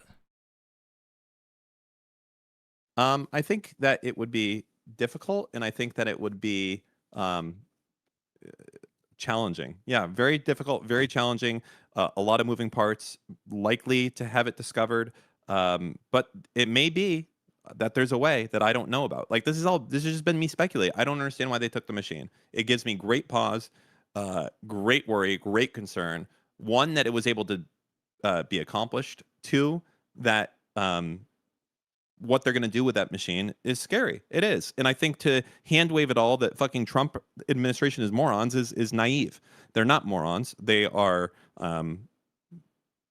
they're certainly the figureheads are morons, but there are hyper intelligent people that want to maximize the amount of money that they make and push their religious views behind the scenes. And they have think tanks and studies and everything else and risks that they're willing to take to do it. So yes, I absolutely concur that the odds of doing it and having it be successful are incredibly difficult, and matching the paper ballots and all that. And it's a whole challenge, but I don't think it's impossible. I think it's able to be done. And I think that they don't need to do it worldwide. They need to do it in a few spots. And if they can do it in a way that we don't even think to question, that's the goal, right? You don't fight the battle you didn't know you had. You just thought you lost Georgia for some reason. They just really care about trans issues there. That's it. Like, that's the goal, if you can get it to that point. It's not the, no women can come vote without your your birth certificate shit. Like, the reason I think they're throwing all that stuff out right now is to distract. I don't know. A certain amount of dissuading people to come vote in the first place, but also a certain amount of showmanship, making you look over here while they're doing something else behind the scenes. It's a little bit scary. That's my view. Maybe it's doomer. I just don't think that there's no reason whatsoever that they did this. I think there was a reason that they did it. Trump has shown himself to do whatever he wants to accomplish his goal, and the stakes cannot be higher for him in the administration. It's not losing power. It's jail. It's financial disgorgement. It's everything. It's legacy gone for him and everyone around him. Okay. Well, I wish I could persuade you to my view that this country is very resilient. This electorate is very energized, and his chances of beating the system are just as bad as they were in 2020. I don't think I can convince you of that, and it is my sincere hope that we can get to these midterms, we get past these midterms, and we have a really good night. And I hope at that point you feel a little bit better about like the prospects. You still have to be vigilant for 2028, of course, but that's like the best I can hope for here. But I think there's probably like a good purpose for people like you having this view. Like, probably a good thing to have people that are like really kind of pessimistic about like what's going to happen in these midterms, because that's probably going to result in more people paying attention. So, that's not. I said before, that's not true. Being pessimistic has a lesser turnout than thinking that you're about to dominate, which is why we always want to say that, man, we're going to fucking smash the Republicans. Oh my God. I don't even think, we don't even need the boomers to come out. The young people are so fucking crazy to go out. Well, then that's a good argument to keep your doomer shit to yourself then, right? Well, sure, but we're talking about realistic stuff. I don't know if this is true. Someone in your chat said only 27 states require a paper ballot trail for audits. And if that's true, that's scary, right? Because then all there is once you cast your ballot, it's a 1 or a 0 for a D or an R, and that's it. That's the end of the story. There is no additional audit. All right, well, let me just look it up then. How do states that do not require paper ballots verify the accuracy of each? I feel like every time you ask ChatGPT this, let me be the answer. 1, there is a persuasive system in place to thoroughly audit as things come in. 2, an independent committee looks and tries to identify any vulnerabilities in code. 3, outside investigators will come and sometimes do a samplistic determination. Like, I don't know. I feel like I don't get any answer out of this thing, of it. It's a little scary. But yeah, go ahead. Yeah, 27 states. What do they do? Well, you'll be happy to learn that well, I don't know if you'll be happy, but states that do not use voter verified paper ballots rely on procedural controls, electronic records, and reconciliation checks, but they cannot provide the same level of verifiable accuracy as states with paper trails. Security experts have repeatedly warned that without a paper record, a voter's intent cannot be independently verified in the event of a cyber attack or a malfunction. How these states attempt to verify accuracy without paper. So they do the logic and accuracy testing, like I mentioned before. They look at the machine event logs and security logs. They look at poll book and turnout reconciliation. So officials compare number of voters who checked in, number of ballots cast, number of votes recorded by machines. Number 4, they do provisional and absentee ballot verification. Number 5, they do post-election procedural audits. These audits check whether machines were sealed properly, chain of custody rules were followed, memory cards match expected configurations. So there's also digital like forensic audits. Like remember like the cyber ninjas that's my world though. So Right. you can be in and out and be undetected. Like that's a shrimple as. It Really? is possible to do that. Yes, it is. Okay. Well, listen, can't promise you. I guess it's possible. I guess it's possible it might happen. Is this not scary stuff when you're doing this? Yeah. But who owns Dominion voting machines? It's some new guy bought it. The new like conservative guy. Okay. Does that give you pause? Sure, but I mean, listen, you're old enough to know that like the voting machine stuff, like this happens every election, literally every election, every midterm, every election, one side or the other does the voting machine stuff. And all I can tell you, it's different by far this time to a level, I sound like Trump, to a level we have never seen before. These guys don't lose power. They lose their liberty and their wealth. It's never been like this before. I mean, listen, I don't know if they necessarily are worried about like going to jail, because I do think he probably intends to pardon himself and everybody in the cabinet. And so there's that. But and there's also your private citizens or private entities are very limited in their ability to like directly sue members of an administration. There are, I think, ways that it can happen, but they're very, very limited. So I don't know if they're worried about that. I don't know if they're necessarily worried about that much. Okay.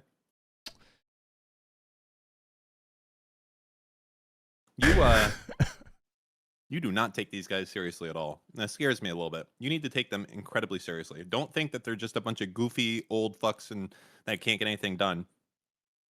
They're serious, dangerous, wild fucking animals that need to be treated with extreme caution and assume that they're always 10 steps ahead of you. That's it.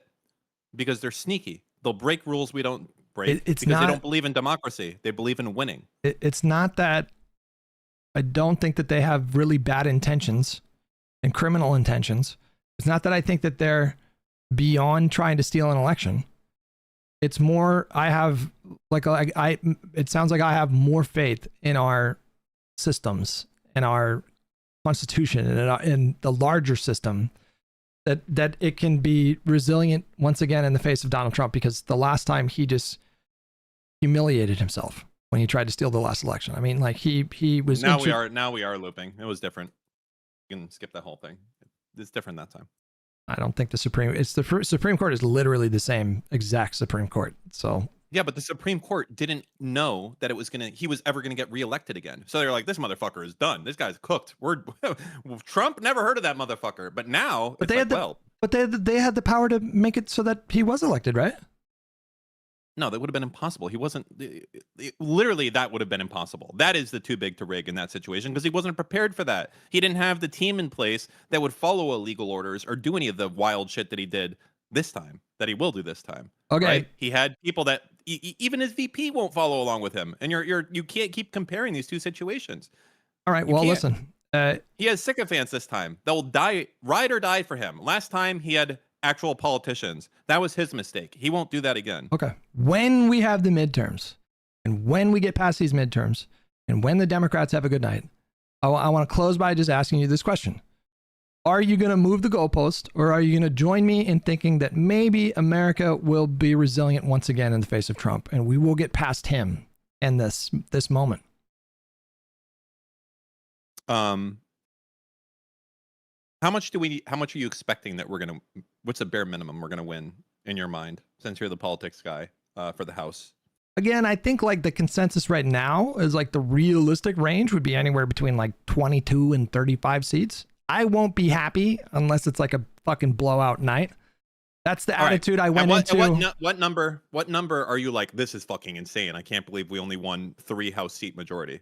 Is that it? Like, what's that number where you're like something crazy? I'm talking to Laksha tomorrow, so I can ask him. I don't know enough about All right, whatever that number is, you figure out what that number is. And if it's that number or less, meaning like Trump gives himself, oh yeah, the Democrats won the House, but we still have the Senate, and it's fucking, we have the House by like 2, and Fetterman and another guy are still in there, then then that was all part of the plan. And that may be part of the fucking plan, by the way, to have Democrats win the House, but winning in a way that still can't accomplish anything because Fetterman and someone else isn't willing to go along the way. Well, Fetterman's not in the House, so or whoever is going to be the new Fetterman at that point. Sorry. Listen, that does sound very. As far as like dick sucking the Trump administration. You're giving yourself like a lot of like wiggle room here. But listen, like let's just put it. Wait, isn't that a fair thing? Wouldn't you be happy if Dems took control of the House? But it was just, thank God, but it's only by 2. I'll take the W, but I would be disappointed. So like I told my chat I would be like, this is controlled fucking opposition if you win by 2. Okay, well listen, I mean, I think the night is going to go very similar to last November. And I fired up my stream and I told my chat, I was like, I'm not going to be happy unless this is like a really convincing win. And what ended up happening ended up going beyond what I expected. It was even worse for Republicans than I expected. So I had a fucking great night in November. And I hope that the same thing happens this time around. I'm not going to be happy unless it's a pretty decisive win. I mean, I really am not going to be like, I'm going to be a little disappointed if we don't take back the Senate. And that's, most people think that that's going to be hard, but I'm not going to be happy unless that happens. But if that happens, Dan, and we do have a really good night. If you get the Senate, I'll admit defeat for sure. Absolutely. But I won't admit defeat if it's like they keep the Senate and then we only have 2 seats in the House. And that to me is controlled opposition. That is very, very unlikely to happen. Will you be okay with me saying I won if that's the case? If Democrats have like a 2 or 3 seat majority in the House? I'll be disappointed, but I wouldn't be ready to like join you. No, you have to get. I want that one. The bet has to be more than how many House psychopaths do we have on the Democrat side? You don't really know, have like any Fetterman and people like that are senators, but I don't think we have any psychopaths in the House. I mean, I'm talking about people that will like suck the dick of Trump, so to speak. We have House Democrats signed on to the War Act. And anywhere between like 6 and 12, I would say, out of over 200. But anywhere between like 6 and 12. We need to win. If it's less than 5, then it's controlled. So if we only have a 5-seat win, like you mean they stole it? Like what do you mean? Yeah, it was stolen, and you're not going to even look for the recount. We won by 5. Yay! Well, hooray, there will be finally. recounts. There will be recounts. So, listen, Dan, I don't think that's going to happen. I think we're going to have a really good night, and I think I hope that you text me when that happens and you say, you know what, I feel a little bit better. And I cannot wait until we get there because frankly, I can't fucking stand the doomerism and radicalization that I'm seeing happen these days. It's driving me insane. Well, you got to start acknowledging the crazy shit going on around you. You can't just hand wave it all. I do acknowledge this. You move on from it very quickly. No, that's you're not scared enough about this voting machine seizure. You have no answer for it. It's nuts. It's crazy. It's beyond the pale in every safeguard that you've talked about this conversation. There's a jump from went out there's the a window leap from for that. You're leaping from that to maybe they disenfranchise millions of voters, which that is a very big stretch, Dan. No, because we started this conversation with they can't do that. The legal arm of the state would claw it back and do it. I don't think they're going to use the same machine, Dan. That sounds kind of crazy to me, Dan. Well, that's not what I asked about. I want to know how they have it right now, because in your world, this never should have gone through, right? But you're just playing an I win card for like Donald Trump has done really fucked up, alarming things. No, but there's a cavern between that and he's going to disenfranchise millions of voters, Dan. There's a gigantic cavern between those things, and I don't think there's any cavern. I don't think he gives a fuck about disenfranchising millions of people. So there is no difference. The only difference is now we're watching him. We're watching him break a state law that's out of the statute of limitations, seize a voting machine while the director of national intelligence is standing by. They might be able to assert some. They might be able to assert some authority within the executive branch that would allow them to, like, for example, if it was true that Venezuela hacked the voting machines in Fulton County, then there would be a legitimate basis to, like, take the voting machine and analyze it and see after 6 years. Yeah, there's a national security concern there, right? Like, wouldn't if it happened, right? But they could have used that authority. I don't know. I can't tell. I don't know enough about that particular thing. I know a lot of people. I follow a lot of legal experts, and a lot of people are very alarmed by that. And I'm not intelligent enough to tell you why. But it's not like I don't think that stuff matters. It's just the thing that matters greatly, and you got to keep your eyes on the prize. No, but you think that because I think your ideas are fantastical and blue and on and a little schizophrenic, some of them. You think that means that I don't care, but that's not what that means. It just means that I think that I didn't say you didn't care. I think you're well, I don't care enough is what you're saying, but that's not what it means. I just don't you care think a lot. You're just delusional about how people are. I know that people are evil. I know that people will do anything to win. And you think that people are inherently good. And I know that they're inherently evil. And I think that you're delusional about the girthy arm of the American Constitution, the girthy cock of the American. That's what I think you're delusional about. I think you think that these things. You're like Dr. K. You're the political Dr. K. You're here like, no, what? IRI is more. IRI is way more white-pilled than I am. You need to do some AOE healing. Don't worry, it's gonna be fine. There's gonna be some AOE. I do think we need to do some AOE healing. I think we should do some like reforms when we take power and actually, like have the ability to do policies. Listen, Dan, I gotta go. I did enjoy this conversation. Yeah, and all right, we can. How did I rank compared to the other arguments? How many have you done so far? Like dozens. I take viewer call-ins like dozens. Oh, well, not counting viewer call. Only from like streamers and stuff. I want to know where I rank. Well, I would say that I found this conversation the least aggravating, and I feel like at least that's good. You were willing to flesh out hypotheticals, I think, a lot more than anybody that I talked to. I may disagree with your hypotheticals, but you were actually like giving it that kind of thought. And so, you know what, Dan? I'm going to give you number one. I'm going to say number one. You, of all the people, you had the most compelling arguments. Dude, I love it. All right, I'm going out on that. You know what you do when you're negotiating, guys, and you get a number you want? You leave. I love you. See you later. Bye, Dan.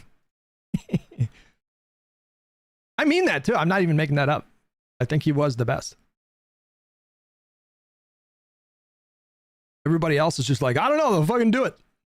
They'll just fucking do it. At least he's coming at me with some ideas. I may think the ideas are a little far-fetched, but Sockdem Dubois with $2. Dan is 100% right. Team Dan.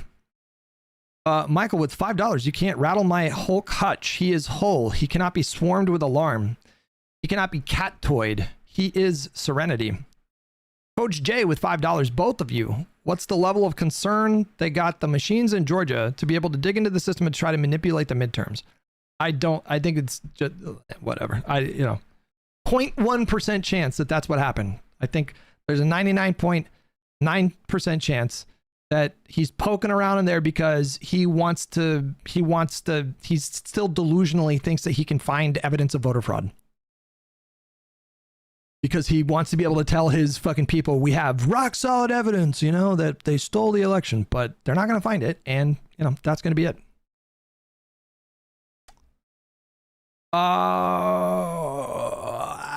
Liam with $20, your defensive liberal principles makes you my new favorite streamer. I love you asking people to actually do something to back up the words and watch them expose how little they actually care/believe in what they're saying. Wow, thank you so much.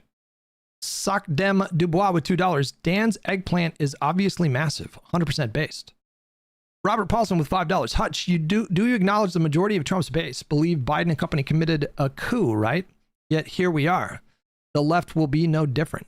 I don't think that I don't think they believed it with the kind of conviction that they claim. And I think a lot of them are just cowards. But if you were to literally do a coup in the United States right now, if Donald Trump tried to do that, boy, oh boy, would the American people not take that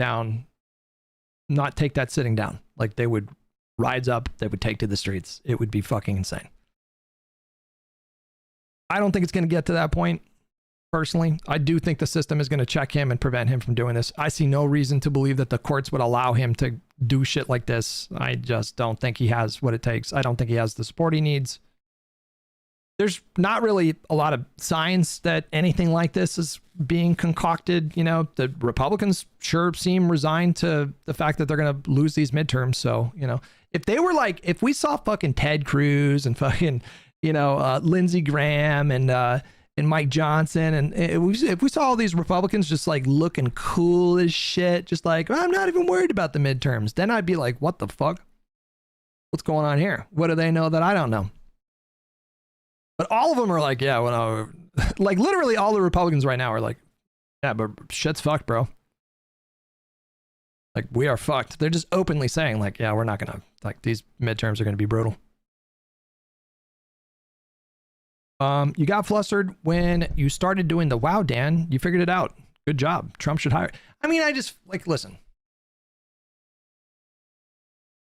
He was kind of doing a thing where it's we just figured it out. We just cracked the code. I've just discovered something that no other corrupt politician before has considered.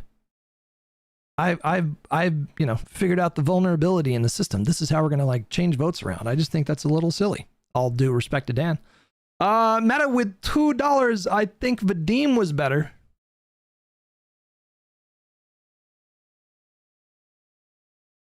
You would have to pay me a lot of money to ever debate Vadim ever again. You would have to pay me a lot of money to agree to something like that. Michael with $5. Costanza exit versus Serenity now. Deceitful Truth with $2. Are you talking to Laksha on or off the stream? So tomorrow I am hosting a conversation between Destiny and Laksha Jain. I'm going to write down a few questions. Laksha is not a big debate person, but he is much more qualified than I am to talk about.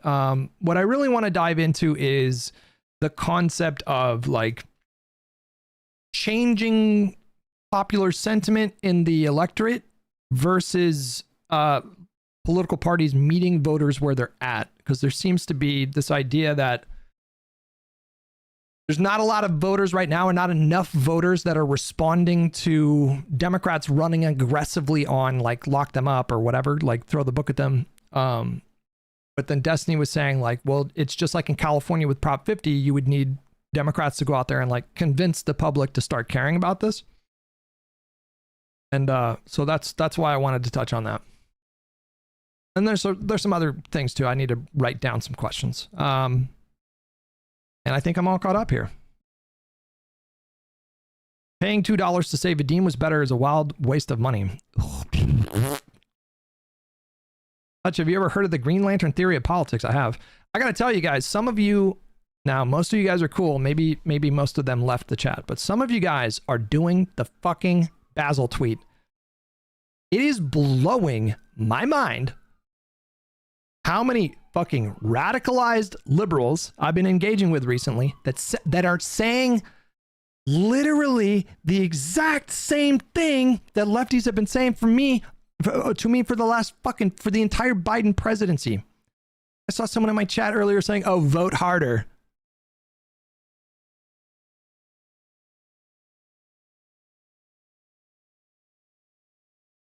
That usually comes from, like Hassan fans and Majority Report people. And, fucking vote harder, huh? The fucking liberal thinks voting's going to save everything. Okay, well, what are you doing? Guys, how many of you guys in my chat that think that this is going to happen? All right. How many of you guys, or any of you, how many of you guys thought that I was wrong and Dan was based and correct? Just type me if you think that I was wrong and Dan was based and correct and I'm naive and we need to start getting ready for the bigger fight. And did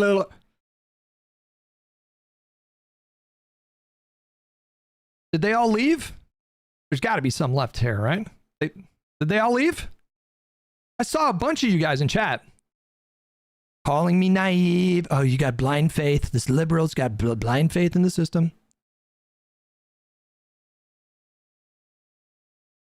It's really not the same. You're being bad faith and you just don't acknowledge the differences. Bad faith. Listen, if you think I'm dishonestly engaging in your audiences or in your arguments, tell me what you think I am being dishonest about.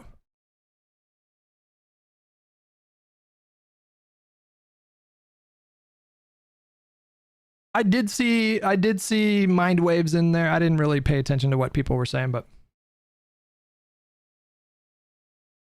if you guys, so all of you guys that think that I'm fucking being naive and we have an imminent fucking civil war coming, or we have an imminent coup, mind waves. Here's my question to you, okay? And everybody that was calling me naive and like we're gonna lose the republic and whatever. Why the fuck? I'm being so serious right now. Why the fuck are you leaving a digital trail when we got Papa Palantir in the sky?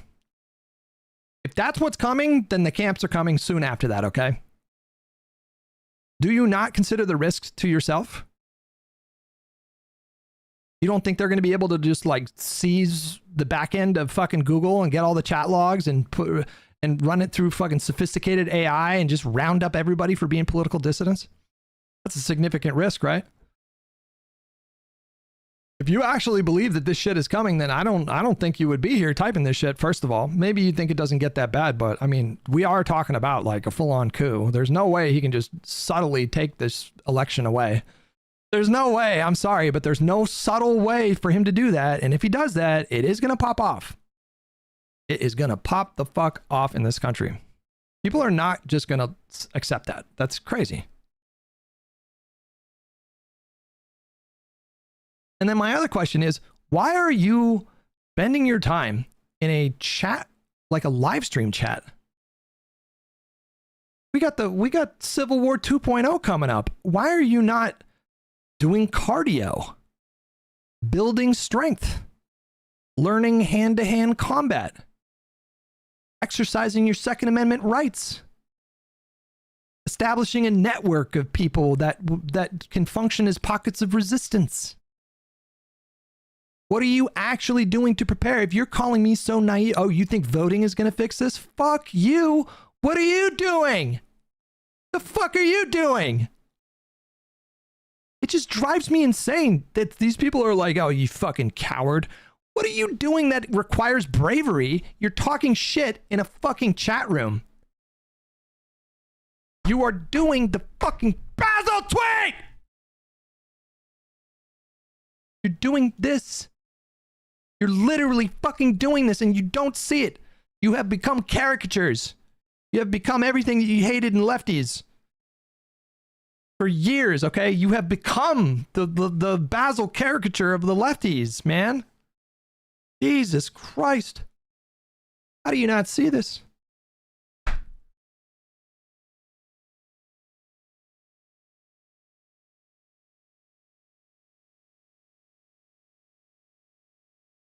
We can walk and chew gum? What are you doing, Frostman?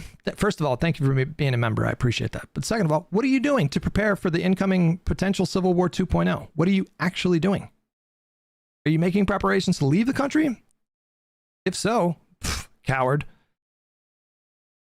Can you at least admit that? Voting is important, but the vote harder criticism isn't necessarily saying that elections don't matter. It's saying that winning elections isn't sufficient. Isn't sufficient for what? Mind waves? When have I ever said that the extent of your political engagement should stop at voting? When the fuck have I ever said that, man? When have I said that? There's so many other ways that you can engage in politics beyond voting. I'm fucking all about it. Okay? I'm stocking up on country and Western clothing. I bet Basil could explain the Green Lantern theory. True. That is the point, D. Carolio. That is the point. If you're only going to do one thing, it should be voting. Not mutual aid, okay? Not like protesting. If you're only going to do one thing, if you only have time to do one thing, it should be voting. You should vote. And yes, you should vote harder. You should vote in every special election, in every off-cycle election, every midterm election, every presidential election. Yes, you should unironically vote harder. Never miss an election. Commit to vote for the rest of your life. Commit to voting for the rest of your life until you are dead. There's never a moment where you can just fucking kick your feet up and be like, guys, we did it. We have become the perfect union.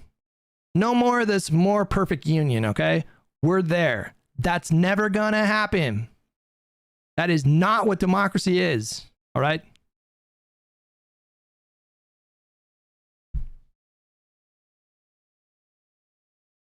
No one disagrees with this. Anybody who's typing vote harder, just vote harder. I'm sorry. Like,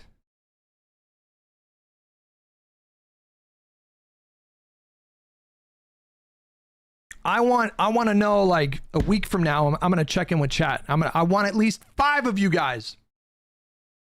I want at least 5 of you guys to say to me in a week, I started running. I need to build up my cardio, you know, like I exercised my Second Amendment right and I'm learning how to like aim. I'm stockpiling provisions and MREs. I want to know that at least 5 of you guys don't pop off. I'm not saying pop off. If, like, for the love of God, do not misconstrue me, but you better be doomsday prepping is all I'm saying. If you're not doomsday prepping and you're just in my chat talking shit and calling me a coward, then you're not doing anything but the Basil tweet. You're just unironically doing the Basil tweet. That is what you're doing. What do you think, that you're going to win forever? No! Is that enough for you? Is your... Okay, listen. It sounds like you don't want democracy. That's what it sounds like.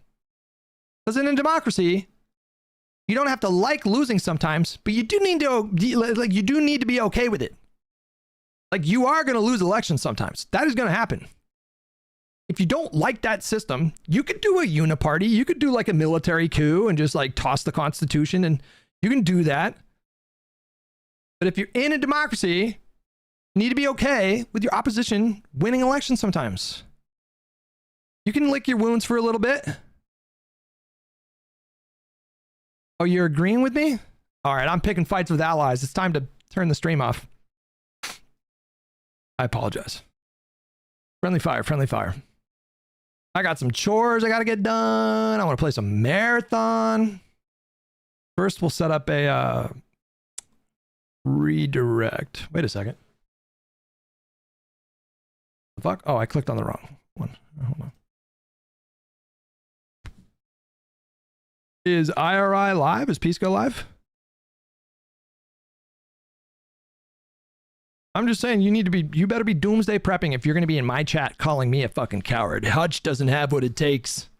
He's not in this fight. He's afraid of the fight. I had somebody say that to me. That I was afraid of the fight. And then I asked this person, what are you actually doing? They're like, well, I can't afford a weapon. I was like, are you doing anything? Like, this person was like, oh, I can't afford a weapon. Like, I don't have time for that. I was like, are you fucking kidding me? And then like a couple hours later, they respond to somebody else's tweet and they're like, Hutch is just afraid of the fight. And then I asked this person like 2 hours before, what are you actually doing for it? They were like, well, I don't have time. I was like, what do you have time to talk shit on the internet, but you don't have time? Whatever. That's fine. Fine. Who cares? I don't think a civil war will be necessary. There are more people that think this way than we give credit for. Clip in Politics channel. 2 minutes. All right. 2 minutes. You donated $10. We can watch a 2-minute clip, right?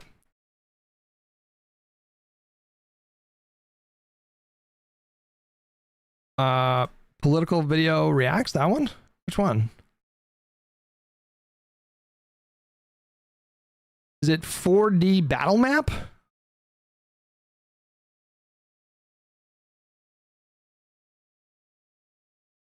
All right, so a week ago I built world. That is an 11-minute. Which channel?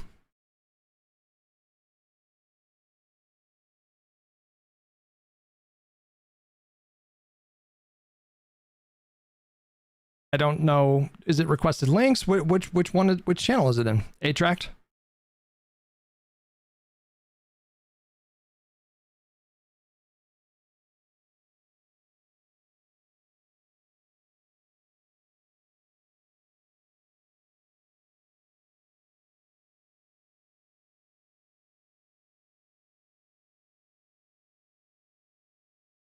Politics. It's a tweet. Holy shit, this Trump voter says, honestly, I miss my Uncle Joe. Are you talking about that one?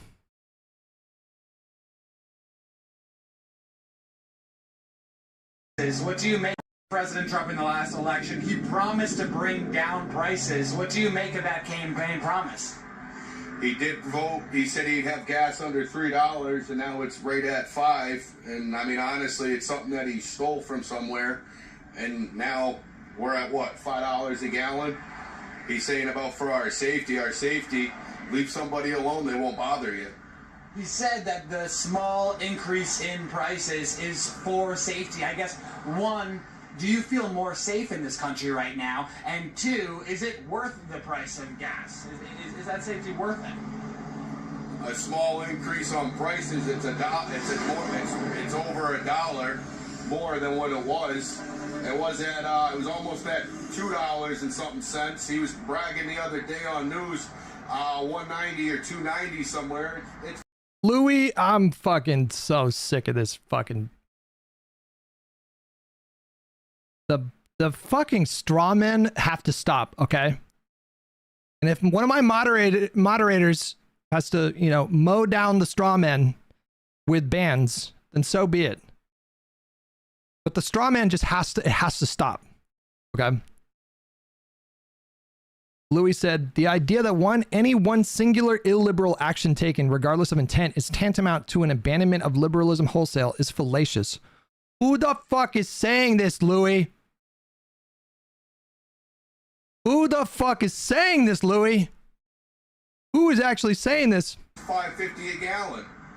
We don't want off our hopes and dreams.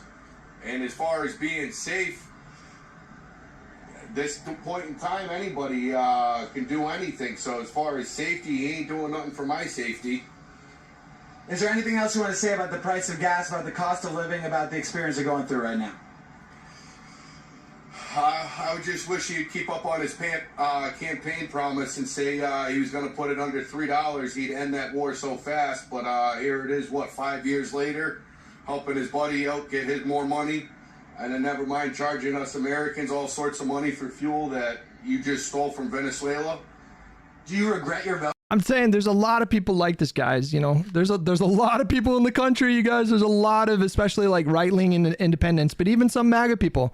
There's a lot of people that are very disappointed with this president, very angry with this president. And we're just seeing that in these elections, man. I cannot stress enough. Like, what we're seeing right now is not normal. It is not normal. This is not normal. These margins are not normal. The level of resignations are not normal. It is a fucking catastrophe. I know he is MAGA. This is MAGA, okay? This is a MAGA person talking. He's not alone. He's not alone. There's a lot of people like this guy, bro. There's a lot.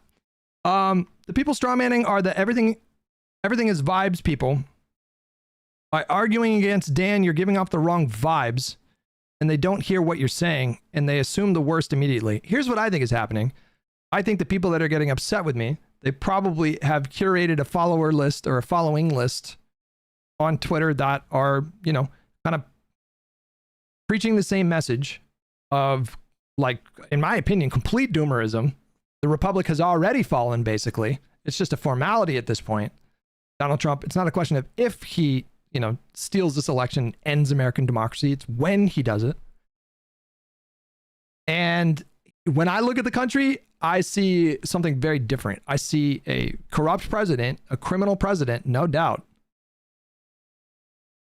A madman.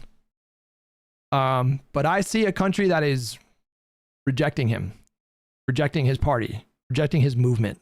I see voters that are very angry. I saw thousands of voters take to the streets in Minnesota in sub-zero temperatures, okay? I see turnout is unprecedented in modern history. Turnout right now is insane, okay?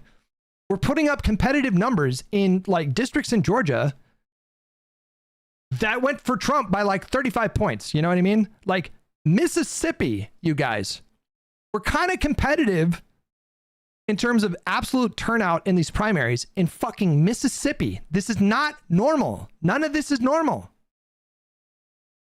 None of it is normal. And so if anybody thinks that Donald Trump can just do this shit, just like do his worst instincts and just fucking literally steal an election, if he thinks he can do that without igniting what will be 1,000% the biggest protest movement in American history, I'll say American history, he is insane. He is insane. The people will revolt, and he does not have the kind of support he needs to survive that. He just doesn't. He just doesn't. He just doesn't. And he's continuing to slip. His numbers are going to continue to get worse. Out right now? Well, between him and her, I thought he was the better choice, but honestly, I miss my Uncle Joe. Because, I mean, yeah, there was a lot of craziness going on, but... And mark my words, you guys, mark my words. Joe Biden is an elderly man. He has cancer, okay? He will leave this earthly realm. I promise you, okay? I promise you. Like, bet me money. Somebody bookmark this, okay? I'm still going to be a streamer in 20 years, all right? I'm projecting my career is going to last that long. Somebody bet me money. He's going to pass, and when he passes, 10, 20 years from now, approval for Joe Biden is going to be like fucking 70, 80% in this country. I think there's going to be fucking millions of people some years from now, millions of people that are going to be like, you know what, I was too hard on him. Anything. My stream. All right, it's time to get off. It's time. We got to go.